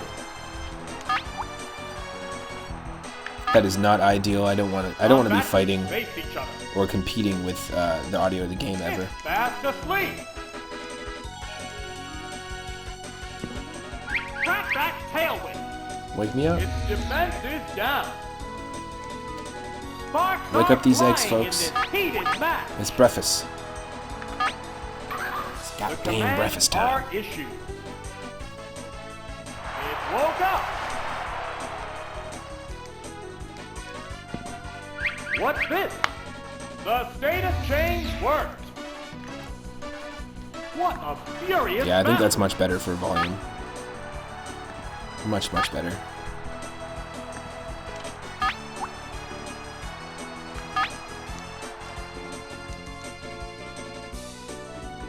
How's that? Nice, the eggs somehow did the whole battle. That's pretty cool. Down! That didn't take much. The super dramatic fainting animation of Nidoran was pretty cool there. One of my favorite things about these 3D stadium games is the animations.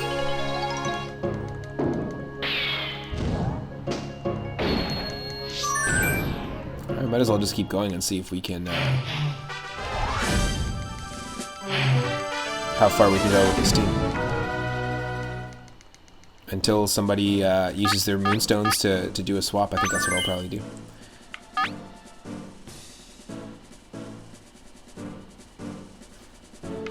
Okay, I guess that's the team. I guess that's the team. Look promising. We're into round 3.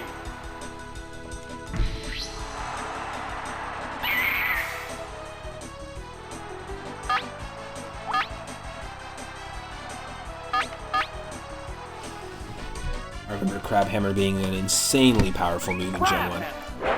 Nail the weak spot. High crit. Hell yeah.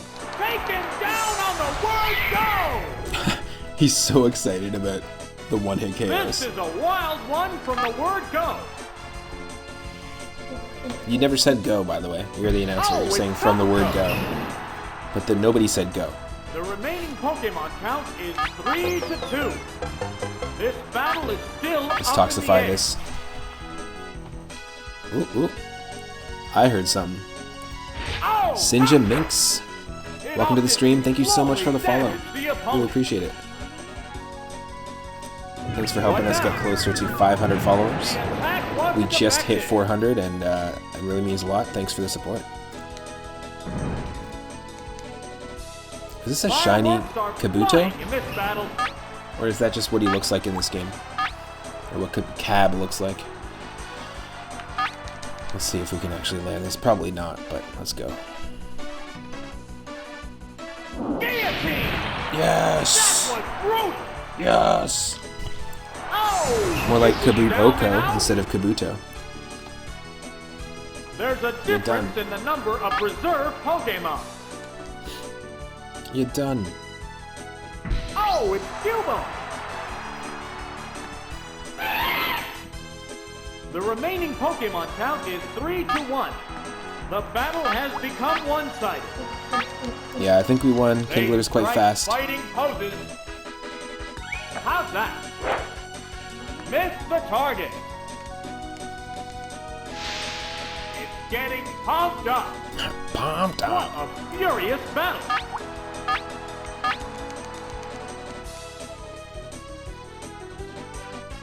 Savage attack. Round Boom. 0. That should be one hit KO as well. Boom. Nice. Okay. Ah, taken down with one hit. Yeah, the announcer's like way too excited. And there goes When that shit happens. the battle.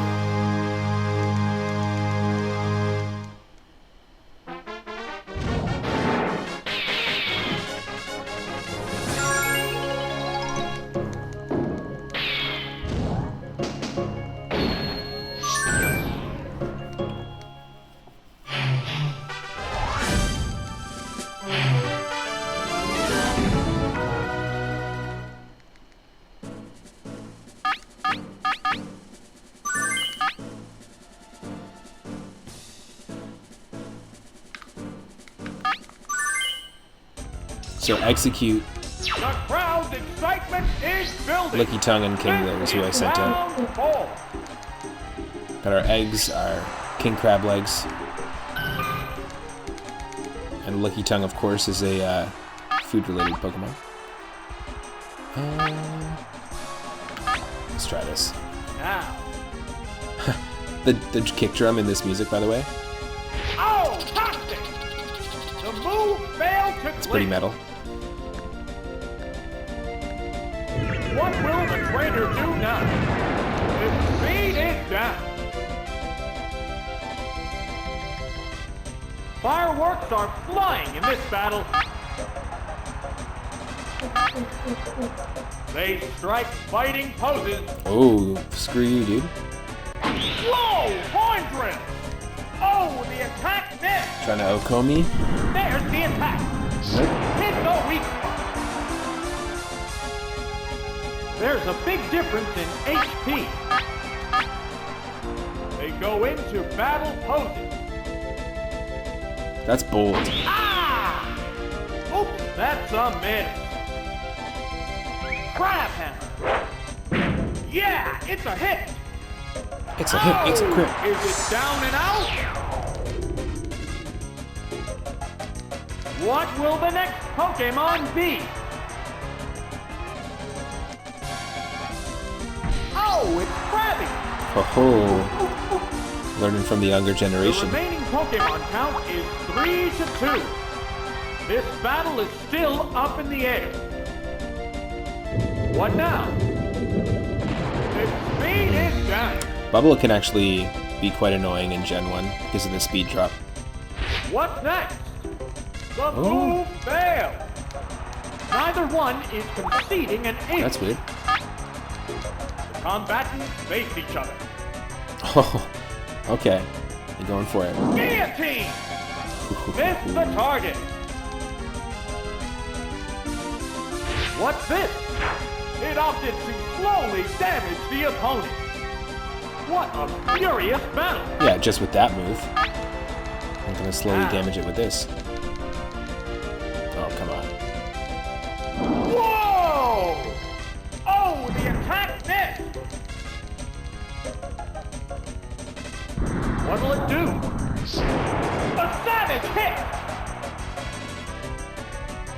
Fireworks are flying in this battle. They go into battle poses.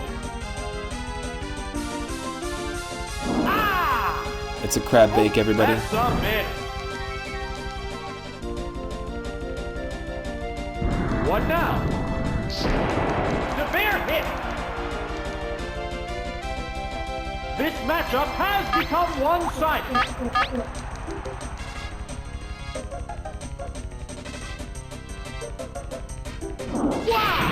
Oh, no way. It's finally taken down. Don't underestimate the Utes. What will the next Pokemon be?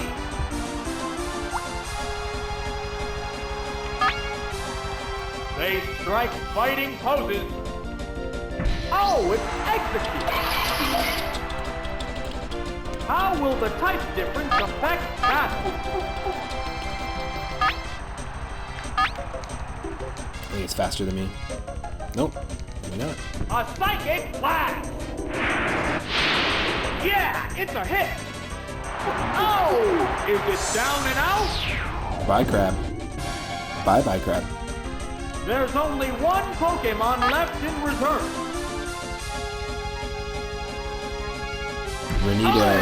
Submitter and Nail! It's a good old The Ranado. remaining Pokemon stock is 2-1. We won. The 10th battle Bye-bye. continues. How's that? Super effective. Yeah, it should be one. Down! That shouldn't take much! Nidoran male also has a pretty dramatic fainting animation. And there goes the battle!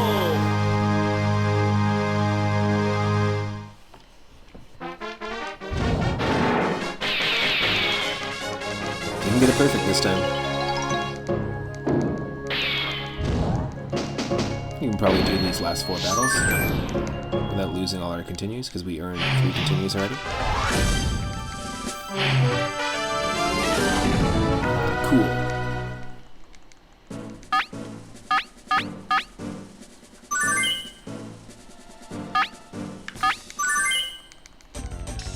Setting out execute, even though there is a bunch half of the of tournament, things will grass get types. quite hot. Begin round 5. Bulbins. Hell yeah.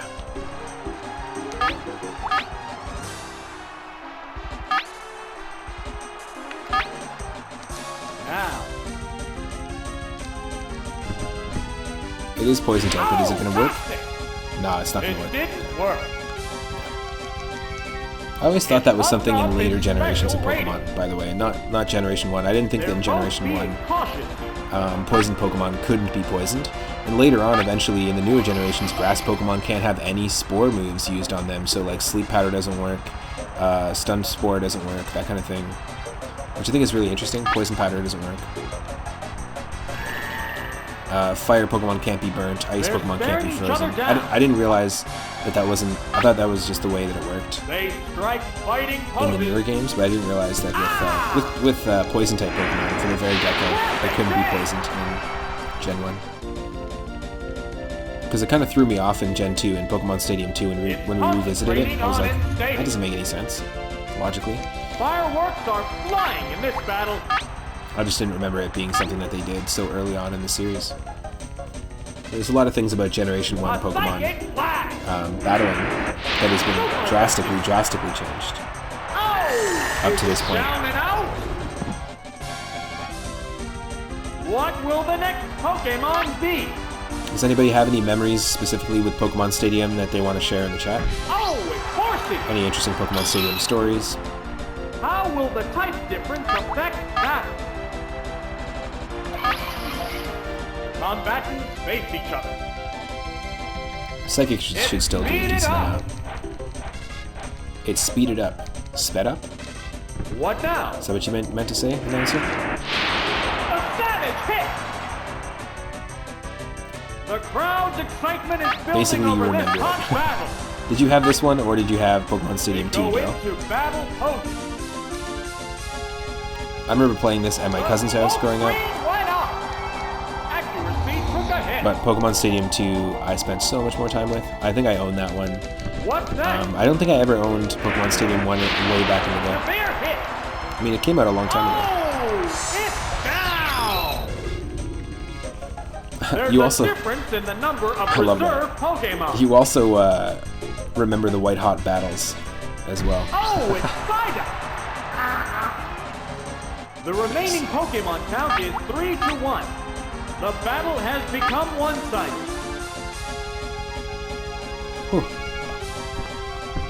Let's see What's this. this? The attack wasn't effective.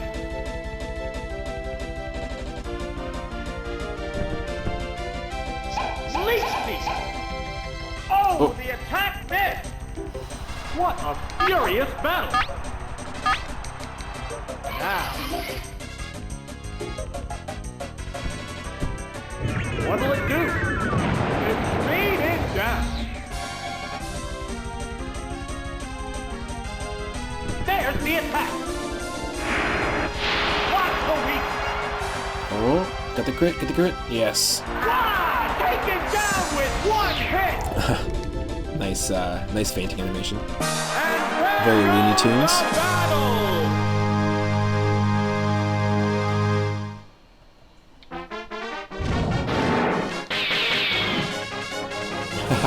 Snorlax's pose there in the top right is pretty funny. Soul Badge. Time for Marsh Badge. Let's go.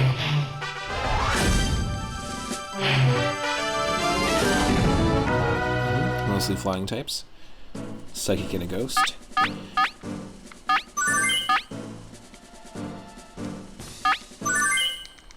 Let's change it up here. The field is thinning out.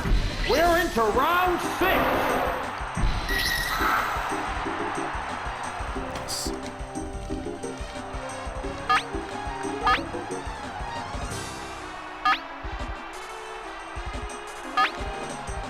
They go into Yeah, there's a lot of double battle kick going on in the soundtrack here. Hypnosis.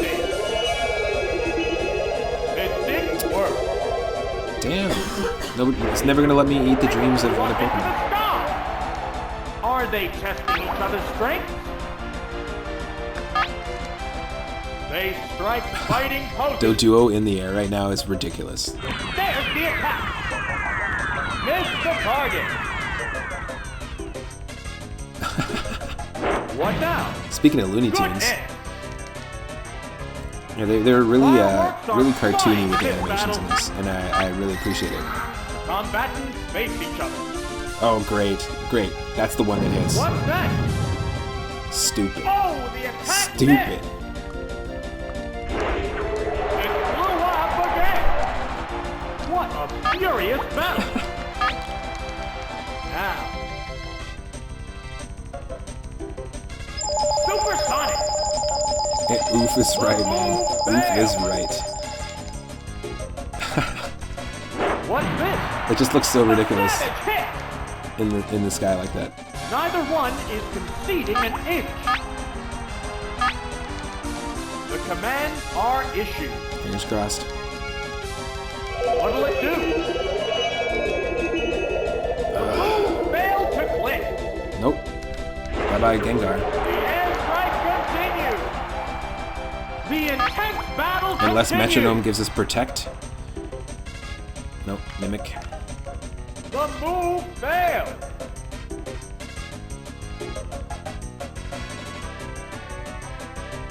Here comes the aerial attack. There, it's a hit. Oh, No. is it down and out? Got ganked. Gango. What will the next Pokemon be? Fuck yeah, Sea King. Let's go. They go into battle poses. Oh, Seeking! How will the type difference affect battle? See a few more people are joining the stream. They strike Welcome to fighting episode poses. 6 of an ongoing series Here's every the Friday. Pokemon chain. I spin a roulette wheel and we play a food-related game, an eating-related game. Oh, it's Ghastly! We just played the Licky Tongue Sushi Go-Round minigame in Pokemon Stadium 1. Whoa! Poison! It's not gonna That work. had no effect. And now Will we're this playing Pokemon with a swap team. change the flow of battle? that is very like food related. We've got Sea King, we've got Execute, we've got Eggs and Fish. We have Kingler on the team. We have Gengar with the Hypnosis Dream Eater combo, and we have Licky Tongue. And so we'll do this, but if you do have 1,000 Moonstones, you can spin the wheel at any time. And when we're done these 8 battles, I'll spin the wheel anyways. But I have a curated list of over 500 games. Retro games that are all related to food in some way. We played Super Adventure Island earlier and beat it. We played some Super Mario World ROM hacks. Handful of games. It's been super fun, actually. We played an awful Game Boy Advance licensed game called Chicken Shoot 2. So every Friday you're always going to see a completely different array of games. And I'm having a blast revisiting Pokemon Stadium 1. It's actually a really fun one.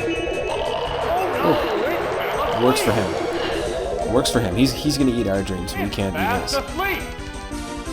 Falling asleep is going to make this a one-sided fight. Yeah, no shit, man. No shit. Thanks. The commands are issued. The Ox. What's next? Good hit. 8 Extreme. Didn't do that much damage there. Still won't awaken. Neither one is conceding an inch. They go into battle poses. What's this? There, it's a hit. It woke up. What a furious battle. They strike fighting poses. What'll it do? A minor hit. No para, thankfully. It attacked itself. Fuck The no, heated Sea King. battle rages on. Combatants face each other. What now? A light hit.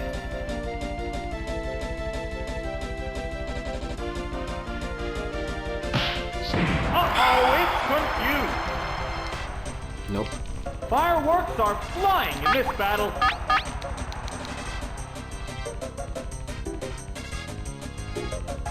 Give it a licking. Yeah, it's a hit. A light tap decided the outcome. There's a difference in the number of reserve Pokemon. No shit. But at least we got this. At least we have... Hopefully we don't just have normal moves. Hopefully we have... There's only one Pokemon against 3. The battle has become one-sided. Metronome. Thank God we have Metronome. What's next? It's confused. Damn. Some bad luck. Counter. It's not going to work either way. Whoa! It attacked itself. The intense It wouldn't have worked battle either way. continues. Damn. The commands are issued. What's this? It didn't work. Thankfully. It shook off its Yes. confusion. Yes. Nightshade. Don't mess with Snorlax, bitch. A savage hit. You're done. Oh no. You're not Neither done. one is conceding. What? an That should have inch. done more damage. That should have done more They damage. go into battle poses. Also, the fact that Ghastly is like the same size of Snorlax is pretty interesting. Confused. Oh no, it's not gonna work. What now? But that's the coolest Oh, animation. The attack missed. Snorlax, What a furious battle. I don't know what you would call that, but scissor kick, I guess.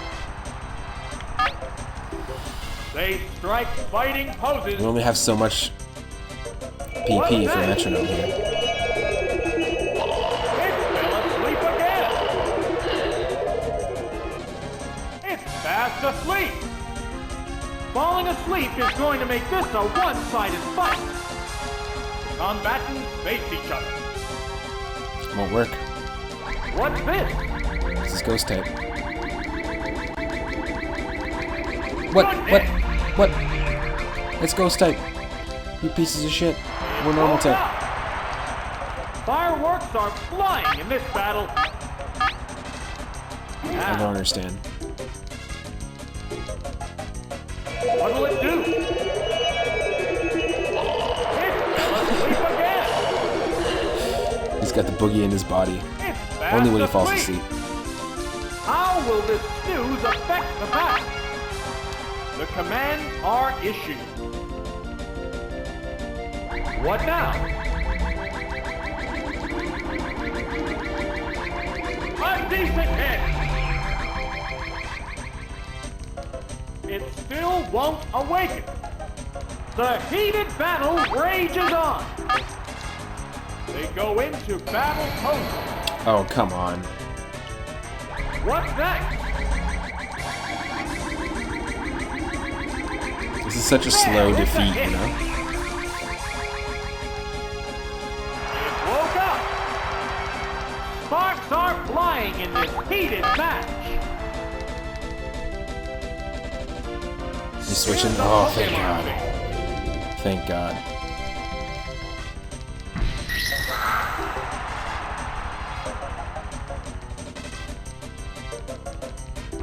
We're gonna kill ourselves. Hydro Pump. Nope. A Wow. savage hit. Wow. Will this Pokemon swap change the flow of battle? Hopefully we're quicker, but we're not. No, of course. Yes. It flew up into the sky. That's fine. That's more than fine. It shook off its confusion. It's taking a quick rest. Neither one is conceding an inch. They strike fighting poses. What's this? Yes. Missed the target. It's fast asleep. The intense battle continues. It is intense. Combatants face each other. What'll it do?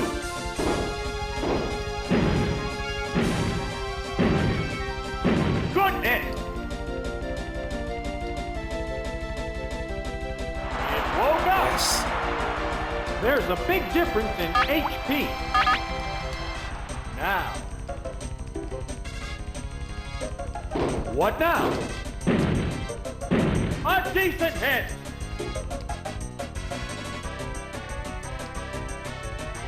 Takedown. Yes. The Oh attack missed. no. This Such bad matchup has RNG. become one-sided. Such bad RNG. God damn. What's next? Oh, it's another miss. How's that? That's a good hit. Oh, is it down and out? What will the next Pokemon be? Here's a Pokemon. I don't know how we're gonna do this with the little It's amount one of. Pokemon against two now. We've got 7 Combatants are PP for making measurement. sparks fly. What's this? It's confused.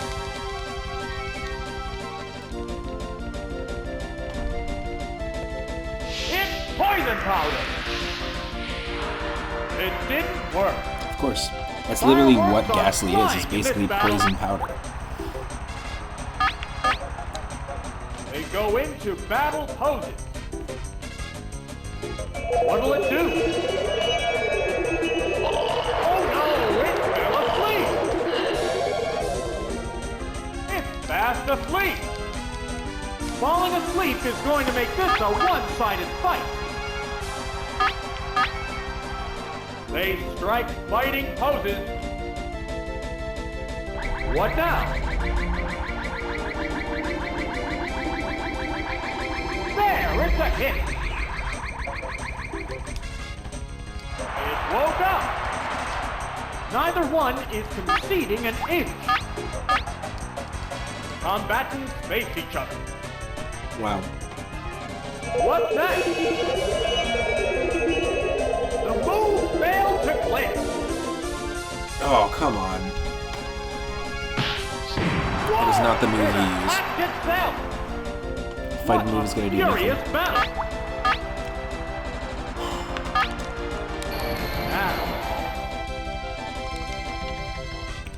There should only be What's this? 10 pp for Hypnosis and 10 pp for Dream Eater. Fail!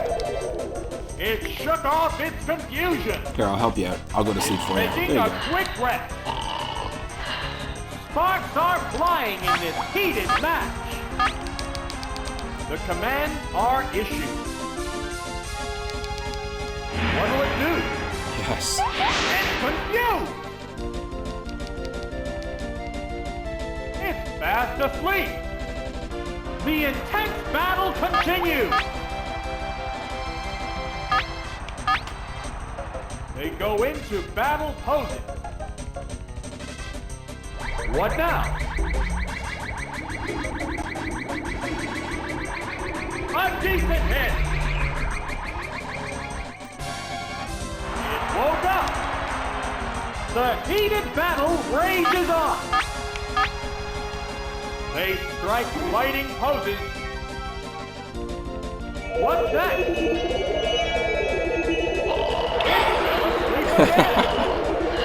This, look, we're in a Snorlax wormhole right now. Fast Snorlax asleep. vortex.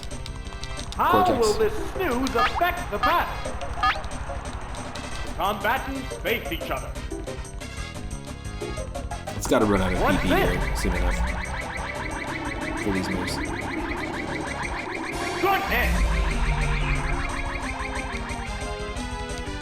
It woke up. Fireworks are flying in this battle. Now, Oh, come on. what'll It is a do? leap. It didn't work. Yes, yes, yes. Hit him. Uh-oh, it's confused. Neither one is exceeding an inch. The commands are issued. What now? It fell asleep again. You know, there's people that speedrun Pokemon Stadium 1 and Pokemon Stadium 2, What a and I furious never battle. understood how you could speedrun this game because the RNG could Go totally into fuck you battle over. poses. Like 7 battles in. What's next? They must know how to manipulate the outcome of the AI somehow. It's fast asleep. Falling asleep is going to make this I a guess like having the one-sided right fight. team, like strategizing what team you use is important for a speedrun. What's this? What's the weak? Oh. It's finally taken down. It gets up just to die. And there goes the That's battle. Ridiculous.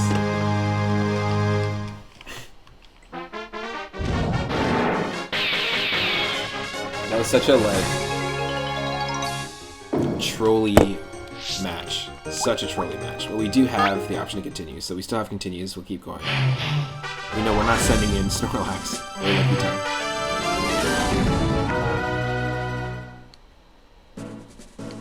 We're doing Kingler, we're doing Seeking, we're doing Gengar. The field is thinning out. We're into round 6. It's only 3 more matches.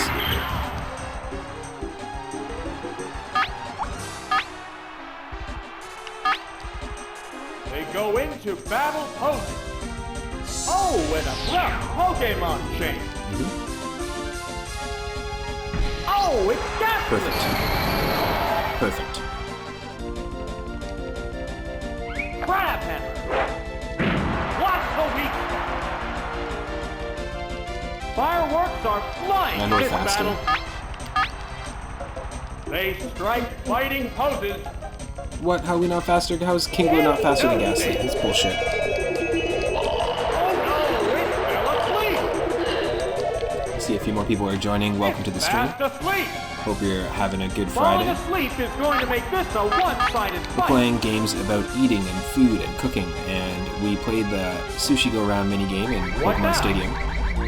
This whole stream is basically a series where I spin a roulette wheel And we play games that are related to food, where a collectible is a food item, where the main mechanic is eating. It still won't And we built a awaken. team of Kingler, Licky Tongue, Neither one is Snorlax, conceding an inch.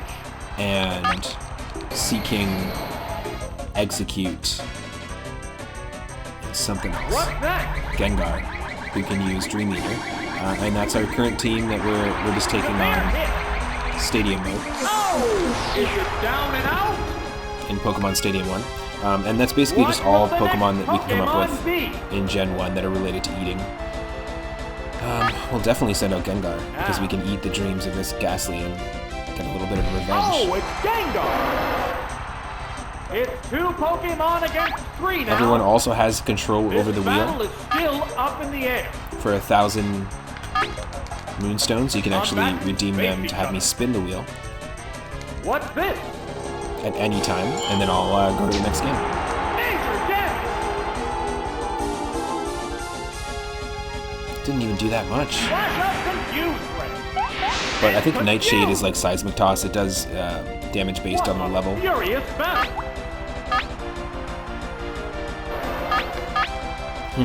The commands are issued. What'll it do? Harsh blow.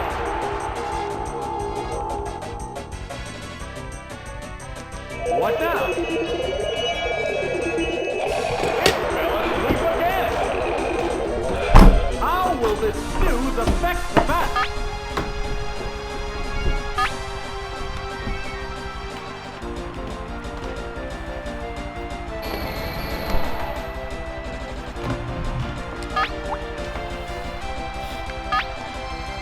They go into battle poses. Wake up! It's Nope. fast asleep. No, we're gonna get schooled by this Ghastly. There's the attack. Perfect aim. Fireworks are flying in this battle. They strike fighting poses. It can't move again. What's next? Getting beefed. That one hurt. We're done. Yeah, I knew it. I had a feeling. Oh, it's down.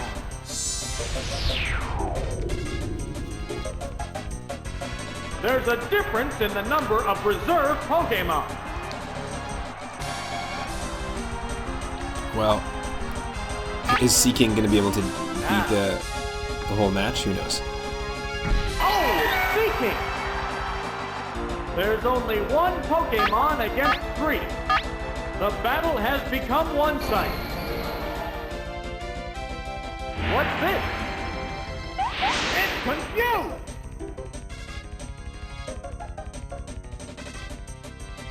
Waterfall attack! A decent hit! Neither one is conceding an inch. Wow, I'm shocked. Even that didn't take him out.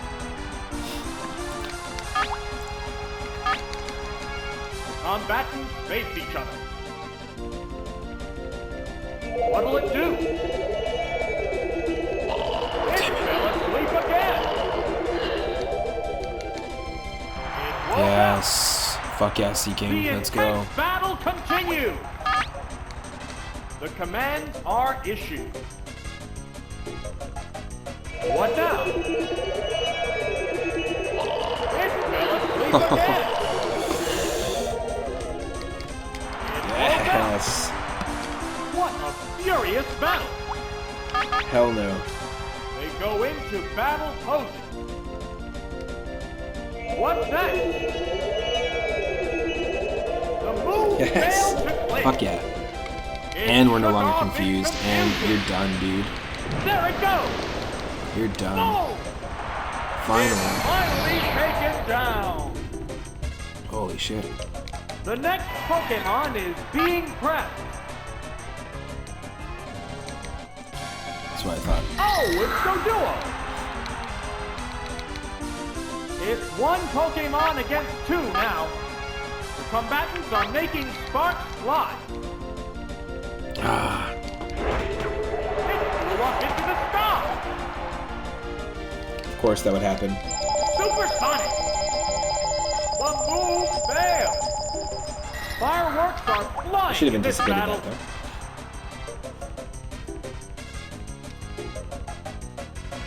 What's this? There, it's a hit!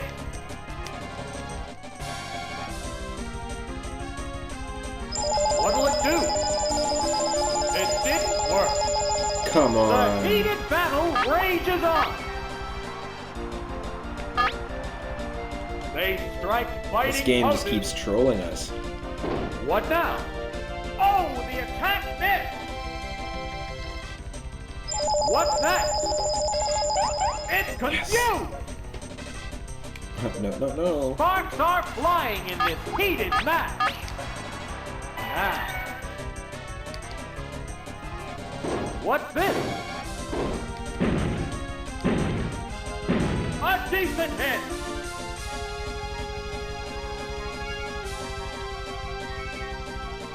Wow! Major damage!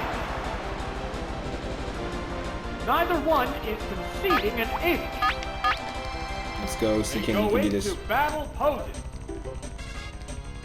What'll it do? Good hit!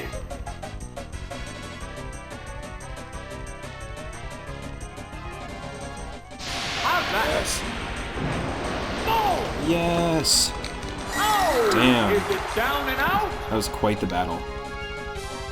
Both combatants are down to the Oh, no, last they still have one more. Pokemon. I didn't even think about that. We're down to the last Didn't even think Pokemon. about it. There's just one Pokemon aside now. The battle is coming right down to the wire. Come on, get a crit. There it Get a goes! crit, get a crit, get a crit. A savage Make a hit! flinch. Something. Oh no! We're done. Wow! Mega Drain! Our Perfect food hit! team. Oh no, wow, okay, okay. Mega Drain still wasn't strong What enough. a furious battle! We are lucky. We are lucky. Savage attack! That's a good hit! Now, isn't a koi fish considered Hit luck? down! Considered good luck? And there goes the battle! That was ridiculous.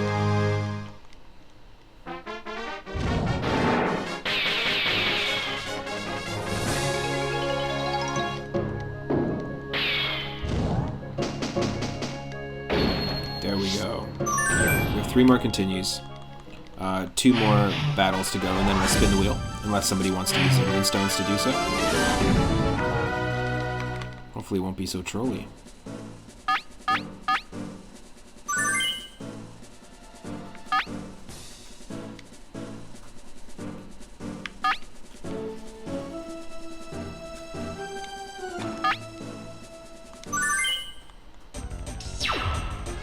This Okay, is let's try it, this. the semi-finals!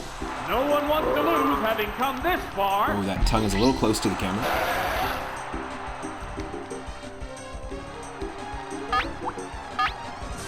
First time using Licky Tongue on our team They here, strike fighting poses. after that ridiculous minigame. Here's the first move. Goodness!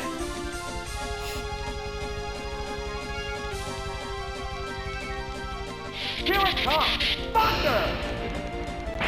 Whoa! Looks like a bad Pokemon choice. Fireworks are flying in this battle. The combatants face each other. Tentacle drops some now? acid. Hit the weak spot. Tentacle put a tab of acid on Licky's tongue. Body Whoa, slam. that was an incredible There, animation. it's a hit. You kidding me? Oh! Is it down and out? That was an amazing animation. What will the next Pokemon be? Oh, it's repeating! This is a fight between 2 different types of Pokemon. And no shit, they're very different.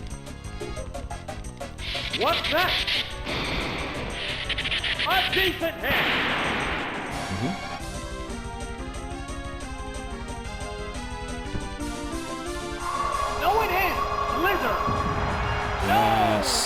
Pokemon looks wrong.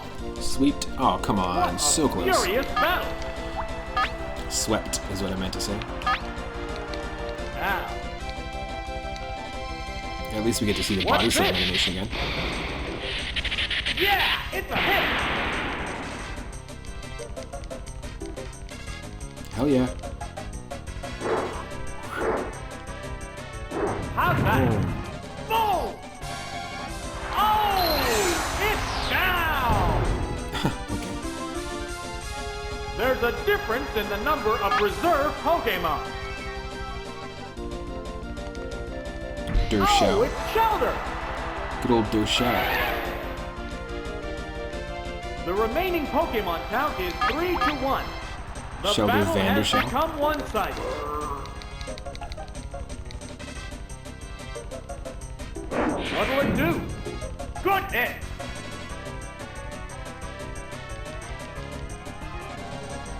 It can't make a move. What? Fireworks are flying in this battle. That's what Clamp does? I thought it was like rap. The attack is still continuing. That's a good hit. Neither one is conceding an inch. The combatants face each other. Clamp just stops you? Are you kidding me? What Is this a now? Gen 1 thing? There, it's a hit. Is this one of the handful of broken Gen 1 moves? It still can't attack. Sparks are flying in this heated match. The attack's still going on. A decent hit. What a Yeah, what the hell? furious battle. They go into battle poses. That's ridiculous. Clamp down. Oh, Miss missed, the okay. target. Good, there we go. Savage Yes. attack. Oh, the attack missed. I The assumed crowd's that we hit. excitement is building over this hot battle. Please miss. How's that? That was our one it's a chance. hit. And we screwed up. A light tap decided the outcome.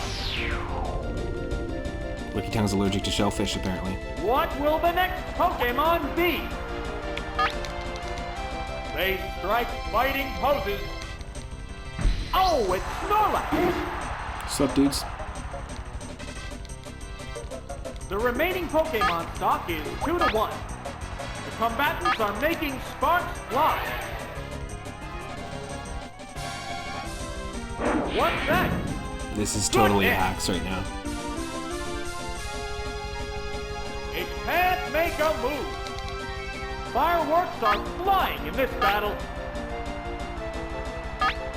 We could have totally added Shelter or Cloyster to our food team because The attack is still continuing. people do eat clams and Oh. oysters. Neither one is conceding an inch. The combatants face each other. Please miss. What now? There, it's a hit. This is ultra trolly. It can't move again. I don't remember this game What being a that trolly furious battle. with the AI. They go into battle And pose. Pokemon Stadium 2 definitely was The not this attack trolly. still going on. A decent hit. The intense battle continues. The commands are issued. Good. Use something different. What's this? Yeah, it's a hit. Cool with that. Oh, come on. Of all the It moves. changed its type to the enemy. Alright, we're water type then. The heated battle rages on. They Super strike truly. fighting poses. Oh god. What's next? The attack wasn't effective. It'll do less damage, I guess. It can't make So a it's just gonna move. make the battle go on longer than it in needs this to. battle. Now, the attack is still continuing. It's a light hit. Do I still want to keep playing Pokemon Stadium and do a full playthrough eventually on stream? Yeah, totally. But we'll see if we can randomize it. A minor hit. Neither one is conceding an inch. The combatants face each other. What now? It didn't do much damage. Disable. But it's gonna disable Bubble Beam. That's it. Oh, that's stupid. The Okay, move good. failed to click. That was really dumb. Sparks are flying in this heated match.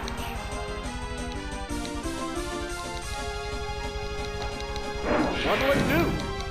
That was weak. It can't make a move. This is The dumb. intense battle continues. They go into battle poses. The attack is still continuing. There's a little damage. The fact that there's still people watching this is crazy to me. They strike fighting poses. What's next? The attack wasn't effective. It's like the world's longest match of rock, paper, scissors. What's this? A decent I'm sure hit. that's a thing. Is that a world record? The longest match of the longest game of rock, paper, scissors that's been going on? Where like people consistently tie themselves and have to keep going. It's just a tie every single What time. now? That'd be pretty crazy. Its speed is down.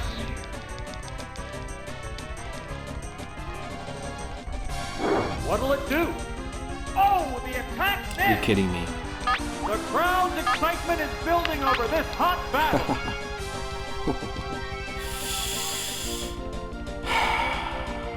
Great. What's next? Hopefully it's out of clamps at this It's point. not very effective. Yeah, I know. It's taking a quick rest. I'm extending the fight too. Neither one is conceding an inch. The combatants face each other. Yeah, I think it's out of clamps.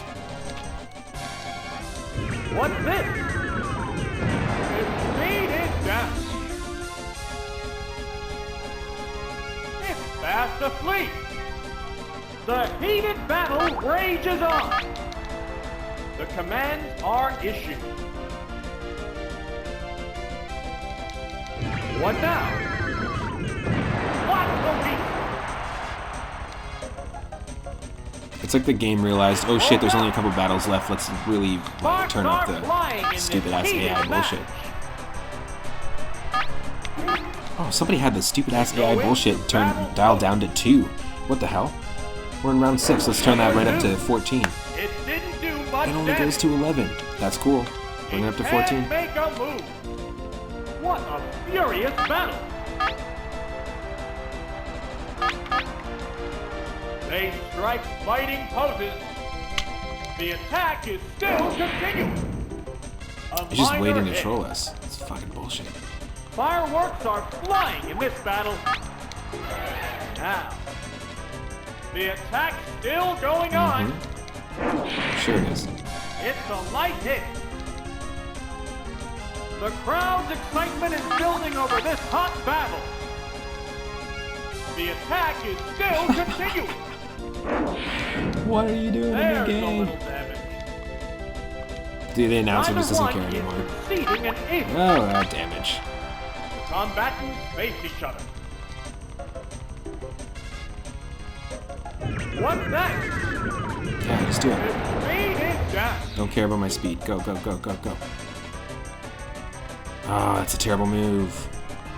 What's this? Nail the weak spot. Nope.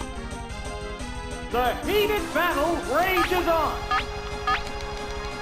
The commands are issued. What now? The attack wasn't effective. Come on, hit this time. What'll it do? A decent hit.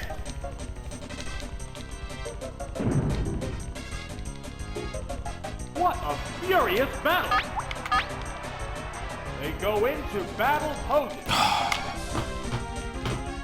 What's that? It didn't do much damage.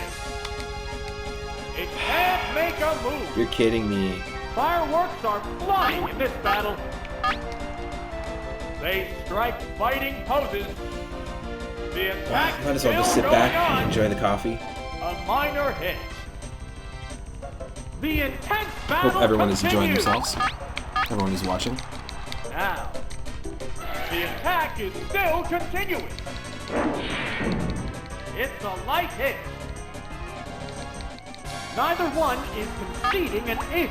This is Clamp Hacks. The combatants face each other. What's this? You're on Altox. You're on the edge of your seat. Exactly. Oh my god. Welcome to the stream, by the way. And let me do a quick shout out as well to Altox. What's Go up? check out the channel. That was weak. Give him a follow if you can. The This is crowd's crazy. excitement You were playing is building Tulip, I over think, this recently, hot right? battle. And you beat Tulip recently.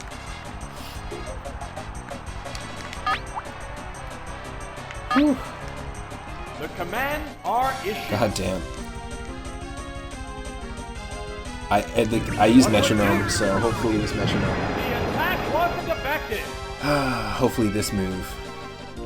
Oh, guillotine! Come on, please land, please land. It's a one hit Guillotine! KO. That had no effect. Sparks are Why? flying in this heated match. This is ridiculous. Why is it so like terrible AI? This has got to be like specifically manipulated to mess with us. That's Go terrible. into battle mode. Wow. What's that? It didn't do much damage. Like I realize we do have another Pokemon left, but come on, just take it, Take take that. it. Yes. Yeah, it's a hit. Fuck A that. light Fuck has that. decided the outcome. You saw the Licky Tongue minigame. I did that a while ago. Yeah. The battle. So yeah, when I spun the roulette wheel for the series, we got the Licky Tongue minigame Sushi Go Round in Pokemon Stadium because that's a well-known food-related game. We played a couple rounds of it, and this is our food team. We only have one more battle to go, so we might as well just complete the cycle. We have a couple of continues here. So we have one more battle to go. My Pokemon Stadium 2 stream was super fun, and playing this is actually making me want to dive back in, even though that was just a ridiculous battle, but it's making me want to dive back into those games. And I'm stoked to do it.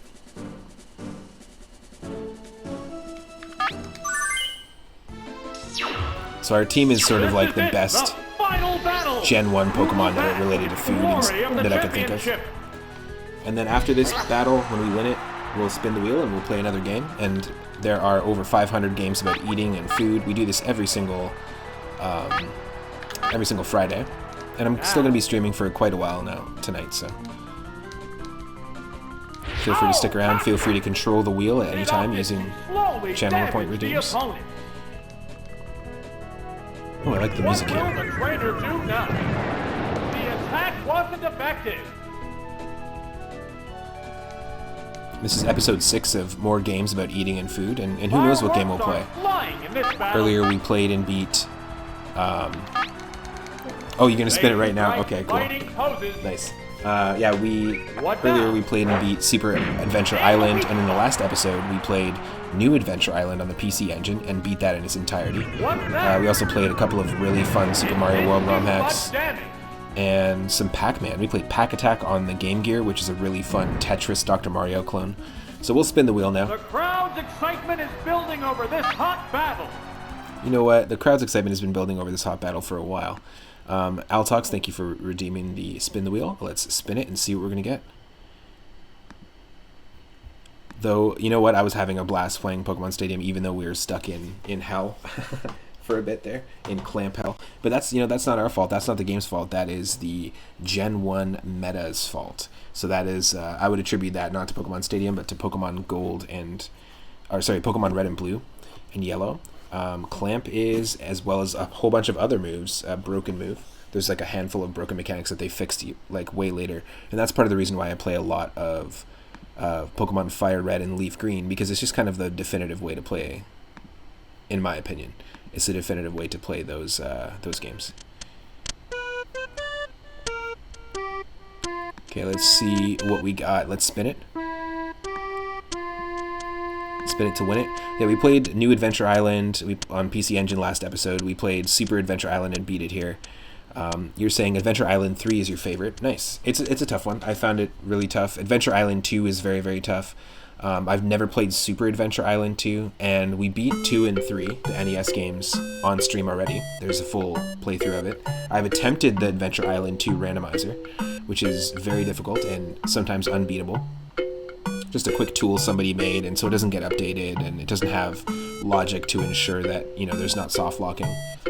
And yeah, I highly recommend those games. I really enjoy them. I played Adventure Island 1 2 episodes ago in this series as well, but we didn't play it to its entirety. That one's a little tough to control, but I grew up with 2 and 3 on the NES, and they were alongside Adventures of Lolo and Super Mario Bros. 1 and 3. They were like my top played games. Really, really like those games. Alright, what do we got here? We spun the wheel, and we got number 3 of 550 games. Alright, what is game number 3? Let's see what we got. Game number 3, Pack Attack. We played last episode, we played Pack Attack on the Game Gear, so we're going to play Pack Attack on the Super Nintendo. The Super Nintendo version is what came up here. Of course, all the Pac-Man games are in the list because you eat fruit and you eat ghosts, and it's a main mechanic in the game. Just like, you know, Adventure Island games, you're collecting fruit. The Kirby games, anything Kirby related is in this list, because of course eating is a main mechanic. But I never grew up with Pack Attack, and just discovering it now, I'm realizing I really missed out, because I really liked puzzle games. I spent a lot of time with Columns on the Sega Genesis. Spent a lot of time with Tetris DX and the NES Tetris. Yoshi's Cookie. I never played Dr. Mario as a kid, because I just didn't own it. Yep, Yoshi's Story is in that list for sure. Totally in the list. Every single Yoshi's game, Yoshi game, because of course the eating mechanics. All the Looney Tunes themed Tasmanian Devil games have eating mechanics as a main thing. It's pretty cool. So I think I updated the stream title there. And let's check it out. Pack Attack on the... So we played the Game Gear version, which had actually some fantastic music. It was reminding me of Tetris DX, and in the future, coming soon, I'm going to be streaming, doing de-stressing Sunday morning streams, where you can come hang out, and I'll play games that I like to play when I de-stress. So puzzle games, like Tetris DX. We're going to be playing Kirby's Dream Course, the Super Nintendo sort of golf-like Kirby game. And Pack Attack for sure will be in that list. I think we're going to play the Game Gear one specifically because it just has a really cool soundtrack. Also, we'll be starting a Stardew Valley farm together to de-stress. That's one of my favorite games for de-stressing, and I'll finally be able to stream my Switch very, very soon. Here we go. Right after Totaka's song plays, here is Pack Attack on the Super Nintendo. I know a few people, I was talking with some friends when I was playing the Game Gear one, in the chat, and a few people had said that they grew up with the Sega Genesis version, but apparently, yeah, it was released on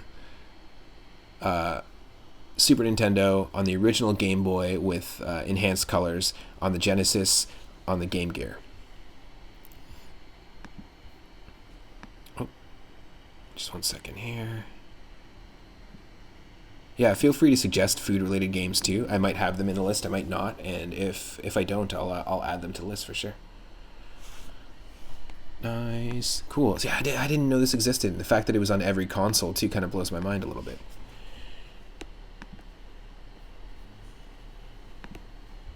Should be good to go. Hell yeah. Yeah, so it was just like the Game Gear title screen. Yeah, I totally dig the music.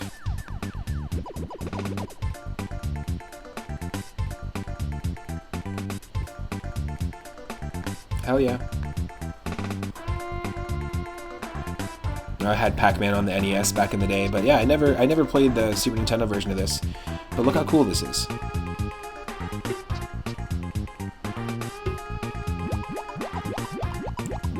It's like Tetris meets Dr. Mario meets like Dr. Robotnik's Mean Bean Machine. It's got cool vibes.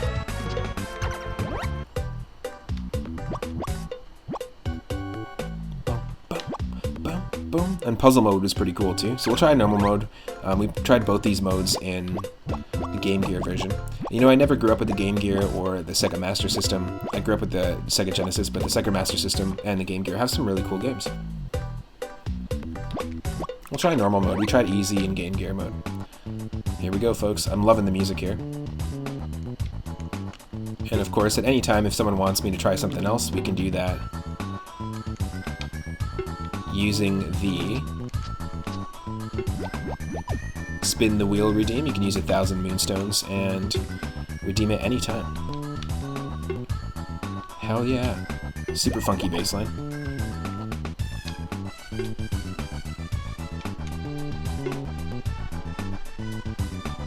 Yes.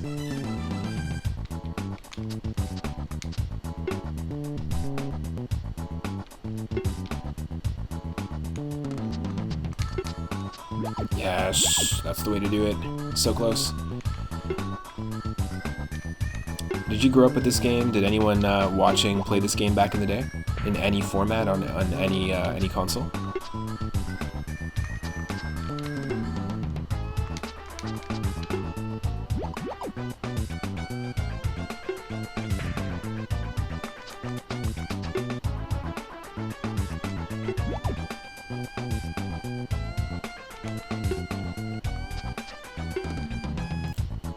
Oh no!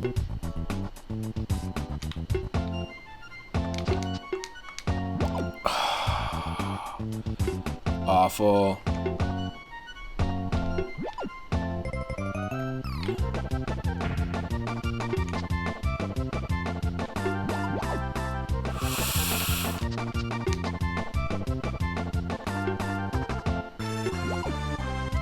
Oh my god, holy shit, I am going to fucking lose, and fucking lose, and fucking lose, and fucking lose. Holy shit, I'm gonna die, holy shit, it's game over time, oh my god, oh my god. Yeah, no, no way, no way, we're done. Stop!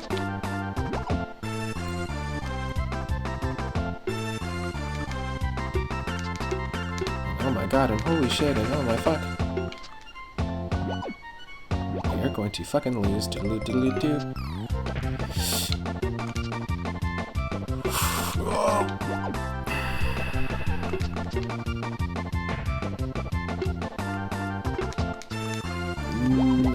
That's okay.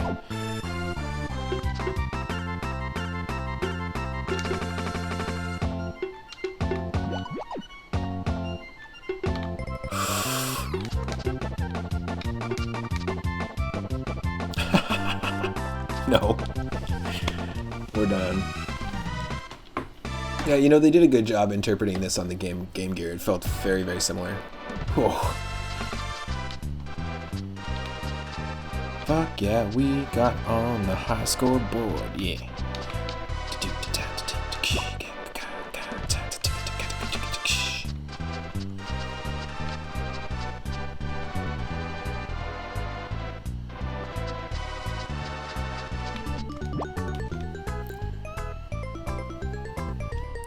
You borrowed the power converter from your cousin and played Wonder Boy 3, The Dragon's Trap.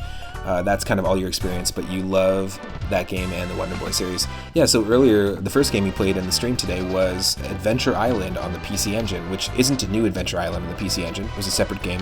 It was basically just a Wonder Boy game, but like advertised as a game called Adventure Island. I know there's a connected history there between the two games. It was made by Hudson Soft, though. It wasn't made by Sega, which the Wonder Boy games are originally made by, and I am a huge fan of the remake. I believe Wonder Boy 3 The Dragon's Trap was recently remade, and I think you can get it on the Switch and a few other consoles, but in the last several years it was recently remade, and I think that's pretty cool. Hell yeah. 51 Mons. Oh, ghosts, I guess. Crazy. You have not played this game. You've only ever watched another streamer play Pack Attack, but you could watch it for days. It's mesmerizing. Yeah, I'm shocked that I didn't know about this as a kid, because I was a huge Pac-Man fan, and I played Pac-Man World 2 on PlayStation, and I'm huge into puzzle games. I know that there's Kirby's Avalanche. There's a whole bunch of like puzzle games that like obscure ones. but I just never really knew about this one. You're not really a fan of Wonder Boy or the first couple of Adventure Island games, but always get the skateboard. Nice. It's tough to beat a level with the skateboard, but if you do finish a level with the skateboard in any of the early Adventure Island games, you'll actually get like 5,000 points. So, you know, look at that. It's a time when score mattered, you know? That's the thing I love about the retro era of games. Is, you know, high score was a cool thing. That's why we do the Whim of the Wheel stream, where I do a similar roulette format to this stream. But we spin the wheel just for NES puzzle and arcade games, because I grew up with the NES. I remember rushing home as a kid from school trying to get onto the NES really quick and try to beat my own personal best high scores in games like Yoshi's Cookie and Burger Time and Donkey Kong 3 and Donkey Kong Jr. Just really nostalgic for that stuff. Okay, cool.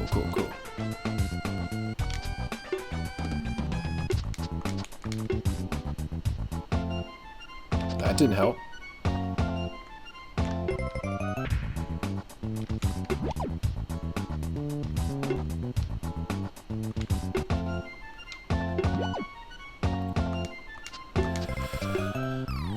Oh no. No. No, we're done here. It's over. It is over. We are done here.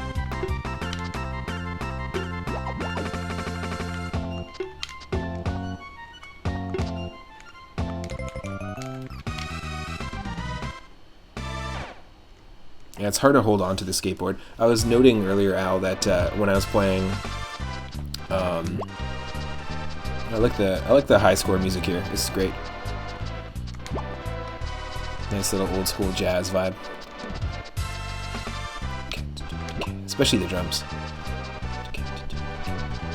But I was noting that at Super Adventure Island, when we got the skateboard, we were geared up in like a helmet and shoulder pads and knee pads and everything. Like there was like a full biking outfit, which I thought was really funny, because pre the release of that game they were probably like, yeah, he doesn't need a helmet, he can just ride the skateboard. Feels like a choice made to appease moms and parents out there.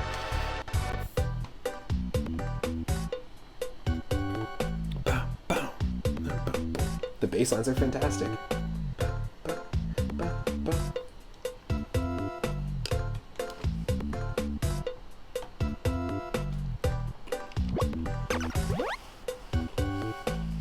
Let's try puzzle mode. Always wear a helmet and pads. So we did puzzle mode in the Game Gear version. The passwords seem to be the same. We have to clear all the ghosts.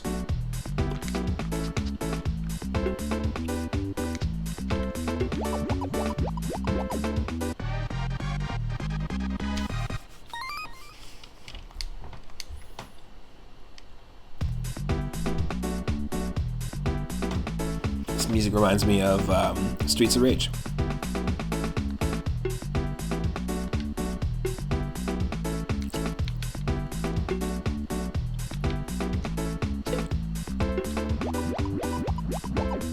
In puzzle mode, you can use L and R to swap the direction of Pac-Man.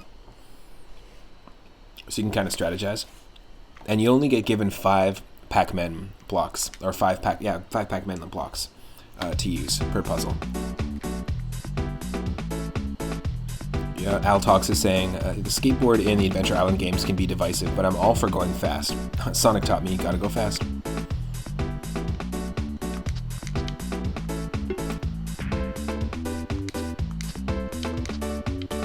Because that's no good.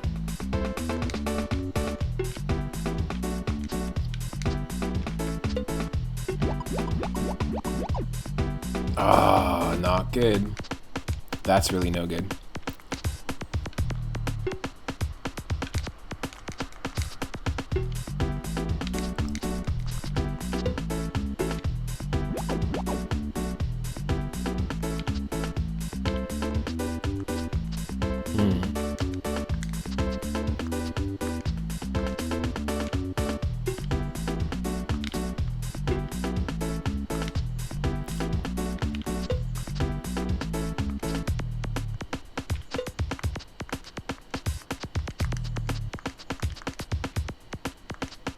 Oh no. Yeah, that doesn't make any sense. This isn't good at all.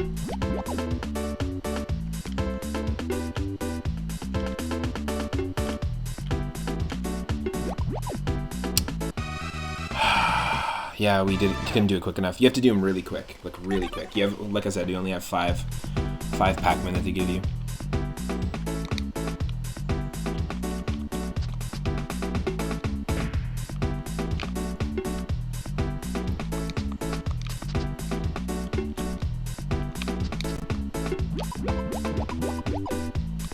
There we go.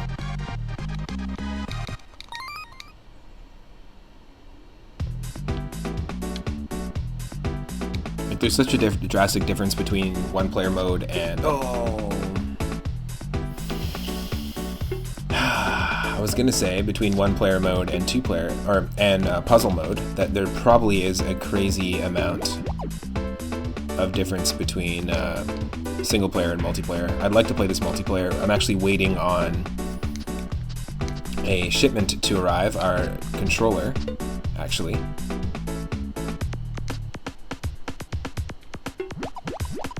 I got a second controller for my partner Michelle because we do co-op streams a lot, and it's going to be super fun to dive into. We're going to be doing some Tetris variant streams. We're both big fans of Tetris. We'll probably play some of this multiplayer, but we'll be doing some multiplayer puzzle game streaming.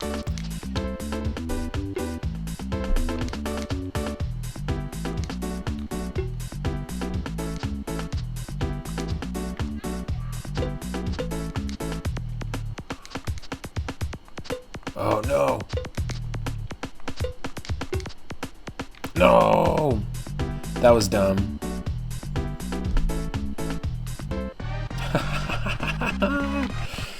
This is tough. It's a lot tougher than you think. And there's 100 stages, which just blows my mind. I know there's 100 stages in Bubble Bobble, and there's 100 stages in a lot of games. And I think there's 100 stages in Adventures of Lolo. There's just a certain way to do it, and we're not hitting it.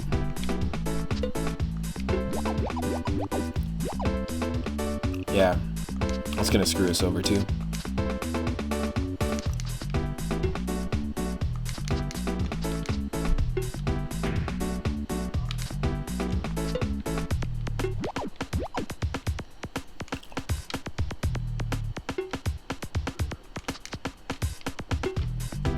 Here we go, here we go, here we go. Got it. Have I ever played Paper Mario the 1,000-Year Door? Absolutely. I spent a lot of time with that when it first came out. Huge fan of it. And we just recently had one of our mods, Stegosaurus McCartney, redeemed Super Mario RPG as part of our Sunday viewer request Retro Sundays stream. And in a couple of weeks we'll be playing Super Mario RPG, and I'll start it and continue it as a full playthrough series on the channel. Similar thing that's going on with Minish Cap at the moment.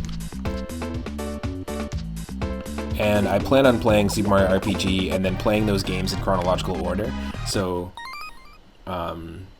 you've got Super Mario RPG, then I'm going to play Paper Mario on N64, Paper Mario the 1,000-Year Door, and there is a randomizer for the 1,000-Year Door, but I probably won't dive into it until after we play it as a, vanilla kind of format. Then I'm going to go into the Mario & Luigi series. I'm not going to touch any other Paper Mario games, but we'll be diving into Mario & Luigi Superstar Saga chronologically. That's what I plan to do. But yeah, the Pit of 100 Trials. The Pit of 100 Trials is always a really fun section. One of my favorite parts about, in terms of the story in Paper Mario the 1,000-Year Door. Ooh. I guess we could do that. Is the murder mystery on the train, the whole Murder on the Orient Express chapter. That one's super cool, super fun. There's an episode of Adventure Time that parodies it as well, and of course, lots of things have parodied that film. But I do really like the Pit of 100 Trials and the Rock Hawk, the chapter where you enter the stadium and you get your Yoshi, and every single playthrough you get a different colored Yoshi. I always really like that. Of course, I really like that because it's basically like a randomized aspect of the game. And speaking of me and my partner doing co-ops, I grew up with Mario Golf and never knew this mode existed. but we have a Mario Golf series where we're doing an ongoing playthrough of the original Mario 64 or Nintendo 64 Mario Golf, and there's a mode called Club Slots, which was basically a built-in randomization mode as well, and I thought that was pretty crazy.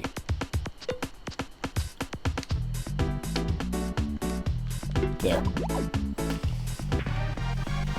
Yeah, Pit of 100 Trials is cool. There's also a Super Mario World ROM hack called the Pit of 100 Trials, which is somebody trying to recreate it in Super Mario World, where you have to just like fight a bunch of enemies over and over.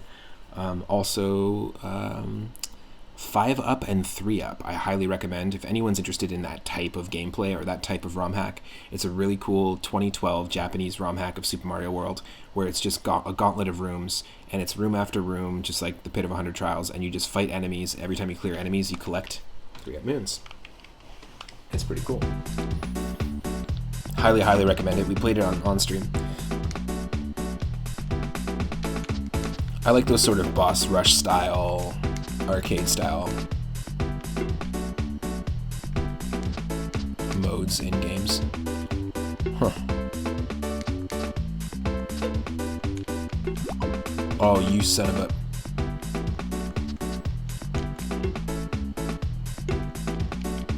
Oh no! Screwed. Screwed. Screwed. Maybe not, maybe not. Wow, that was so close.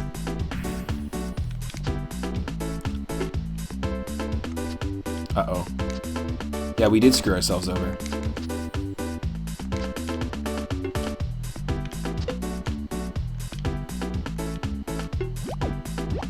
Oh, no.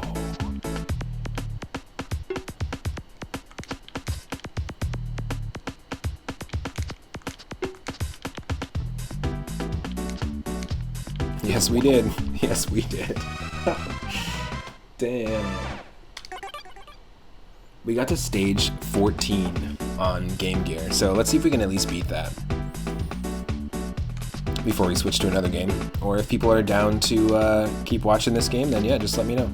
Remember, you have control over the wheel just as much as I do.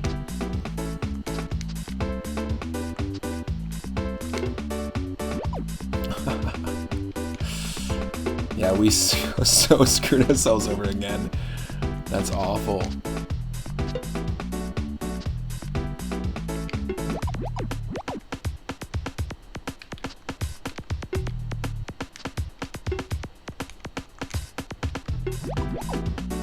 Yep, awful, awful, awful.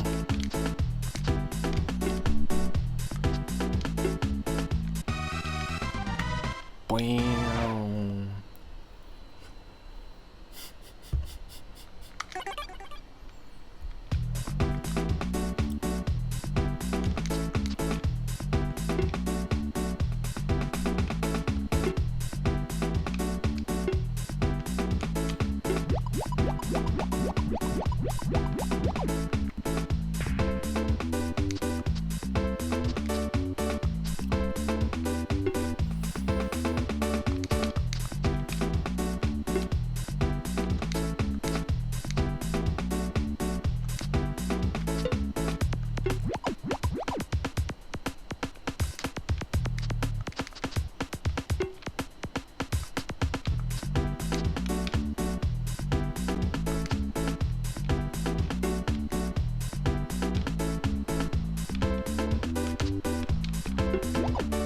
Oh, no, no, no, no, no, no, no. No, no, no, no, no, no, no. No. Oh, come on. Don't do this to me. This is awful.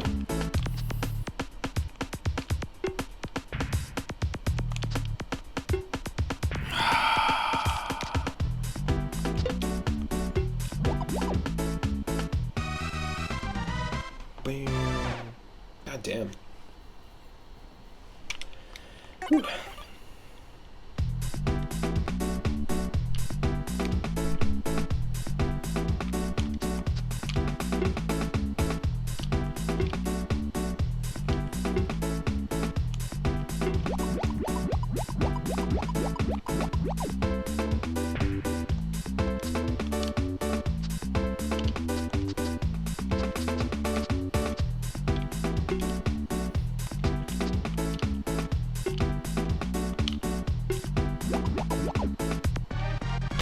all we had to do.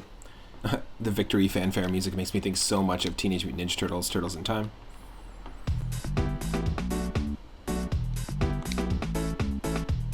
Remember, we got to stage 14 before, so I know we can at least do that.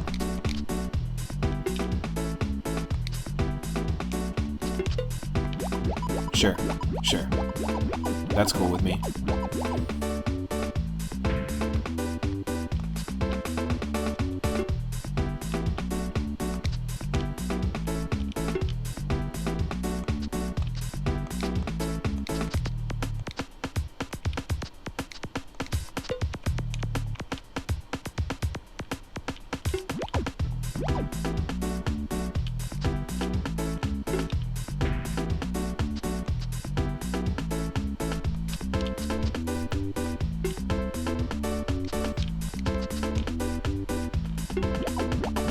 Oh no, come on!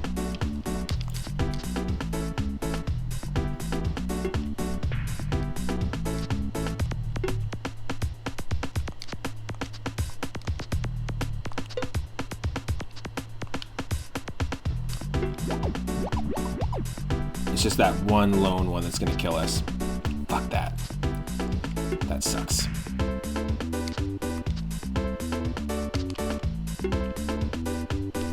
Yeah, great. Thanks.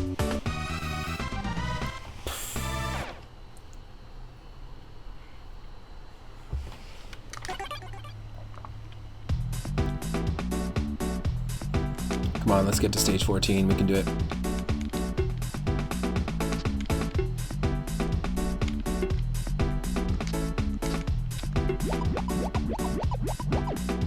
Yes. See, each stage should be doable or beatable in like a couple of moves. I would have spent so much time with this game as a kid if I had grown up with it.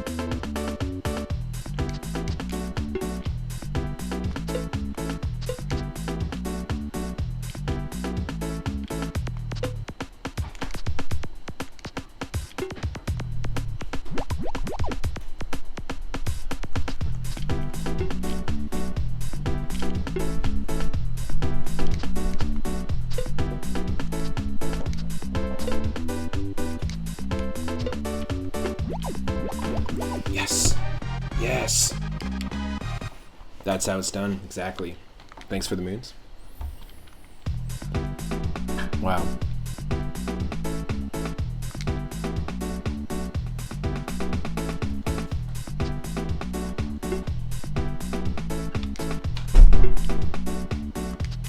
This music is very similar to the music we were listening to in Super Adventure Island.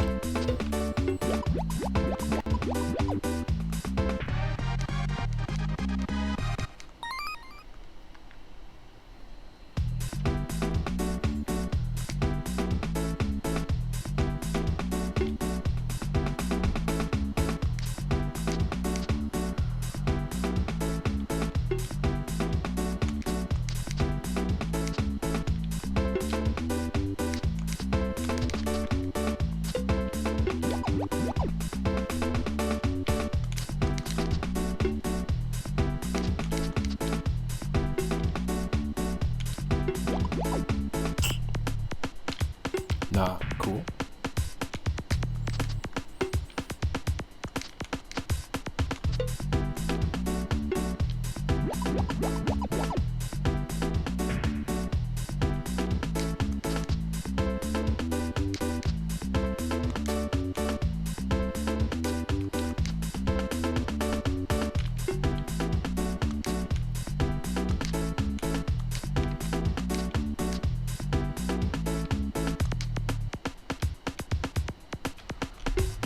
No way.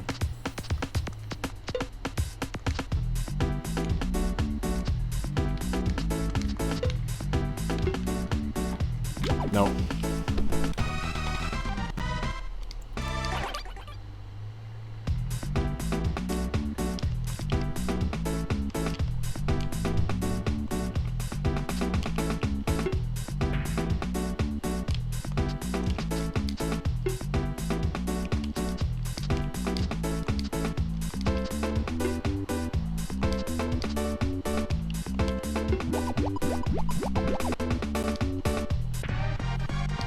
You just gotta know the path ahead of time, and if you don't, then you're kind of screwed.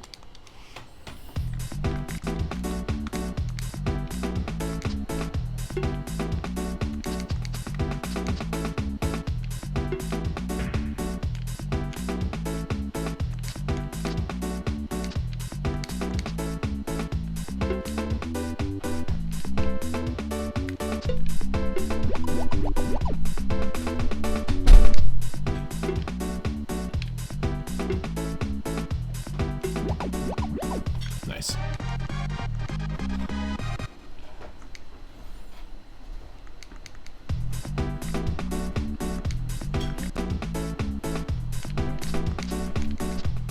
One second.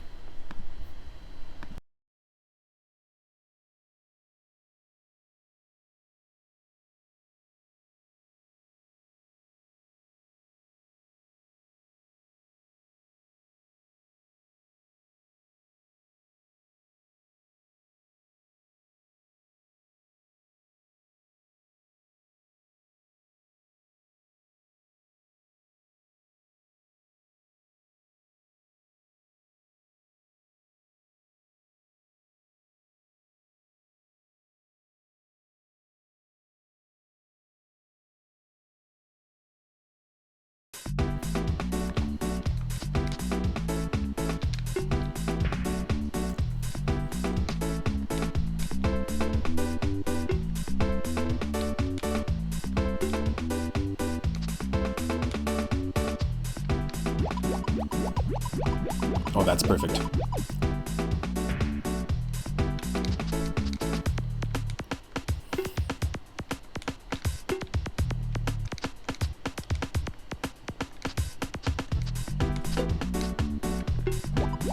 There we go. Got to stage 14. I'm going to try and clear a few more stages here. And then I'll spin the wheel. I'm also going to take a moment to just eat some food with my partner as well. But like I said, I'm going to be live for a little bit tonight, so stick around. Thank you so much for those that have been lurking and hanging out. Those that show up on the regular to the streams, it really means a lot.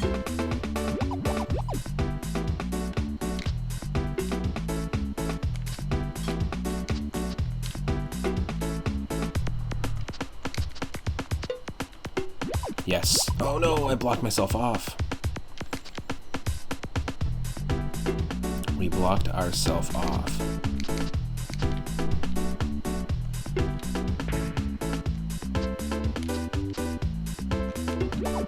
Nope. This is not going to happen.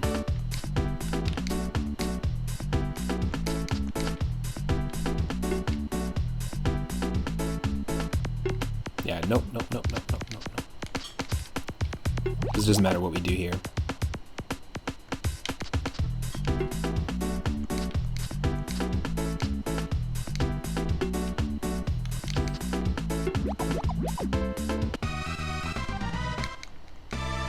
Well, you know what? I played a decent amount of that, and we got to stage 15, which is cool. Same amount of stages that we did in the puzzle mode of Pack Attack on the Game Gear.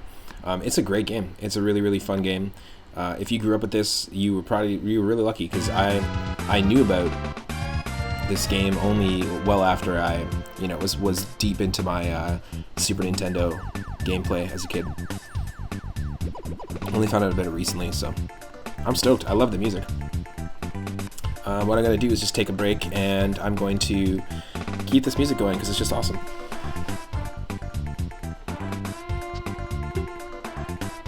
Very cool. You should definitely try checking this game out yourself if you get a chance. And if you grew up with this, like I said, it's available on Game Gear, it's available on Sega Genesis, it was available on the Super Nintendo, and the Game Boy. I had 3 of those 4 systems, so I'm shocked again that I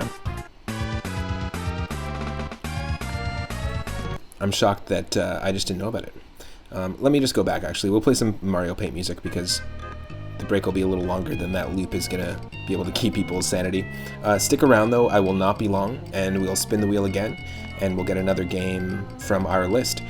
Basically, if you're just joining, every Friday I have this ongoing series called More Games About Eating and Food. I spin a roulette wheel, and I have a curated list of over 500 retro games, from Atari 2600 to Nintendo 64 or DS. And every time I spin the wheel, or you spin the wheel using a channel reward, we get a different game related to food or eating. Obviously, this is an eating game because Pac-Man eats pretty much everything. And yeah, it's super fun, and I'm stoked to dive into some more games. We beat Super Adventure Island earlier. We played a Super Mario World ROM hack. We played 7 rounds of Pokemon Stadium using a team that was themed as close as I could with Gen 1 Pokemon, themed towards food. And we also played the Pokemon Stadium minigame, Sushi Go Round, which is the Licky Tongue Sushi minigame. So all over the place, genre-wise and console-wise.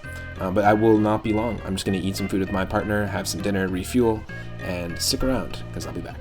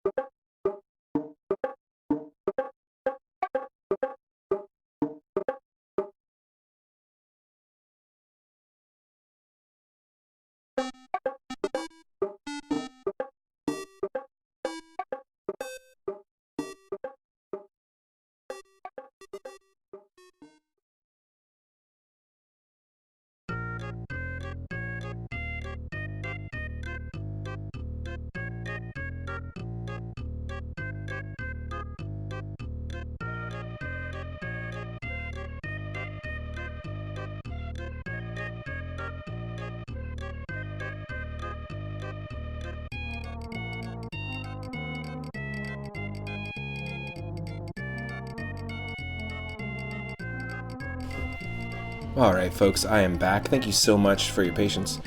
Thanks for hanging out. I really appreciate it. Just needed to eat. My partner made gnocchi, so we had some homemade pasta, and then made another coffee. Went to the washroom. Went for a smoke break. And we're back to spin the wheel again. For anyone that's just joining, if you just so happen to be joining just now, we are on to episode 6 of More Games About Eating and Food. I have a roulette wheel which is attached to a curated list of over 500 retro games from Atari 2600 up to Nintendo 64 and Nintendo DS, all related to food in some way, eating as a main mechanic or cooking or that sort of thing. And we played a bunch today. We played Super Adventure Island 2 earlier and beat it in its entirety.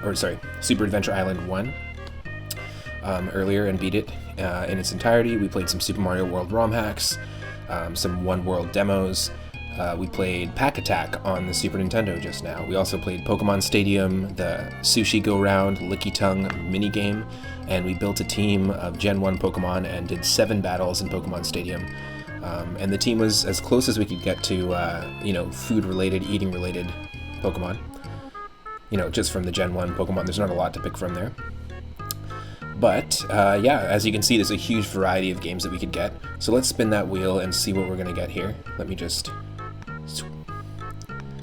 And what game are we going to get? Thank you so much for your patience again, and thank you again for sticking around. If you came in with Predator Gaming HD's raid, or if you're one of our regulars that's been showing up to the streams every day, I really, really appreciate it.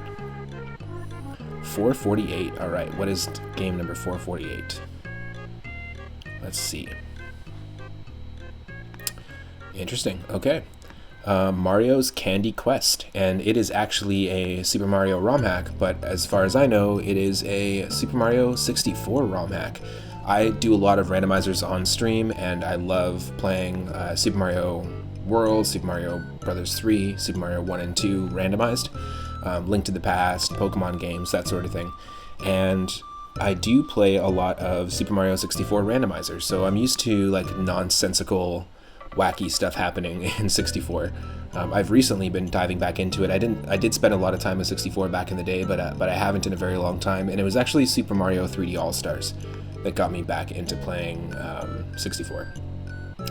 Believe it or not, I didn't think I was going to get back into it. I also hadn't played Galaxy since it first came out on the Wii, and then I re-experienced it on the Switch and really, really enjoyed it. So another reason why I'm excited to get my Switch streaming setup going, because we'll be playing Super Mario Sunshine. But 64 randomizer can get pretty crazy, and this will be the very first Super Mario 64 ROM hack that we'll play on the channel. Hopefully it works. Some of them do work, some of them don't. But let's get this going here. Let me just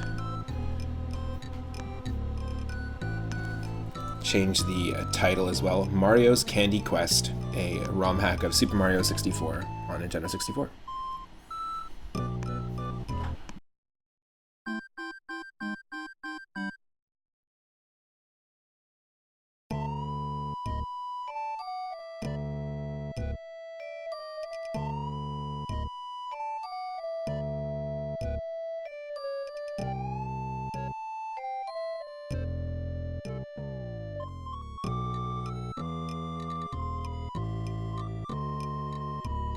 We also played a ROM hack a couple of episodes ago, a couple of Fridays ago, called Mario's Cookie Catastrophe.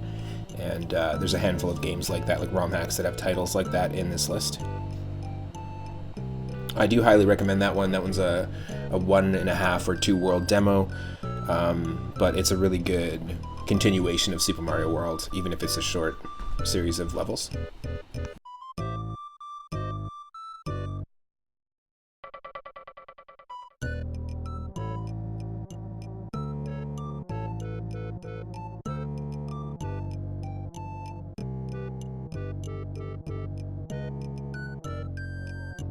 Okay, I think it updated. I can never tell. Let me just refresh. I'm going to refresh my dashboard so I can see the activity feed and chat in real time. And also, I have control of spinning the wheel if I want to spin it at any time, but so do you. For 1,000 moonstones, you can use the redeem to spin the wheel. me just make sure that this is all updated, and then we'll pull the game up.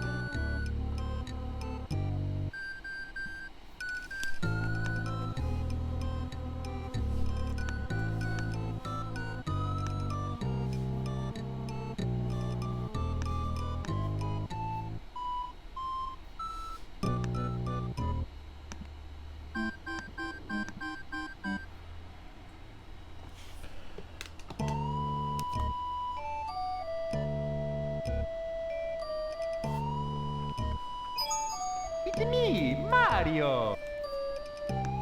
We'll see if we can get this to work. And again, this may be a demo. I know nothing about this just besides the title, and some of the games that we pulled in were just based on title, but some of them were based on the concept, or I've played them before and they have food related things. So Mario's Candy Quest, it may work, it may not. So if it doesn't, we'll spin the wheel again. Let's perfect timing Mario Paint music. Let's do it. Excuse me. Hold on a second there. It's me, Okay. Mario. Maybe it's a Halloween themed ROM hack. It is.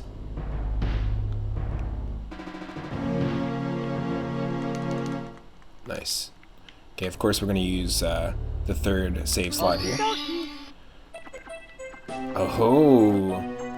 Hell yes. Yes, please. Sorry, just 1 second. Got some freezing going on my end here. I'm playing as Luigi. We got custom music. This is like a Luigi's Mansion style level. What the hell are those?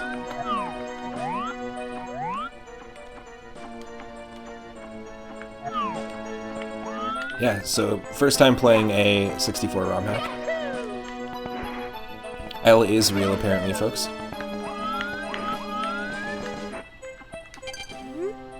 Credits. Pills and Cell 64. Kaze Emanuar did some stuff, cool. Davidisk. Mr. Green, Thunder, additional textures. Special thanks to Rovert, Anonymous Moose, Cheesepin, Mr. Comet, Someone2634, In the Beef, right in the beef, JCW887, Bioback, as well as everyone in the Simple Flips Discord. Super special thanks. Thank you to Jake Dower. He fixed an issue with star IDs, and if it wasn't for him, this hack would not have come out. Cool.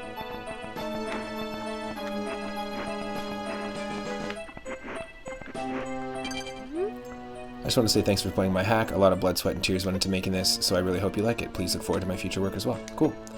Stay cool, Yoshi Milkman. Oh. Interesting.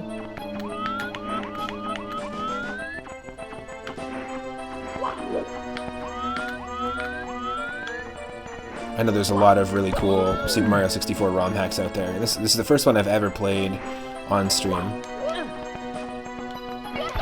Oh, great.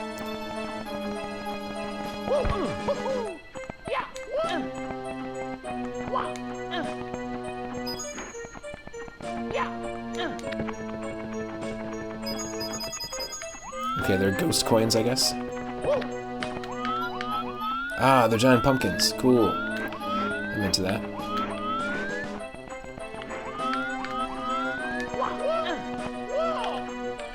Yeah, no, the other way. There you go. There you go, my boy. Halloween Town, Rooftop Reds. Hell yes, please. Those are some funky looking pumpkins. That's all I'm gonna say. And that's right, I said pumpkins. With an O. That's supposed to be a pumpkin too.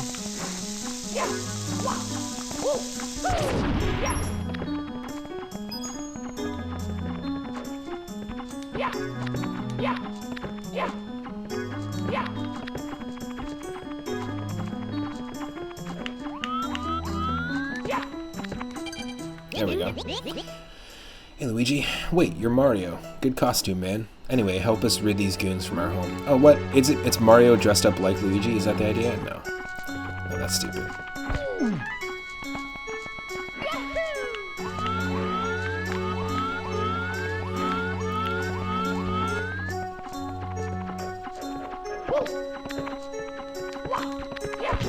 Oh, I can't go in there? Come on.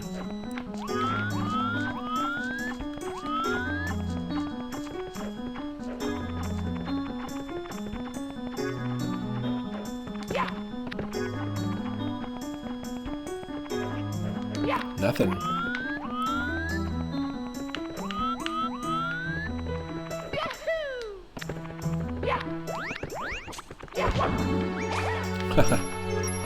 I like the ghost coin idea. That's kind of cool.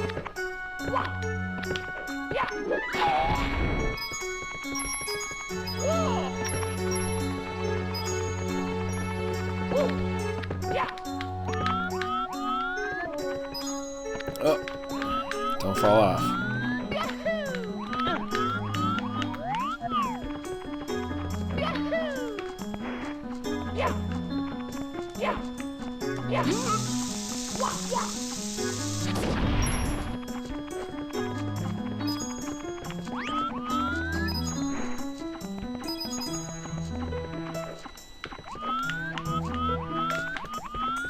This is a different one.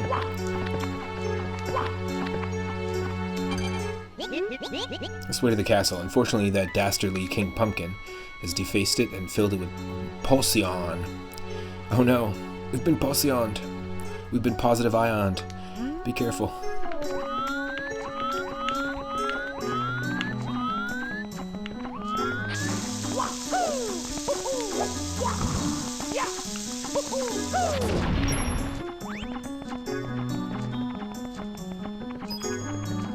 Can you climb these? No.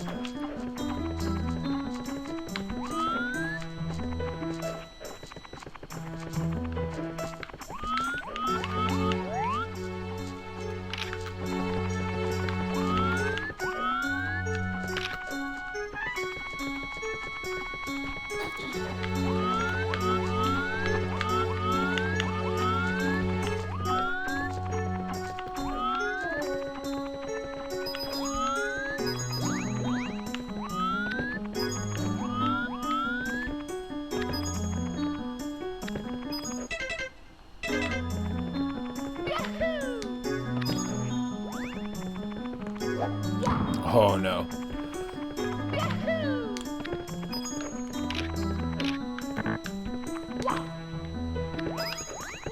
This is cool.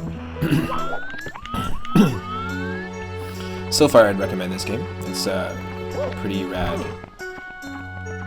little game. I don't know how I got down here. Is that it? Yeah, that's just like a low point in the level. I can't help you, bro. Whoa! Is that a star? It's the candy quest? Hell yes. That's really cool. Nice. So that's what we're looking for in this game. So we're literally hunting for candy. We got the secret under town. Very cool. So we found the secret earlier. I like it. I like it.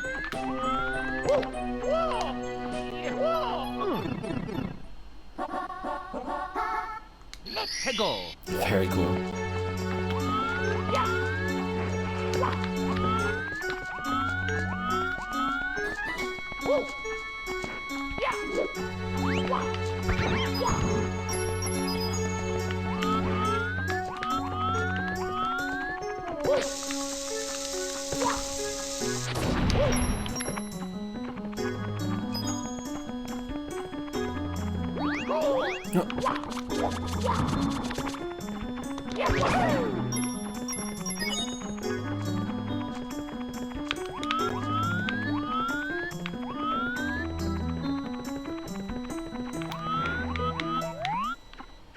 Nope.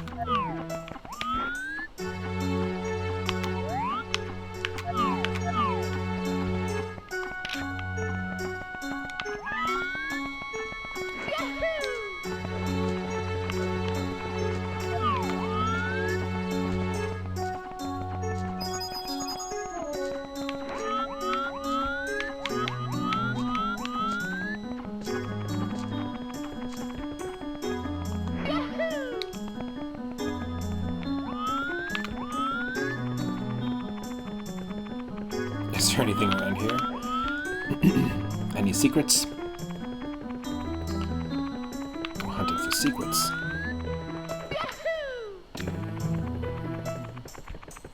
Hopefully everything's running okay, and you know, frame rate wise, everything's going fine. Let me know if I need to adjust anything on my end. Oop, there we go.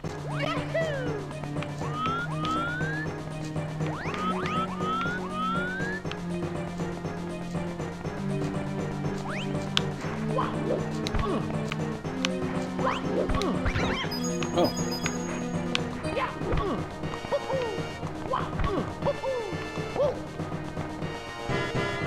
Whoa, we're getting raided. We are getting raided. Welcome, raiders. Hope you're having a great Friday night. Critically Lit, what is up? Thank you so much for the raid. Really appreciate it. Welcome, everyone. Welcome, Dak Moon Shadow. My name is Matt, otherwise known as 3 Up Moon. If you don't know me, I stream every single day here on Twitch from 1 p.m. Pacific onward. Welcome, Obi Ray Kenobi. Hope you're having an awesome stream. I stream every single day. I do retro games, I do RPGs, I love to play randomizers of retro games, but today we're doing episode 6 of an ongoing series every single Friday called More Games About Eating and Food. Yes, it is a Talking Heads reference to more songs about buildings and food, but I have a curated list of over 550 different retro games, ROM hacks, and just original games that are attached to a roulette wheel. And I spin the wheel anytime, and we can play like whatever game I get, I have to play. So it's games related to food, games related to eating, games related to cooking, games like all the Kirby games are in there because the mechanics are focused around eating, and all the Tasmanian Devil Looney Tunes games are in there because the mechanics are also focused around eating. All the Pac-Man games, all the DKC games are in there because you're collecting bananas. We had a pretty crazy stream so far. Earlier in the stream, we played a bunch of Super Mario World ROM hacks. We played Pack Attack on Super Nintendo just before the break I just took. And we played a Super Mario Bros. 1 ROM hack. We played Super Adventure Island 1 and killed it, which was awesome. It was really fun. I haven't played it in a very long time. I didn't think it was going to be a beatable game right away, but we beat it. And yeah, this is the most recent spin of the wheel. It's Mario's Candy Quest. It's actually the very first Super Mario 64 ROM hack I'm playing on stream ever. I usually do randomizers, so there's an ongoing playlist on my YouTube channel of every single one of my streams. And I've been doing a lot of Super Mario 64 randomizer, which shuffles around all the stars and stuff. But in this, we've got one of our candies. We're collecting candies, and we're actually playing as Luigi. It's pretty cool so far, I have to say. It's I definitely recommend. And I'm not the only one that has control over the wheel. I have a brand new channel reward, so if you have 1,000 moonstones, you can spin the wheel at any time and have us play another game. No worries. I hope you had an awesome stream. What were you streaming before you run? What did you end up doing today? Critically Lit is an awesome streamer. I really enjoy hanging out in his stream. If you're not following him already, let me just do a quick shout out here. Psycho Killer, exactly. Dan Lux, welcome to the stream. Really appreciate it. And yeah, I'm on Twitter. You can follow me here on Twitch and catch me here every single day from 1 p.m. Pacific onwards. And you can also follow me on YouTube. So yeah, we're playing as Luigi. We are in Halloween Town, and we found a secret star or secret candy, as you can see here. This was made by a bunch of people too, like it was like a team effort. But it doesn't look like we can get up there that easily. No! We'll have to do that again. So this is the hub world.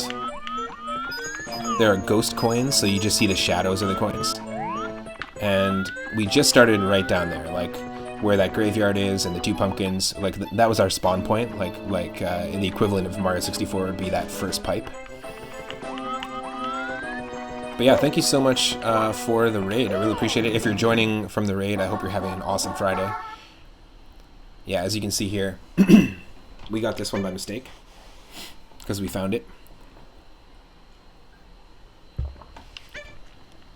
Let's go. Yeah, it's important to refuel as well after a stream, so I'm never worried about people raiding and running. Excuse me.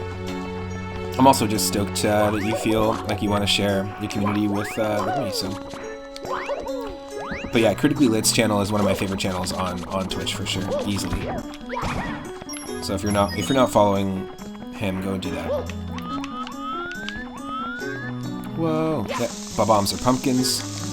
This is cool. I mean, essentially, this is sort of like Luigi's Mansion 64, and I know that there is a Luigi's Mansion 64 ROM hack as well that's out there, made by Kaze Emanuar, who's a very well-known Mario 64 ROM hacker. So this is where we were when we got raided. It was right here.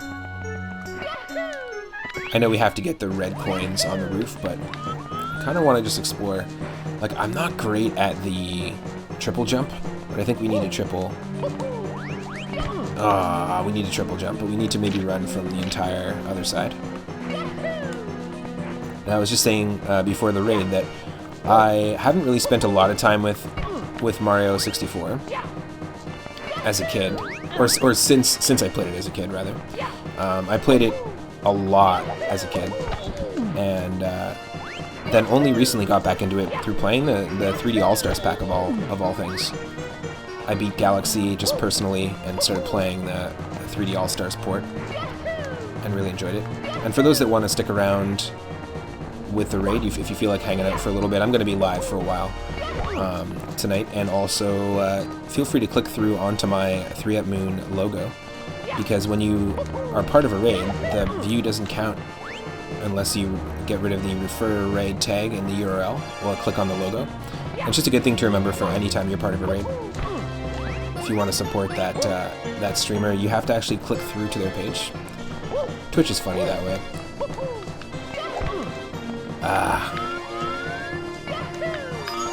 I just don't know if that's the way to do it.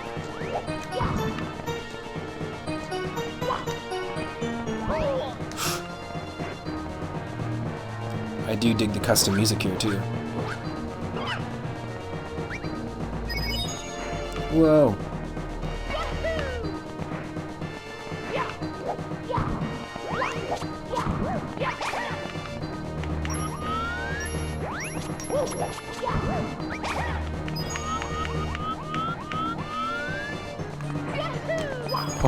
Oh, that was so tight.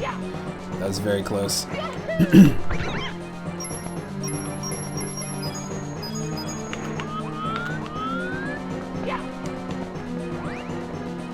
Running round eyeballs, running round eyeballs.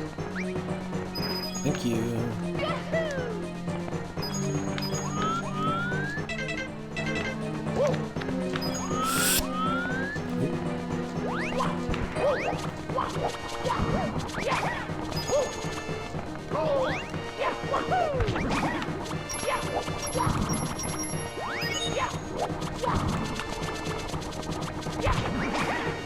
Yes. Now, are there any Super Mario 64 ROM hacks that anyone in the chat has played that they'd recommend? Because I know there's tons of them out there. I might consider diving into some more. You know, the fun of the roulette streams is that I don't really have as much control over what I'm playing as I normally would. And I love my viewer request streams that we do every Sunday at 6:30 p.m. Pacific. We have a Super Mario Bros. 1 ROM hack this Sunday we're going to be starting with. And then we're going to be playing Maju-U, which is a Super Famicom game I know absolutely nothing about, just that we're going to play the English patch of it. And then we're playing Chippendale Rescue Rangers on NES. So yeah, I love kind of not having control over what's going to happen. That's kind of why I love randomizers, and as an improvisational session drummer, that's one of my favorite things to do, is just kind of dive in and jam with people, and in a way sort of not be prepared. That's the best way to put it. Excuse me, by the way. I didn't mean to clear my throat so loudly. Yo, get out of here. Do we have to do...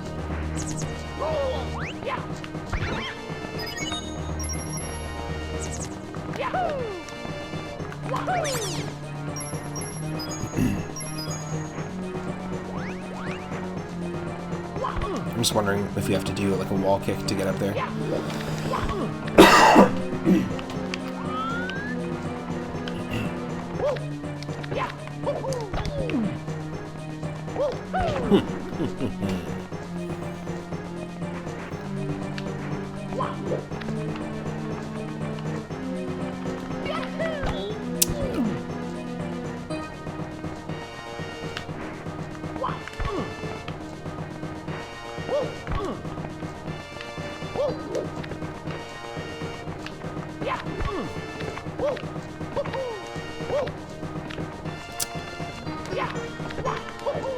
No, there's no way.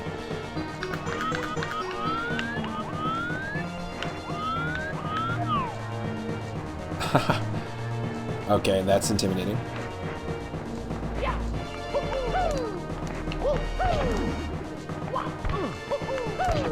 Come on. I never said I was good at Mario 64.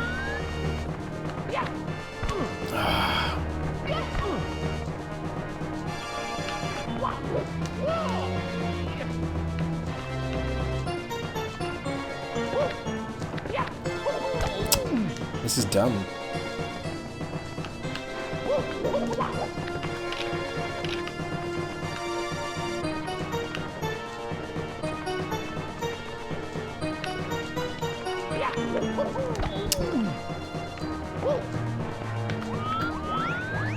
I don't want to give up trying to get up here, but jeez.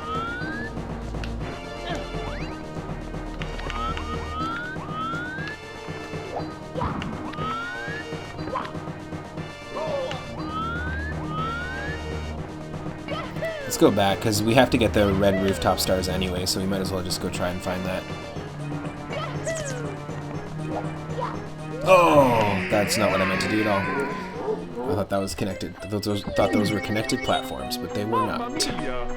They were not.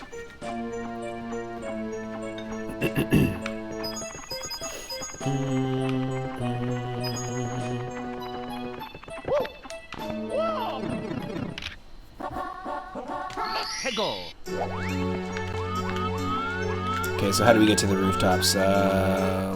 Did we go this way already? This is the way we went last time, right? Yeah. So we gotta check out over here.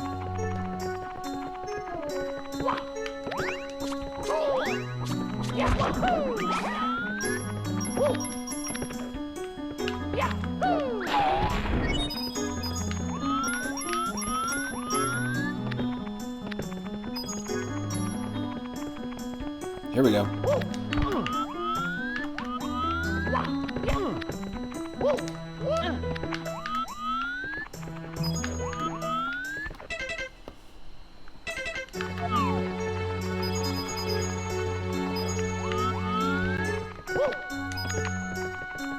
Weirdly, this kind of level design reminds me of Super Mario Sunshine, maybe because you can go like on the rooftops and run around it on top of them in Delfino Island.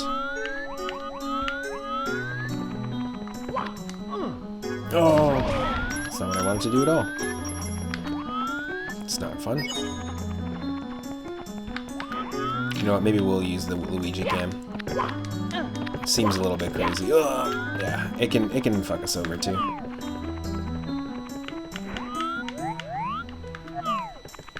There we go. That's the Luigi cam we want.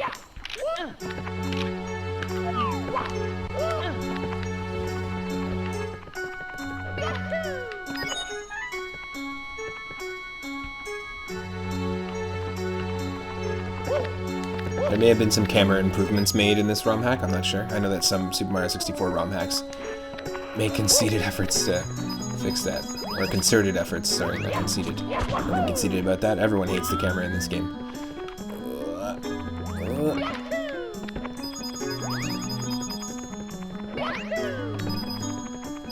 In Mario 64 specifically.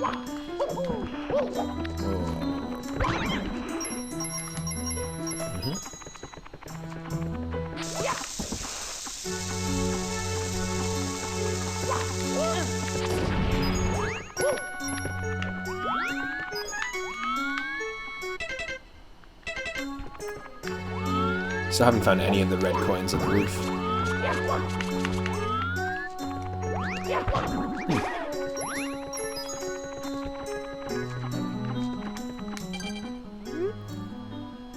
They mine these really cool purple crystals up there. They're pretty.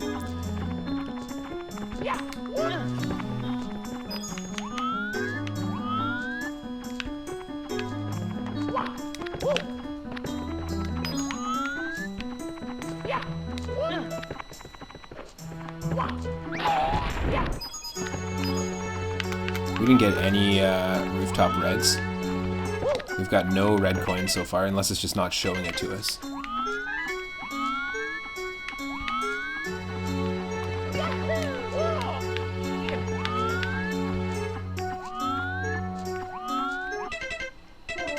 Can't tell if there's a coin on the thing up there. It looks like there is. It looks like there is.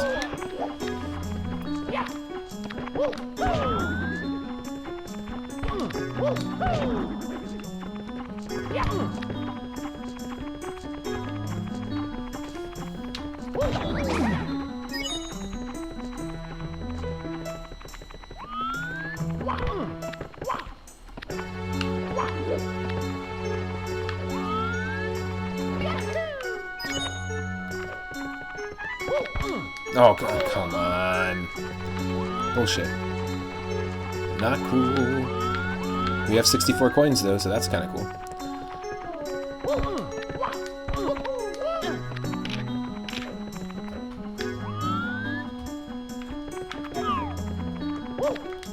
Oh, God. Yeah, no, the camera's not doing too well for me right now.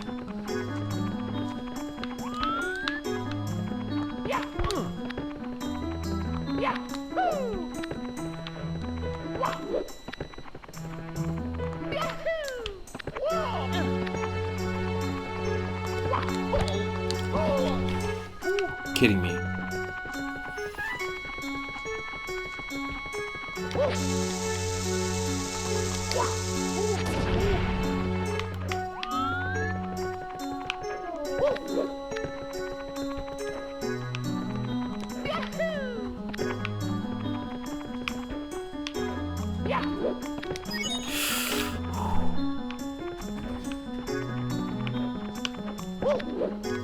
Oh,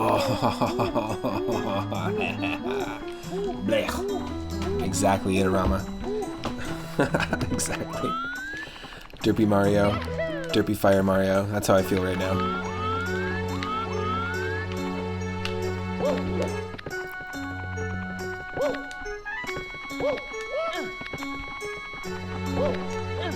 Oh my God.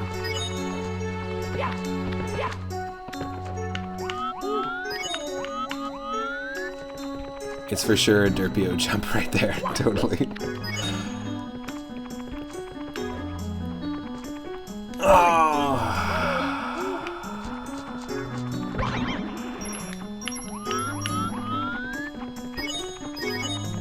100% not worth it. Maybe we'll get a 100 coin candy. Maybe. So far, the N64 games that we've been playing today have been the trolliest. Wall jumping doesn't work either. I mean, I never could get wall jumping down in Super Mario 64. What do you do, this? Or you do this? That? But then, how do you really get, like, a height from that, you know? I don't think you can wall jump, like, the same way that you can in, like, Sunshine in this. You know what I mean?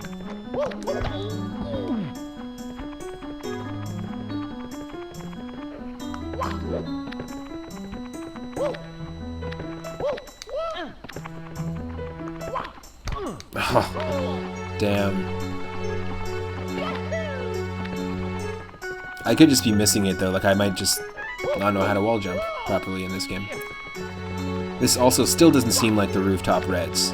This feels like a whole other star that we're going for right now, which is fine.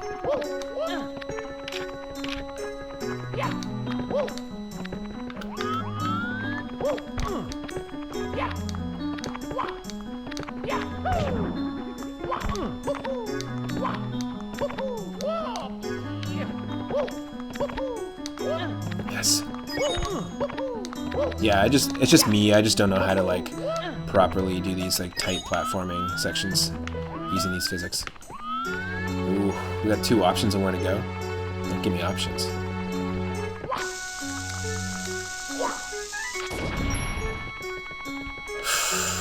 You son of a bitch.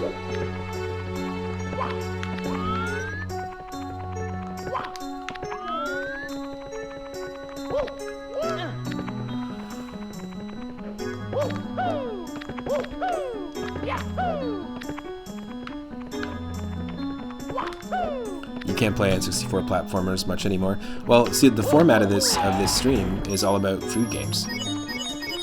But I actually have curated lists of spooky games, Halloween games. I have to throw this in the mix now. Also, games that are themed towards like animals, so games you play as animals or creatures, and games that you like collect or tame them, for example, or games with like an animal in the name.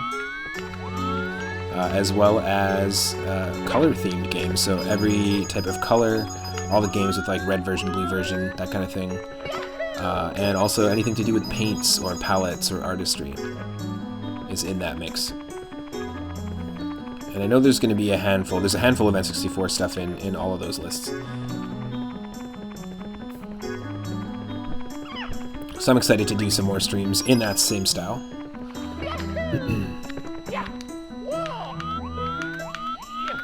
Thanks, camera. Okay, what's in here? 98 coins, please. Thank you. Give me my 100 coin candy. Just tossing pumpkins. Give me my 100 coin candy.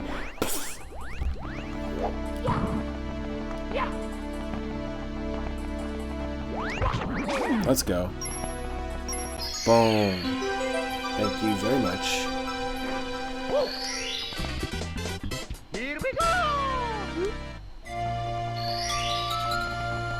Yes, the music. Yes, please.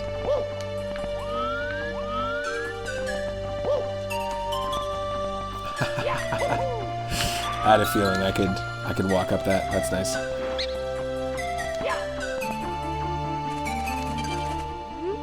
Welcome to the mines, where we chip away at these purple thingies. We're on break right now, but some of King Pumpkin's minions have leaked into here. Exactly. Yo, Itarama, if you don't mind giving yourself a shout out, I know you don't want shout outs, but also giving Stockness Monster a shout out. Go follow Stockness. Really, really fun channel.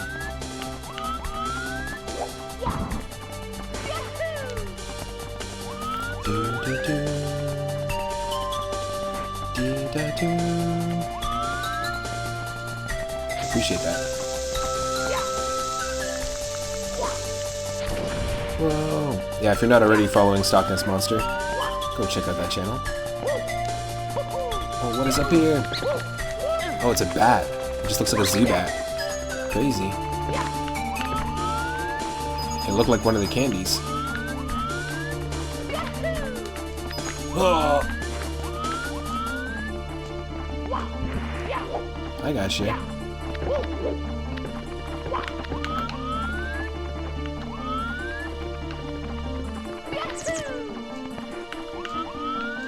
It does look like kind of an unfinished level without the textures. Like when you're just talking about these grays, it looks like a demo, like debug level. But it does kind of work in its own sort of simple early polygon, early 3D sort of way, you know, like low polygon, early 3D sort of vibe. It's got a cool aesthetic to it. This is cool, like for being the first Mario 64 ROM hack that I've played, it's not a bad one at all. And I love Halloween aesthetic in games, so I'm always a huge fan. And also, whenever I get a chance to play as Luigi, I'm gonna go for it. Fan of the Weege, you know?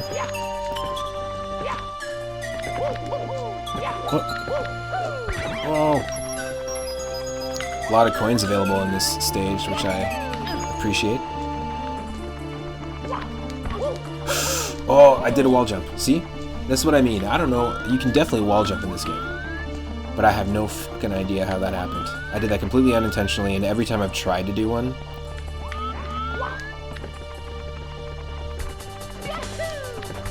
It's been like an issue. It's been completely inconsistent. See? Oh, I did it again. That was cool. That was cool.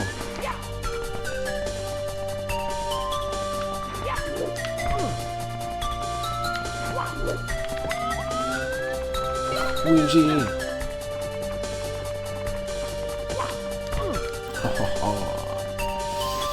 Goddamn platforms.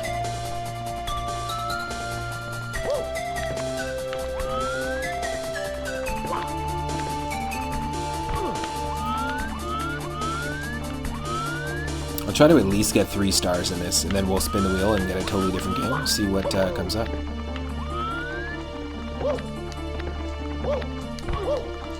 Oh, it's a double jump situation. Yeah. I just like I'm not good at controlling it. If that makes sense. I'm not good at the consistency of it.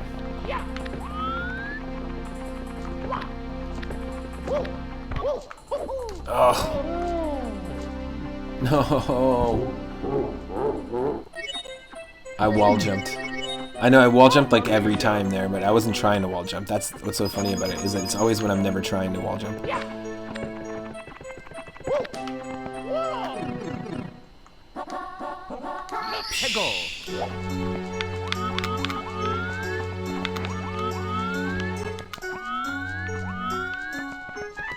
What's over here?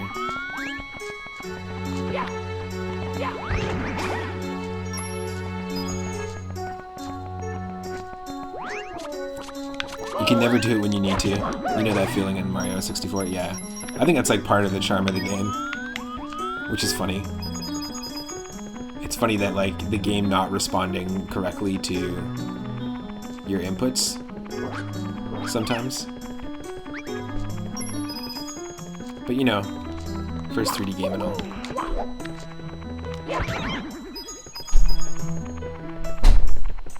Because that looks like a wall jump opportunity, but I don't want to attempt doing a wall jump like that way. It just doesn't make sense. Surprise ice cream pop. Nice. Oh. My partner just walked in with is it a soy ice cream popsicle?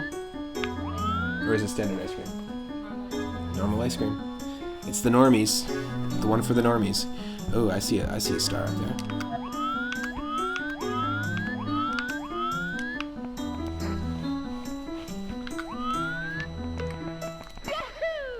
Oh my god. Folks, did not expect that to happen.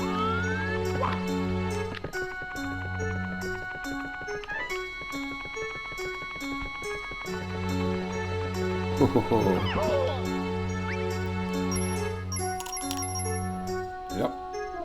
That's our ice cream, alright. Here we go! Nice. That's the best name for a star. Up Big Pumpkin Hill. With pumpkin spelt like that? Golden. Alright. I think I'm gonna spin the wheel. I'm gonna go for it. Remember, you also have control over spinning the wheel. This is pretty cool. This is a full game. I don't think this is a demo. I just realized this is a full game.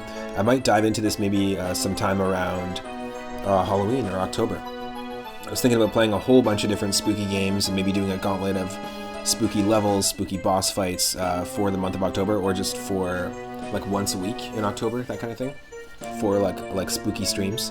I'm stoked for that. You know, I'm a big fan of like Halloween aesthetic in retro games and stuff like that. So let's do this. Let's play some Mario Paint music. Again, thank you so much, Critically Lit, for the raid. Really appreciate it.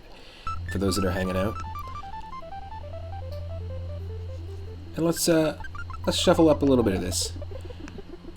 Let's spin this wheel right now. 106. Game 106. Let's go and see what it is. Aha, cool. Okay, so the food item in this is Peach in the title. But actually it's because we're playing as Peach in the game. It is a game called 32 Lost Levels. It is a, or sorry, 32 Lost Levels plus Peach Edition is the name of it. It's a Super Mario Brothers 1 ROM hack. We played another one earlier that was very cryptic. Couldn't get past the first level, called Bad Apple Mario Brothers. And it didn't have anything to do with food. It just was sort of almost like a Kaizo version of Mario 1. But let's see if we can get this to work. We were having trouble with it at one point in the past, the 32 Lost Levels game, but we'll give it a shot again. And if you don't like the choice, you can make me spin again, or again, you have full control over the wheel. I love the soundtrack to Mario Paint. It's just so good. 32 Lost Levels plus Peach Edition on NES. It was made by Vandzen, Vandzen.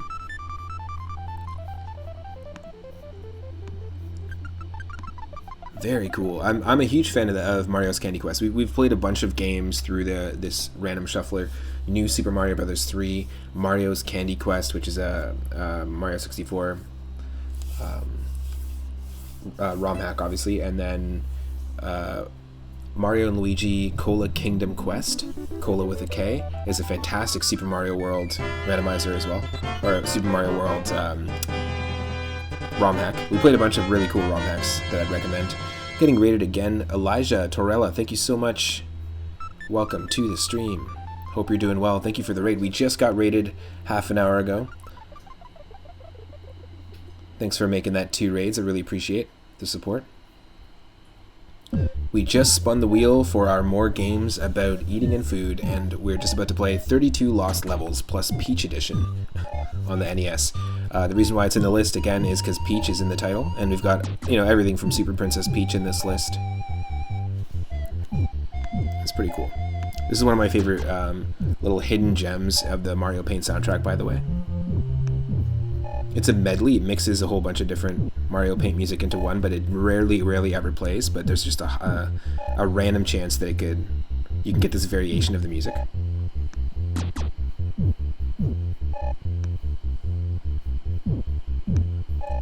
Just 1 second here.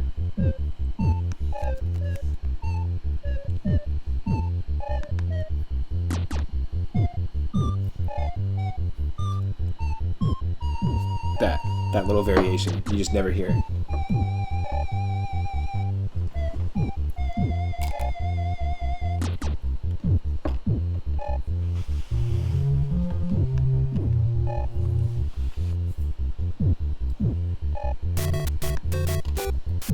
We got it working.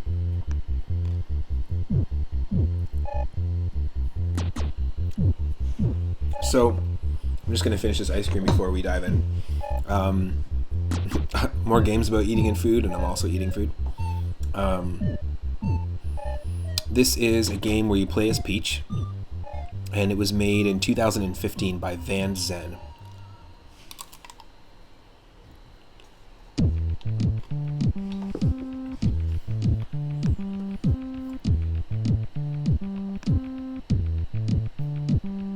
I'll be right back.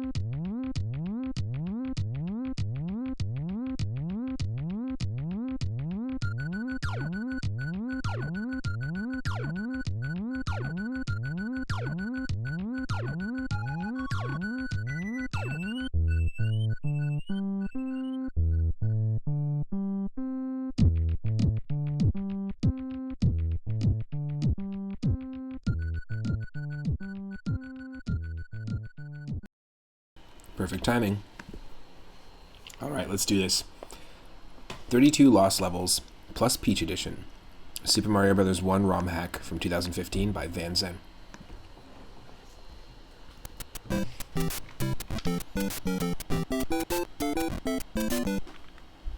Let's see what this is all about. Hell yes. Custom music. This is a great Peach sprite, by the way. It actually looks like a small Peach sprite. Like the way the Peach was designed in the original game.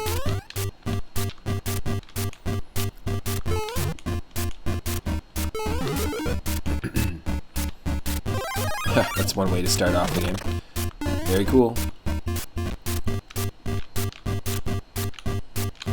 Looks like she's dancing.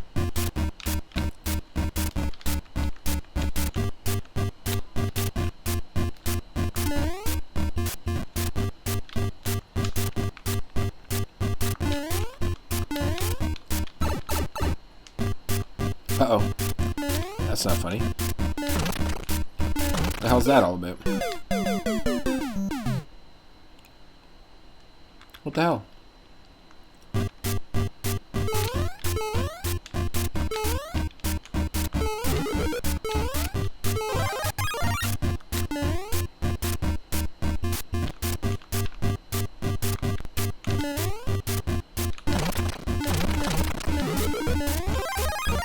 Fire Peach. Nice, she doesn't change that much. Just a slight tint.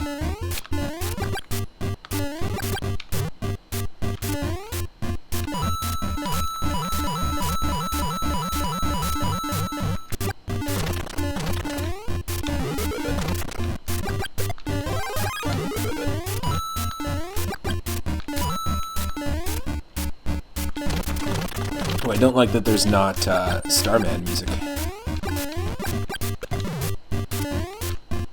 We just only have the visual cue for invincibility, not the audio cue, and I think that throws players off a little bit. It makes it a little tougher. Okay. Yes, sure. Did we just not win now? Does that glitch ourselves out? I think we have to do it like this. Yeah. You can't go for the top. That's crazy. What a weird way to like ensure that that doesn't happen. BC, sure. I live in BC. There's nothing wrong with that.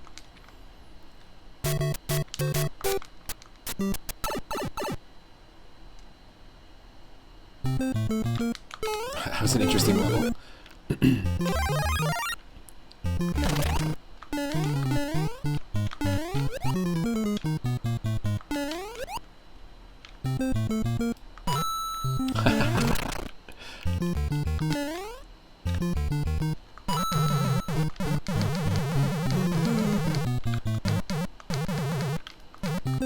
Are we stuck? All that for 1 coin. Come on. You're kidding me.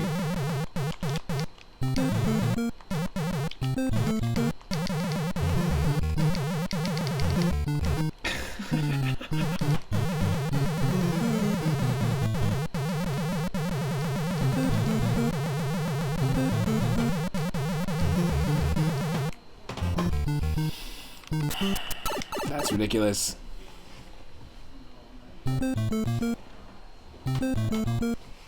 That's ridiculous that happened.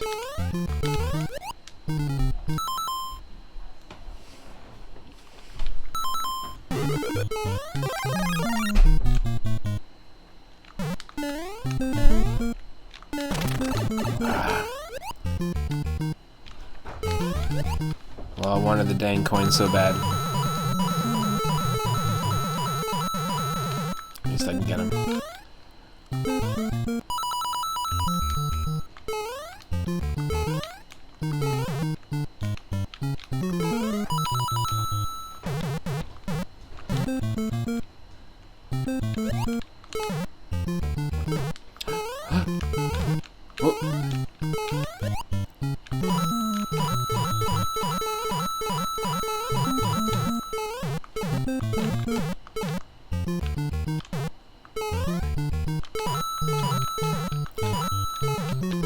cool level design.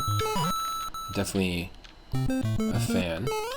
A lot better than Bad Apple Mario Brothers that we played earlier. I don't trust the pipes. Once the first pipe took us backwards, I really don't trust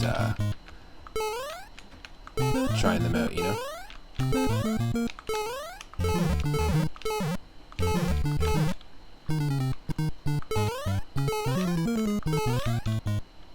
Is there a warp? Let's see.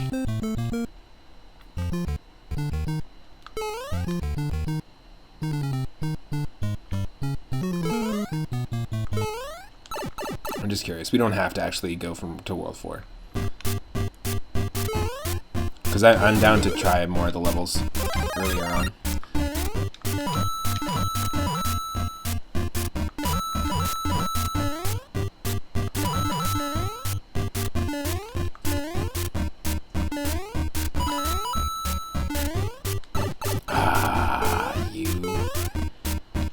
Donkey's uncle. Your donkey's uncle.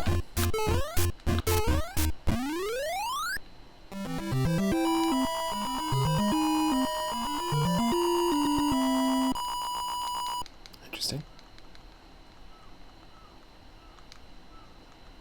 World 4-2.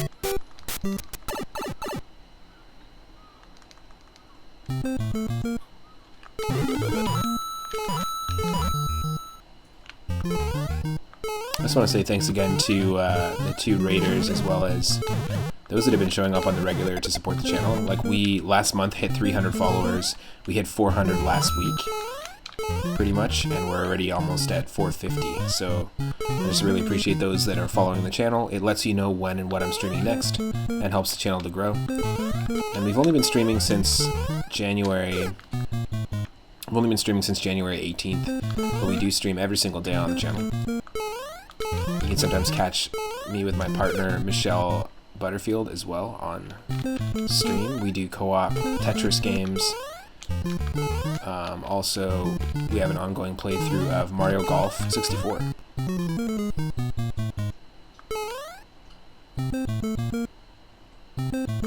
We're gonna skip ahead. Let's do it. Let's go straight to World 8. Oh no, never mind. It's World 5. Okay. Might as well. Since we're here anyways. This is not an easy version of Mario 1, let me tell you.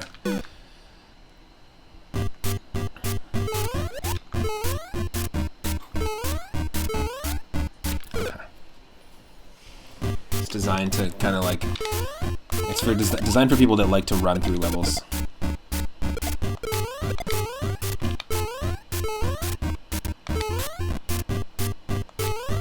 Very clever enemy placement.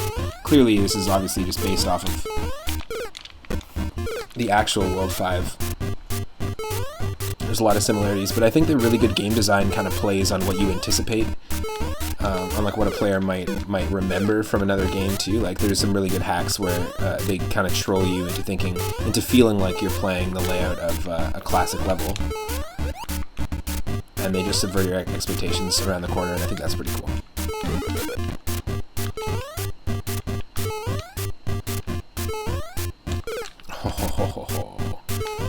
No way. Okay, okay.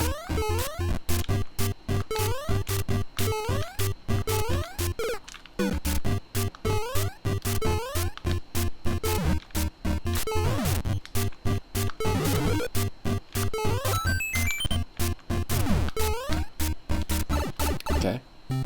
Good, it doesn't take us back to the top. Nice.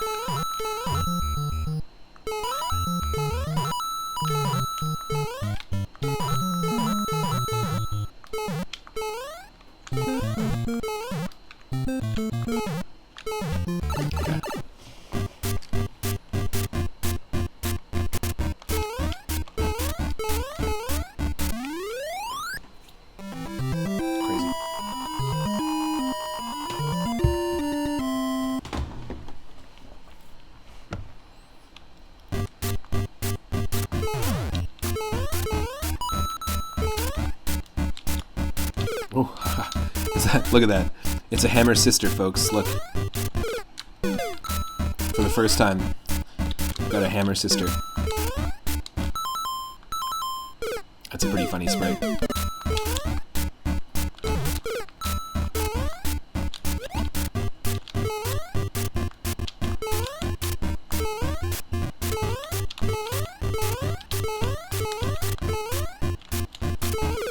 Oh, crazy.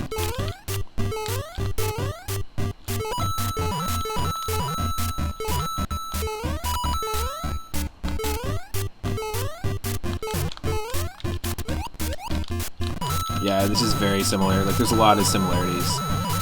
The levels aren't too different from the original, which is kind of cool. Oh my god. Holy shit, some of the clutch moments that have happened today. In Super Adventure Island too, that was crazy. Not the second one, the first one. I mean, in Super Adventure Island as well.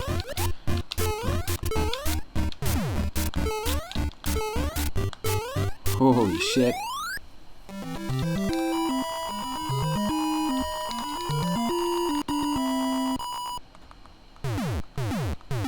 I love how the only reason this is about food is that Peach is in the title and Peach is the playable character.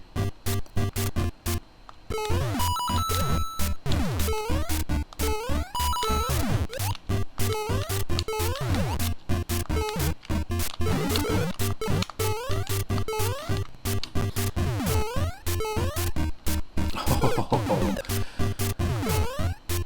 that ledge grab.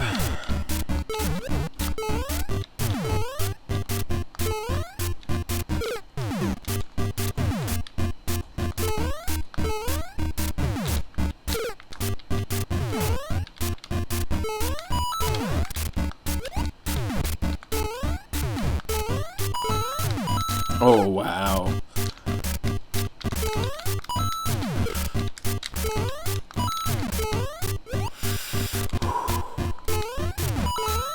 Yeah, see, I knew it. We have to kill the bullet bill so that this platform could spawn. The second platform wasn't spawning, and that's all due to sprite limit.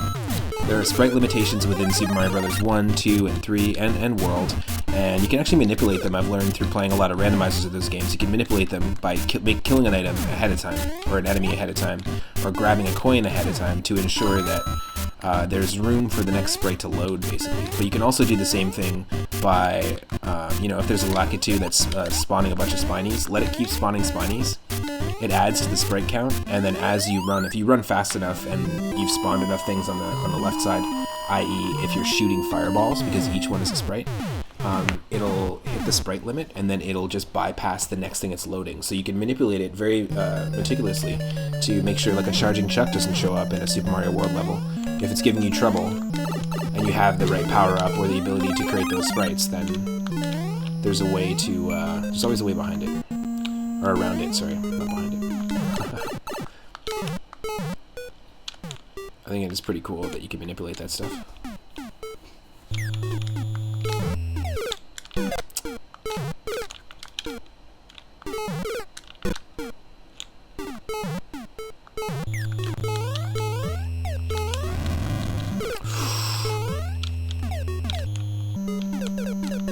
God damn it.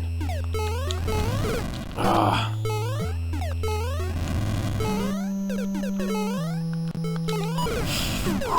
You're gonna throw another one at me, eh? Look at this hell. Look at this hellscape.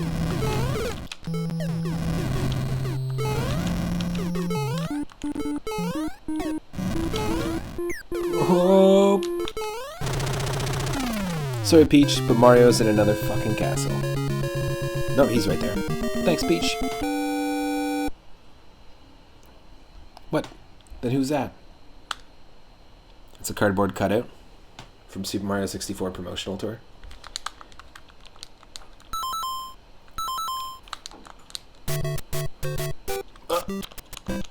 Is that it? Is that it? Because if there's only 32 levels, to do the math. 4, 8, 12, 16, 20, 24, 28, 32, yeah. Interesting.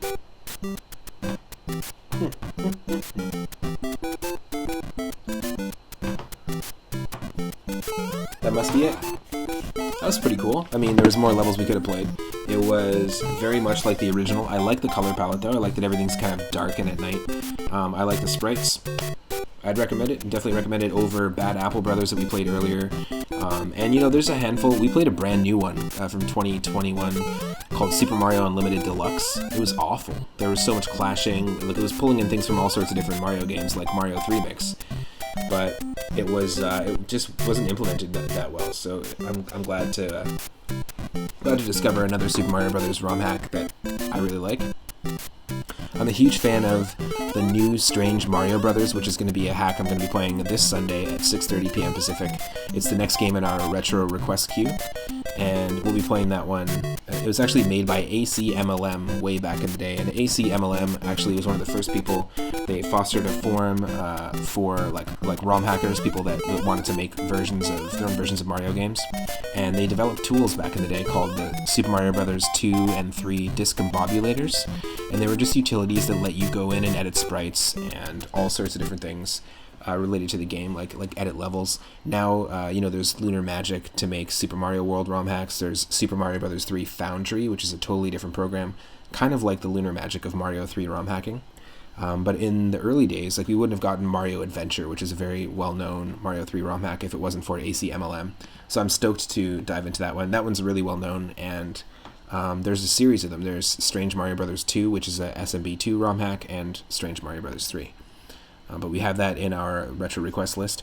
I think, you know, if it's going to take us back to the cutscene, and the end is basically just Mario trolling them, or trolling Peach, that seems like the end of the game. So let's shuffle it up again really quick here. See what game we're going to get.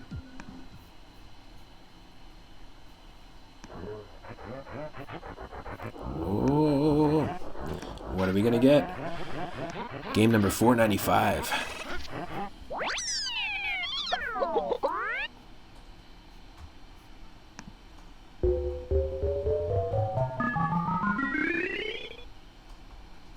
All right, and 495 is... Aha! 495 is Appleseed, a Japanese game on the Super Famicom. It is based off an anime. I know that it's not really food related in terms of like the content of the game. It's more like a space shooter anime. It's from the 80s, which is also based off a manga. But Appleseed, just the name, obviously is related to food. And it is a Super Famicom game. It's a Japanese only Super Nintendo game. So let me just load that up here.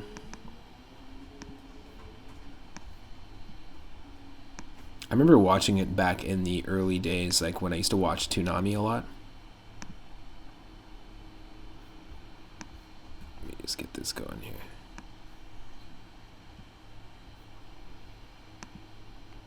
And Toonami, I mean, for me in Canada, but I'm sure for lots of people in the States, was kind of like my first foray into anime besides watching Dragon Ball, the original Dragon Ball. I loved anime back in the day and still do. Classic anime like from the 80s and 90s, as well as Studio Ghibli films, like one of the ones... Ooh, is this going to work? Let me just make sure this works. But one of the ones that I watched on Toonami a lot was like Yu Yu Hakusho and Dragon Ball Z. Blue Gender was one that I watched. Trigun. A whole bunch of really interesting ones. I hope this will work. It might not work. I don't think it's working. Like, we're getting audio, but I'm not getting any visuals at all. Yeah, it's possible we'll have to... Yeah, I think we're gonna have to spin the wheel again, unfortunately. But yeah, Appleseed was sort of like a Gundam style. Macross was another one that I watched that was like a Gundam style anime. But we will spin the wheel again and see what we're gonna get. To remove that one from the list. Some of these, you know, I didn't test every single ROM, so we do run into this every once in a while.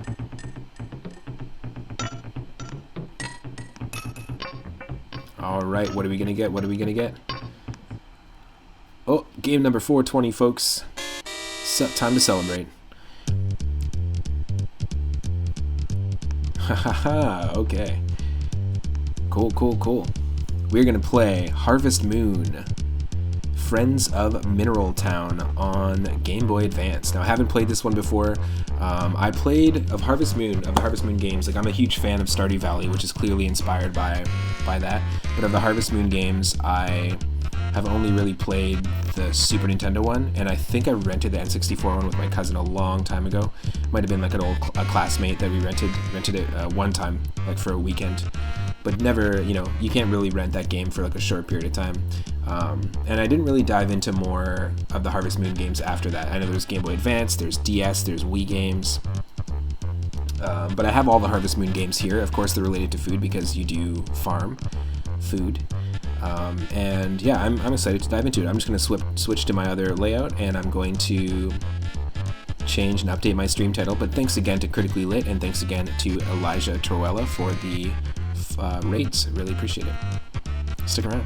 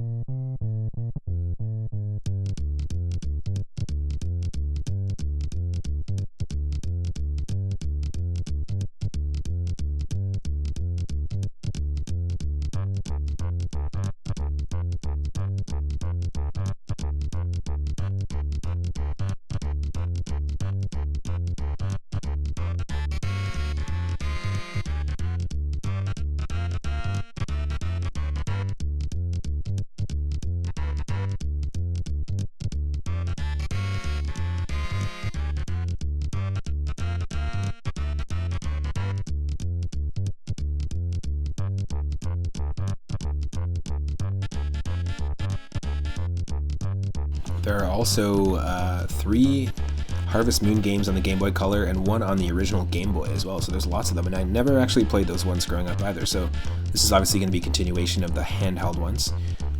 But yeah, I'm stoked. It looks like we've got that updated. It should just be 1 second, and I'll switch over to my Game Boy Advance layout. Currently, if you're a fan of Game Boy Advance, by the way, it recently hit its 20th anniversary a couple of weeks ago, and currently, through our Retro Request Night, we're playing a full playthrough of Legend of Zelda: The Minish Cap, and you can watch me play that throughout the week. Like I said, I'm live every single day from 1 p.m. Pacific onward. I've got a couple of streams already in, and we're about a little past halfway through the game. If you redeem a game and I really like it and I want to play through it in its entirety, I'm probably going to do it aside from Sundays. We'll start on a Sunday and then I'll continue.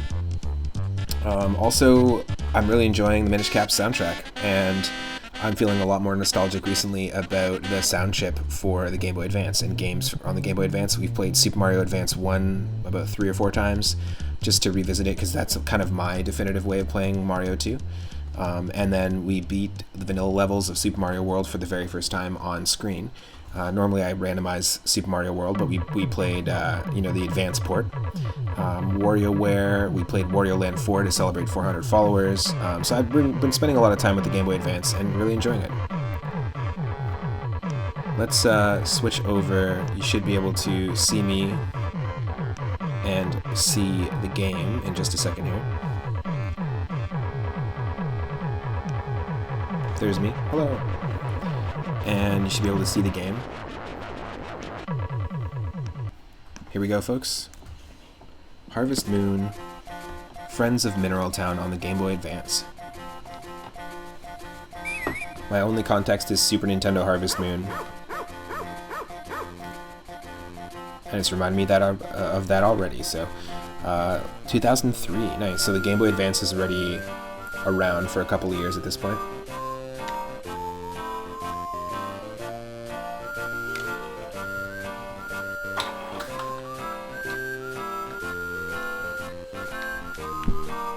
Okay.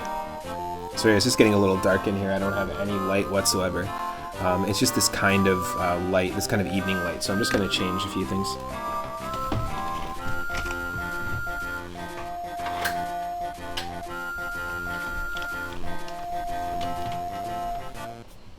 Perfect. Let's do it.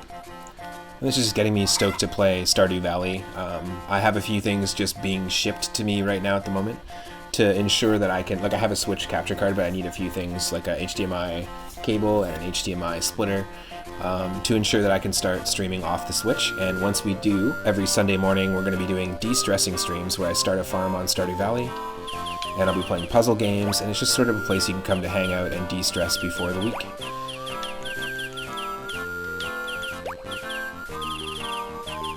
Of course we're going to call ourselves 3 Up Moon.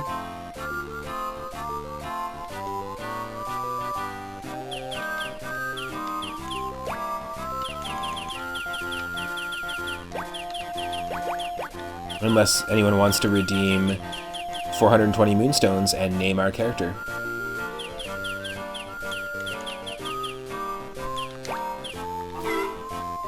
We might have the opportunity to name things in the game again, but you know that you can always use 420 moonstones to name any character in any game. I play a lot of Pokemon randomizers, people name those. We played all of Final Fantasy IX, and the entire party was named by the chat. Birthday, yeah, we'll not lie to the game. Winter the 3rd. November 3rd. Farm's name. Does anyone want to come up with a name for our farm? If you have 420 moonstones, and I know a bunch of you do. I'll just give it a second here and see if anyone wants to toss a name in the ring.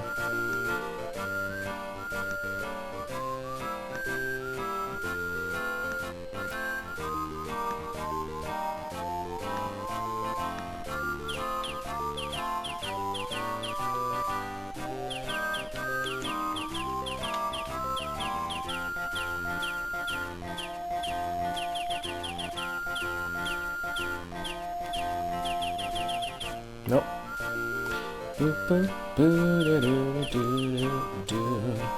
Just name it this. Hell yeah. Star. Oh, dog name. See, I'm telling you folks, these are those rare opportunities when you can actually name a character in a playthrough. No one's taking advantage.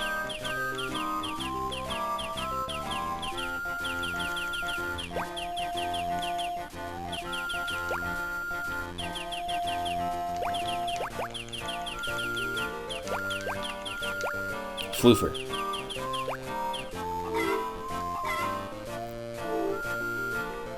Let's go.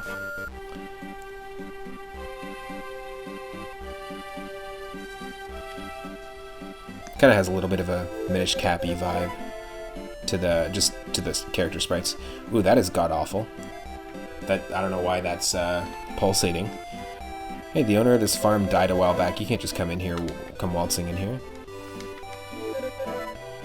What, you knew him and you didn't know that he died?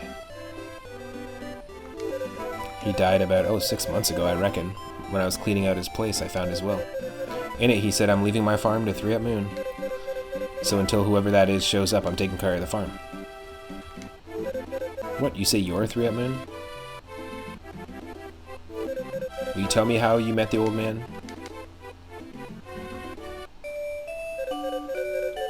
What about it, 3 Up Moon? Aren't you glad you came on the trip? I'm glad for the vacation too. Hey, you want to go fishing in the river? 3 Up Moon? Oh dear, I can't find 3 Up Moon. What? Hey young man, why are you crying? Did you get lost? What's this? Is that your phone number on your bag? Let's call your parents. Thank you so much for helping us find our son. We live in the city, but we wanted to show our son the country on this trip. Is that so? Well, in that case, why not come spend a few days on my farm? You really mean it? Sure, I live alone, so you wouldn't bother anybody, and I'd love the company. Isn't this great, 3 Up Moon? I have a whole farm to play on. I was trying to give you that, like, super sad up montage.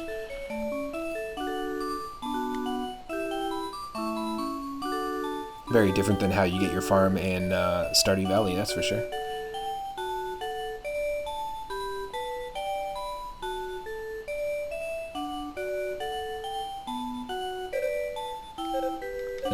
Hey. You were so quiet that I thought you were dead. This is perfect. I was looking for someone to play together. I guess you'll do. It's no fun if you just sit there and say nothing. Why don't you tell me about yourself? Now, there is a sequel to this on Game Boy Advance called More Friends of Mineral Town. Did you have fun? I sure had fun with you. I don't have any grandkids of my own anyways. Well, you have to go now. Farewell. Is there any chance of you writing an old man a letter every once in a while? Really? Well, here's my address then. You're leaving already? If you go, I'll be bored and lonely again. You have to come back, okay? Looks like you've made a friend. Just one more reason to return, I guess. I'll be waiting for your letter. You were writing letters to each other, eh? And when you stopped writing back, you came to check on them, did you? Well, since he left you the farm, it is yours if you want it. What do you think? Great, from here on out, this place is yours. It won't be easy, but if you try hard, you can do a good job to make him proud. And the next day...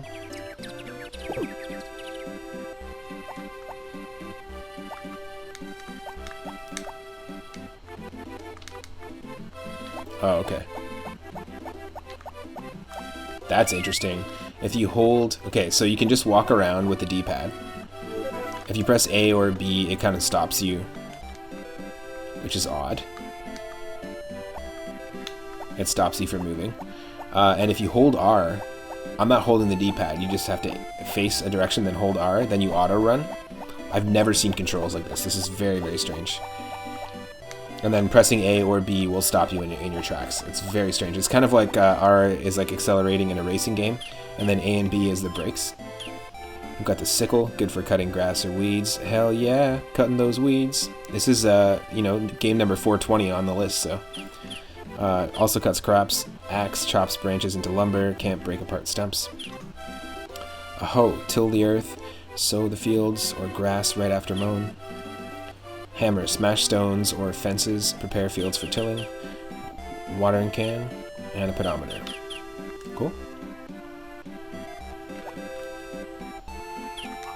What's in our rucksack? Oh, nothing. I gotcha. We have to, like, go get... I gotcha. The physically equipped stuff.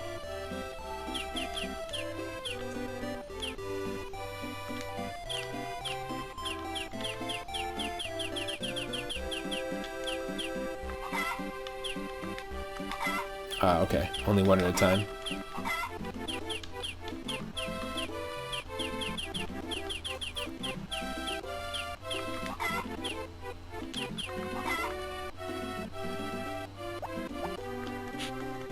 Hell yes.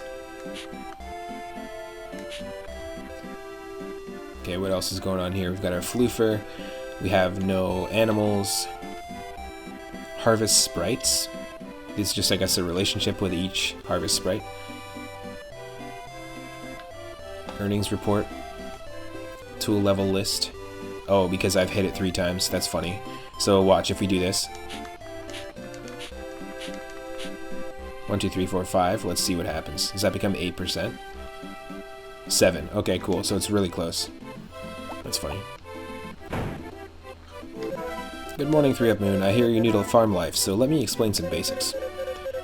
You know, playing some of these later Harvest Moon games, not the original one, you can really see where Stardew Valley went right in terms of doing a spiritual successor. And some of the later ones, like I've seen people play some of the DS ones, and they just don't resonate the same way as the original one. I think that Stardew Valley does such a great job at standing on its own, and it's such a fun game to play multiplayer as well. I'm really, really excited to start a farm in that game. Use the A button to lift up items in front of you, throw items, or talk to people. You can buy things if you talk to people behind a counter in a store, and no one will sell you anything if the store isn't open though, so don't bother trying. Use the B button to use an item or tool. You can't use anything if you're not holding it, so do you want to hear more instruction? Are you sure? You don't have to hold back on my account. If you want to hear more later, just press start at any time, got it? It's your farm and you can do whatever you like, but your first goal should be to make some money to live on. For example, you can gather various things on the mountain to sell, and after you get a hang of the farm, try exploring the town. Just turn right on the street outside your farm and you'll see Yodel Farm and the poultry farm. Try asking there.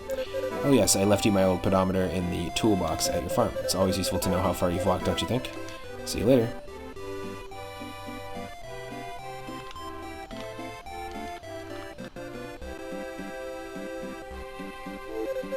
The name's Zach. I'm in charge of shipping for Mineral Town. Let me show you how you ship things to be sold. This is your shipment box. Put your things here when you want to sell, and I'll come and pick them up by 5 p.m. every single day. I'll pay you money when I do. I don't work on holidays, though. Remember, I need a break once in a while, too. Okay. You can also have the chicken coop for your chickens, and barn for cows and sheep. You can ship anything you grow or find on the mountain, or, of course, eggs, wool, or milk from livestock, so very much like Stardew Valley. Work hard, but not too hard. If your face turns blue, that means you're about to collapse. If that happens, you need to get sent to a clinic, or you'll get sent to a clinic, and you'll be out of commission for a while. Bye now, and remember, 5 p.m. every day.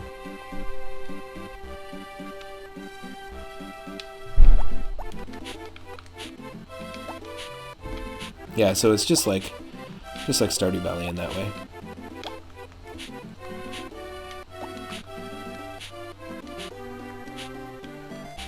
It's our floofer.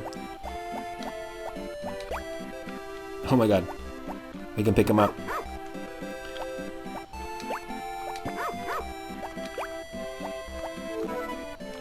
Amount of animal fodder. Oh, 0 bushels. Okay.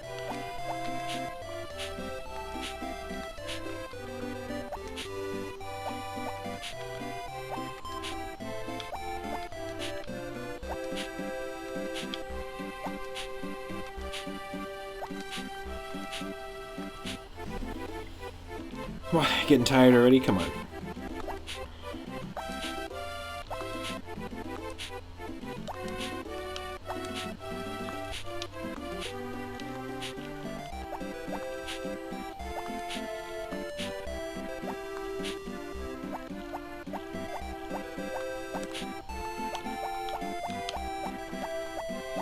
Can I get through here? Yep.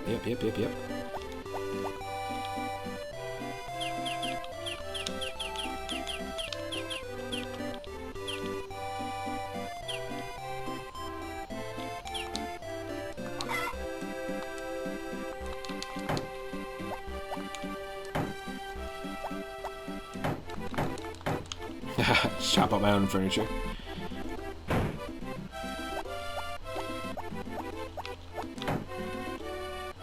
But, buddy. Just chill. Watch out. Watch out, doggo.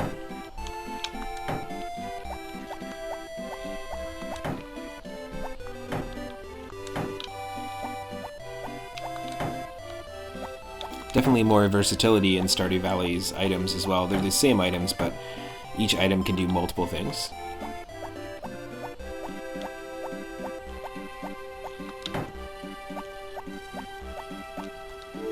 Pieces of lumber, 8 boards. Oh, hold on a second here. Let me just take a look at my sack. Nothing.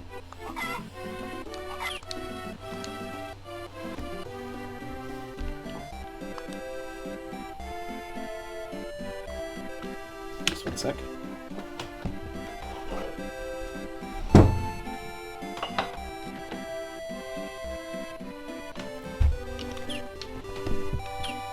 What's the farm map here? Let's see. Oh, wow. Yep, okay, cool. It's just a huge, massive section. Looks like there's honey on the tree there. Very cool. Memo. How many different food items that we've shipped.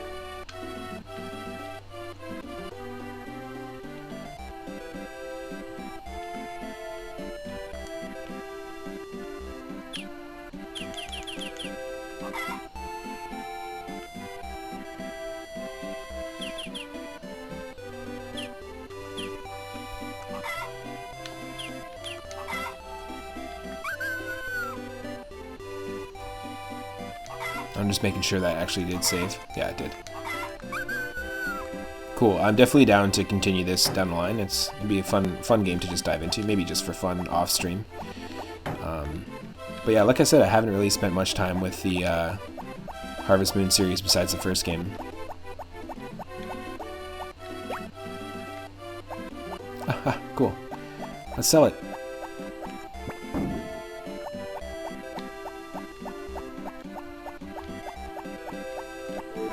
No letters inside.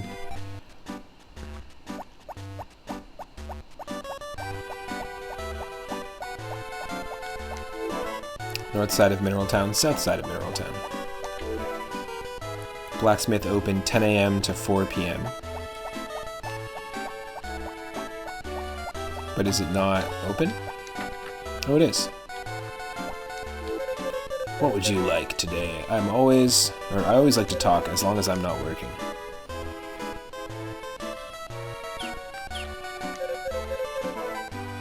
Ah, we don't have any ore to upgrade our tools. You can find some in the mine by the spring, you know. Tool for sharing wool, milking adult cows. Tool for brushing cows, sheep, or horses. Cool. I don't think I've seen you around here before. Oh, you're at that farm, are you? Welcome to the boonies. The name's Gray.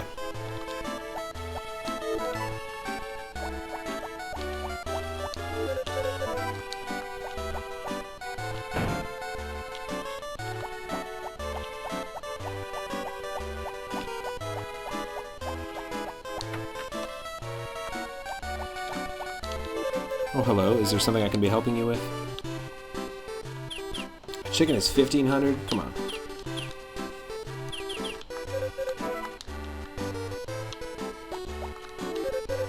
My name is Potpourri. What's yours? Nice to meet you.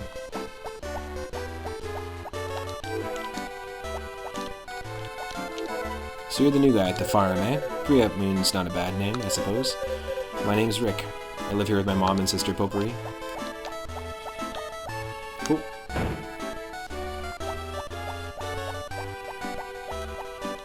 Ah, an enclosed greenhouse.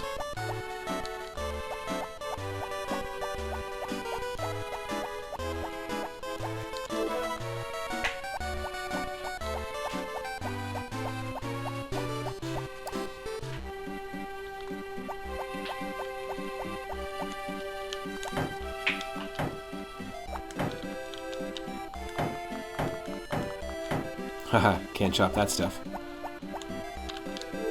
Woodcutters, open 11 a.m. to 4 p.m. Closed on Saturdays.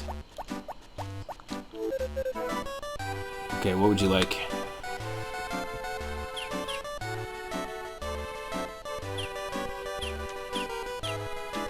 Oh, cost of building a cottage. 100,000 gold and 999 pieces of lumber. Holy shit. That's crazy.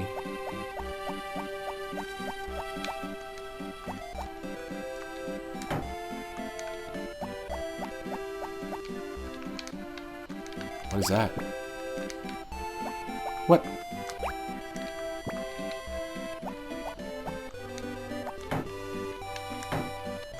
Are they just flowers?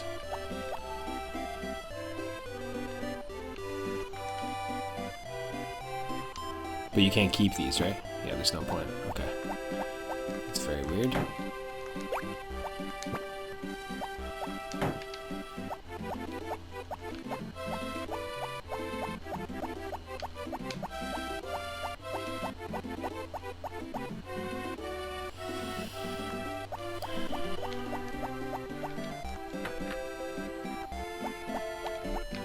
Got no animals here yet in our coop.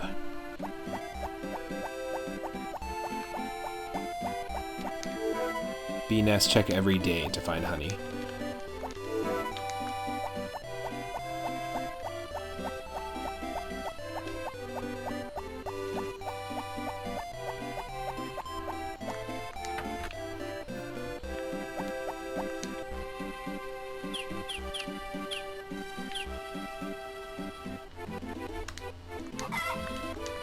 Let's use the hammer and get rid of some of these stones.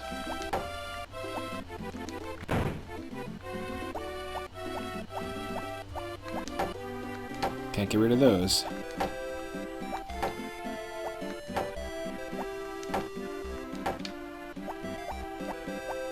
Everyone, it's 4:20 in the game, and this is game number 420 in the list, so if you need to take a little bit of a break, I wouldn't blame you. Oh, looks like our main character needs to take a break. What's happening? Are we blue in the face? I'll get today's shipment. How are your shipments coming? I'm counting on you now.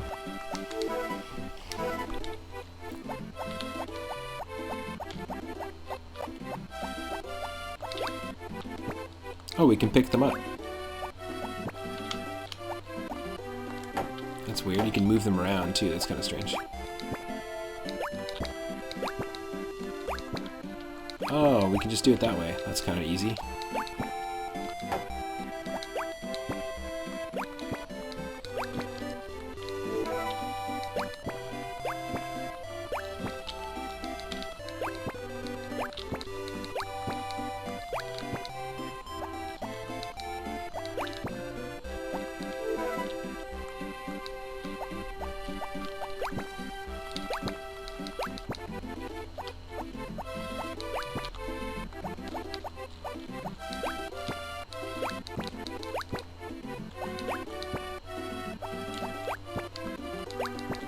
Remember, anyone can use their 1,000 Moonstones at any time to spin the wheel and have me play a different food-related game.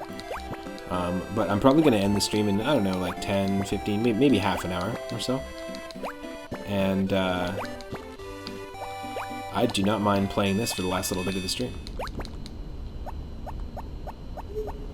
Oh, it's nighttime. Hear the owls, hear the storm on the on the horizon apparently. Well, let's just go for it.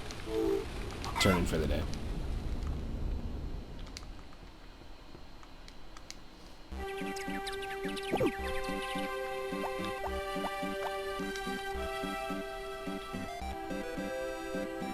Okay, maybe we can go to the shop and buy something. And plant something. Who knows?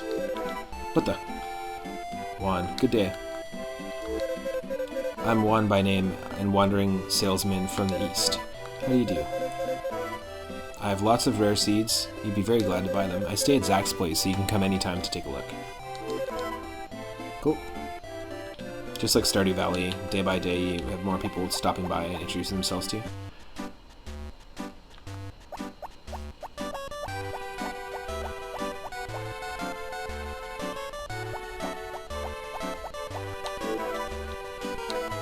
Winery.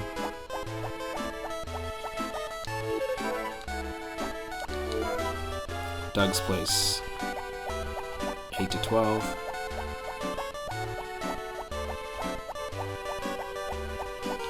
I guess I could.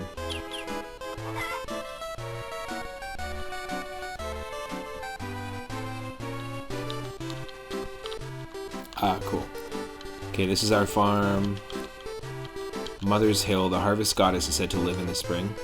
The spring mine. Oh, the mine's like right there. Crazy. The woodcutter's house, south side of Mineral Town's Yodel Farm, Poultry Farm, and a blacksmith are here.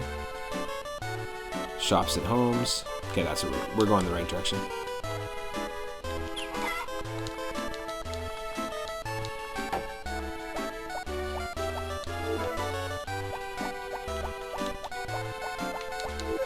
Are you 3 Up Moon? Yes, I've heard about you from Thomas, of course. I'm Carter. I'm delighted to finally meet you.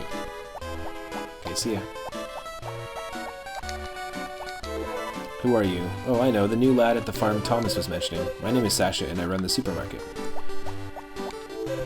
Hello there, you must be 3 Up Moon. My name's Postman Pat. My name's Harris, and I'm a constable of this town. It's very safe and peaceful here, so you've nothing to worry about. It's the hospital.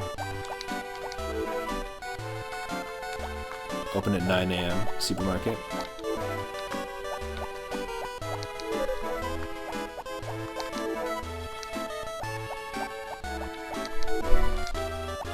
Am I missing something? Isn't there a Zach's place?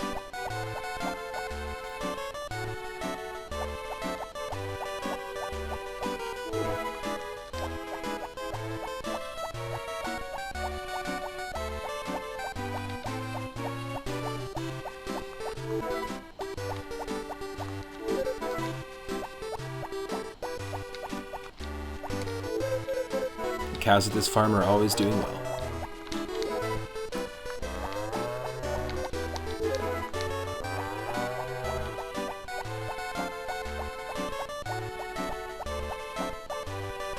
So there's like a rival farm in town. That's interesting.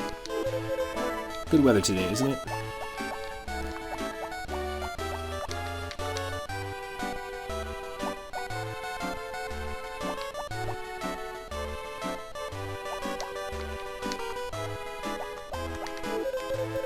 I hate it around here. There's nothing to do, don't you think so? Well, you're pretty determined. You're pretty steadfast in your walking there for someone with nothing to do.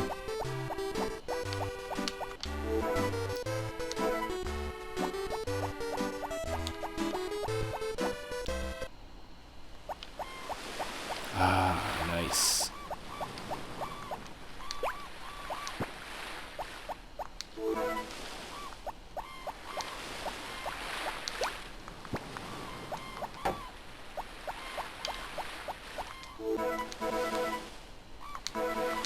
Wait, what? If you want to play frisbee with your dog, observe these rules. Bring your own frisbee. Mature dogs only. BYOF. Kai's Beach House.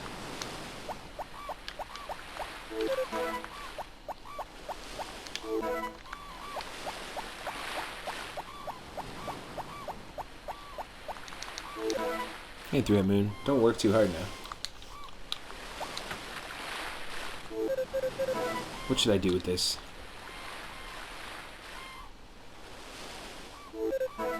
Hey, 3 Moon, you came in at a great time. You see, a friend of mine left me this fishing rod. I don't fish, but I don't want to throw it away either. Will you use it? You look like a good fisher to me. Got a fishing rod. Nice. Box of oranges. No, let me talk to you. You've got a nice fishing rod.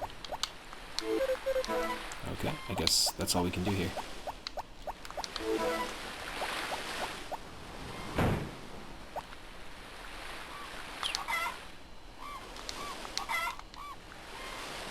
Let's try fishing. Fishing in Animal Crossing is one of the biggest like de-stressing things for me, and fishing in Stardew Valley I really enjoy actually, even though it's quite difficult once you get the hang of it. But fishing in games like this it's always fun, always relaxing.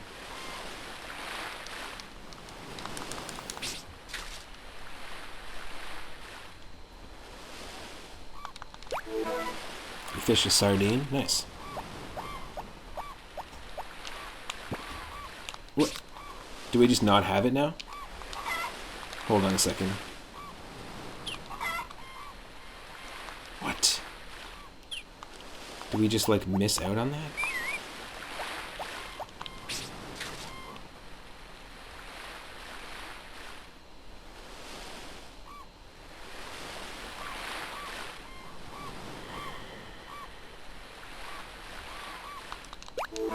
Fished up branches.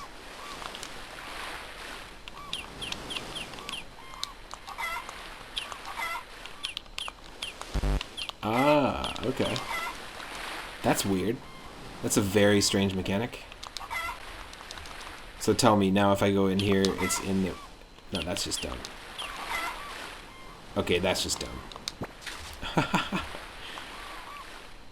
That's just a very strange way to handle a menu. When we're holding something over our head, there's a slot for that in the item section, and we have to physically go to the menu and then put it in and move it into our item pack, which is kind of just, I don't know, counterintuitive.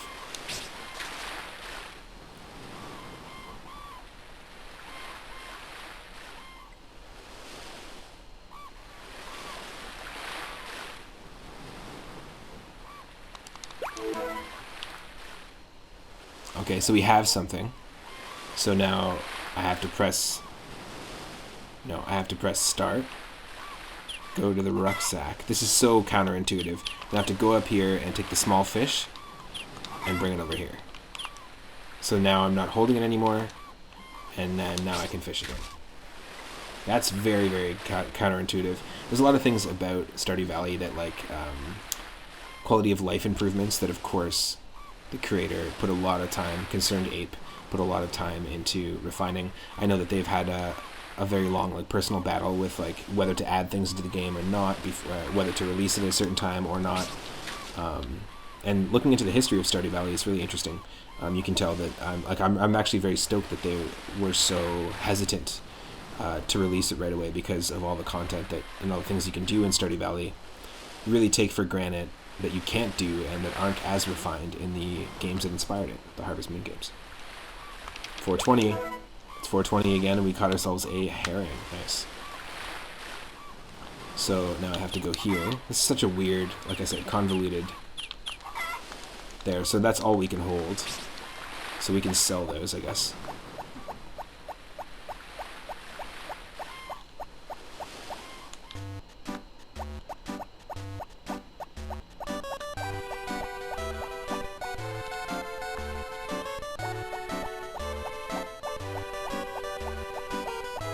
And for those that are hanging out, I really appreciate it. If you're not following the channel, click that follow button.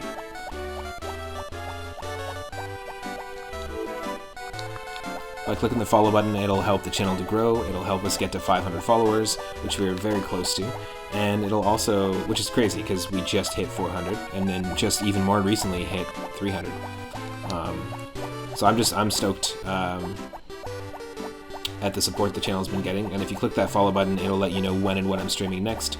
I'm going to see who's online right now. We're just going to wander about in this game for a little bit longer still. I'm going to see who's online and see who we can raid. If you're watching on YouTube, click that subscribe button. Every single Friday, I do this series, More Games About Eating and Food. It actually allows me to play all sorts of games. We played and beat Super Adventure Island earlier. We played Pokemon Stadium 1 and some mini-games of Pokemon Stadium 1 and Harvest Moon on Game Boy Advance, which I never would have dove into otherwise.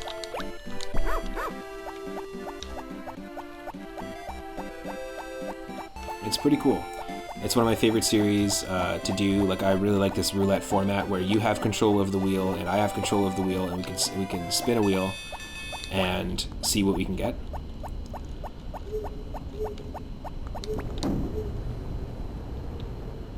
How do I just... Oh, I have to do this. Look how stupid this is, folks.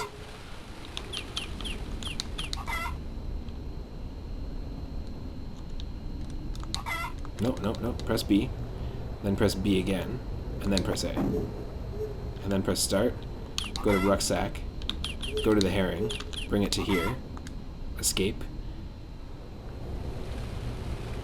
And then drop it in. That's dumb. That's just dumb. Little things that, like, you know, that Stardew Valley definitely streamlined in this. But yeah, we had like a huge variety of games. We played Pack Attack on Super Nintendo. We played some Super Mario World ROM hacks. We played Mario's Candy Quest, which was during the raid when Critically Lit raided. And it's a Super Mario 64 ROM hack. We played 2 Super Mario Bros. 1 ROM hacks. It's a whole bunch of games in this list, and I love the idea, I love the format of curating a list of games to a theme and then letting a roulette wheel decide what we're playing. I'm really stoked that people have been hanging out all day. I really appreciate, again, thank you so much Elijah Torella for the raid and Critically Lit for the raid. Thank you also to Predator Gaming HD for the raid earlier in the day. I am going to see who's online, and we'll see what we can do in terms of who we can raid and share the love with. And tomorrow, it is Saturday, July 10th, and I'll be live probably around 11 o'clock or 11:30 in the morning. Pacific Standard Time. We'll either continue the Legend of Zelda Minish Cap, or we'll do another episode of the food games. Maybe even we'll change it up and play spooky games. We'll play spoopy and creepy games. I've got a whole bunch of like all the Castlevania games, a whole bunch of like Halloween themed, horror themed games curated in the list as well. Looking at what people are playing and who is streaming right now, that's the most important thing. Sunday, of course, I'm going to be streaming in the morning, but also in the evening at 6:30 p.m. Pacific. We're going to be diving into New Strange Mario Brothers by ACMLM, redeemed by Stegosaurus McCartney. We're going to be playing Maju U, a Super Famicom game translated to English that I know nothing about, that was also redeemed for viewer request night by Lagmaster Corabera, and then Chip and Dale Rescue Rangers on the NES, redeemed by my partner Michelle Butterfield. So let's see what kind of options. There's a handful of people streaming right now.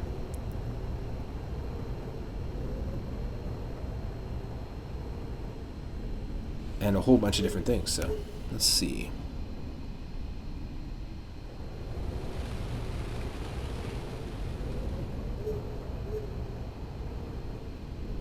Adventure Island 3. We were doing some Adventure Island today. We played some Monster Boy early on, or Adventure Island on the PC Engine, which is basically just Monster Boy. Or Wonder Boy, or whatever. I think it's called Wonder Boy, not Monster Boy. You just turn into a monster in that game. And then we also played and beat Super Adventure Island 3. You know what? Let's go ahead and raid Abby Jams. It's a really cool place to hang out. If you don't know Abby, you should definitely go check out their channel. They are super supportive. Started around the same time as me, and I'm one of the mods in their channel. And right now they're trying to beat Adventure Island 3. We've beat 2 and 3 on stream before, and if you're on YouTube, you can go check that out. There's, like I said, every one of my streams is uploaded there in full. Stick around, you'll earn extra moonstones so that you can spin the wheel, you can request retro games on my channel, and you can also name characters and unlock emotes. Thanks again, everyone. It's been an awesome, awesome day of streaming. I'll see everyone tomorrow in the morning for some more, either more games about eating and food, or Legend of Zelda Minish Cap. Take care, everyone. Please give Abby Jams a follow, and if you're not following me already, click that follow button.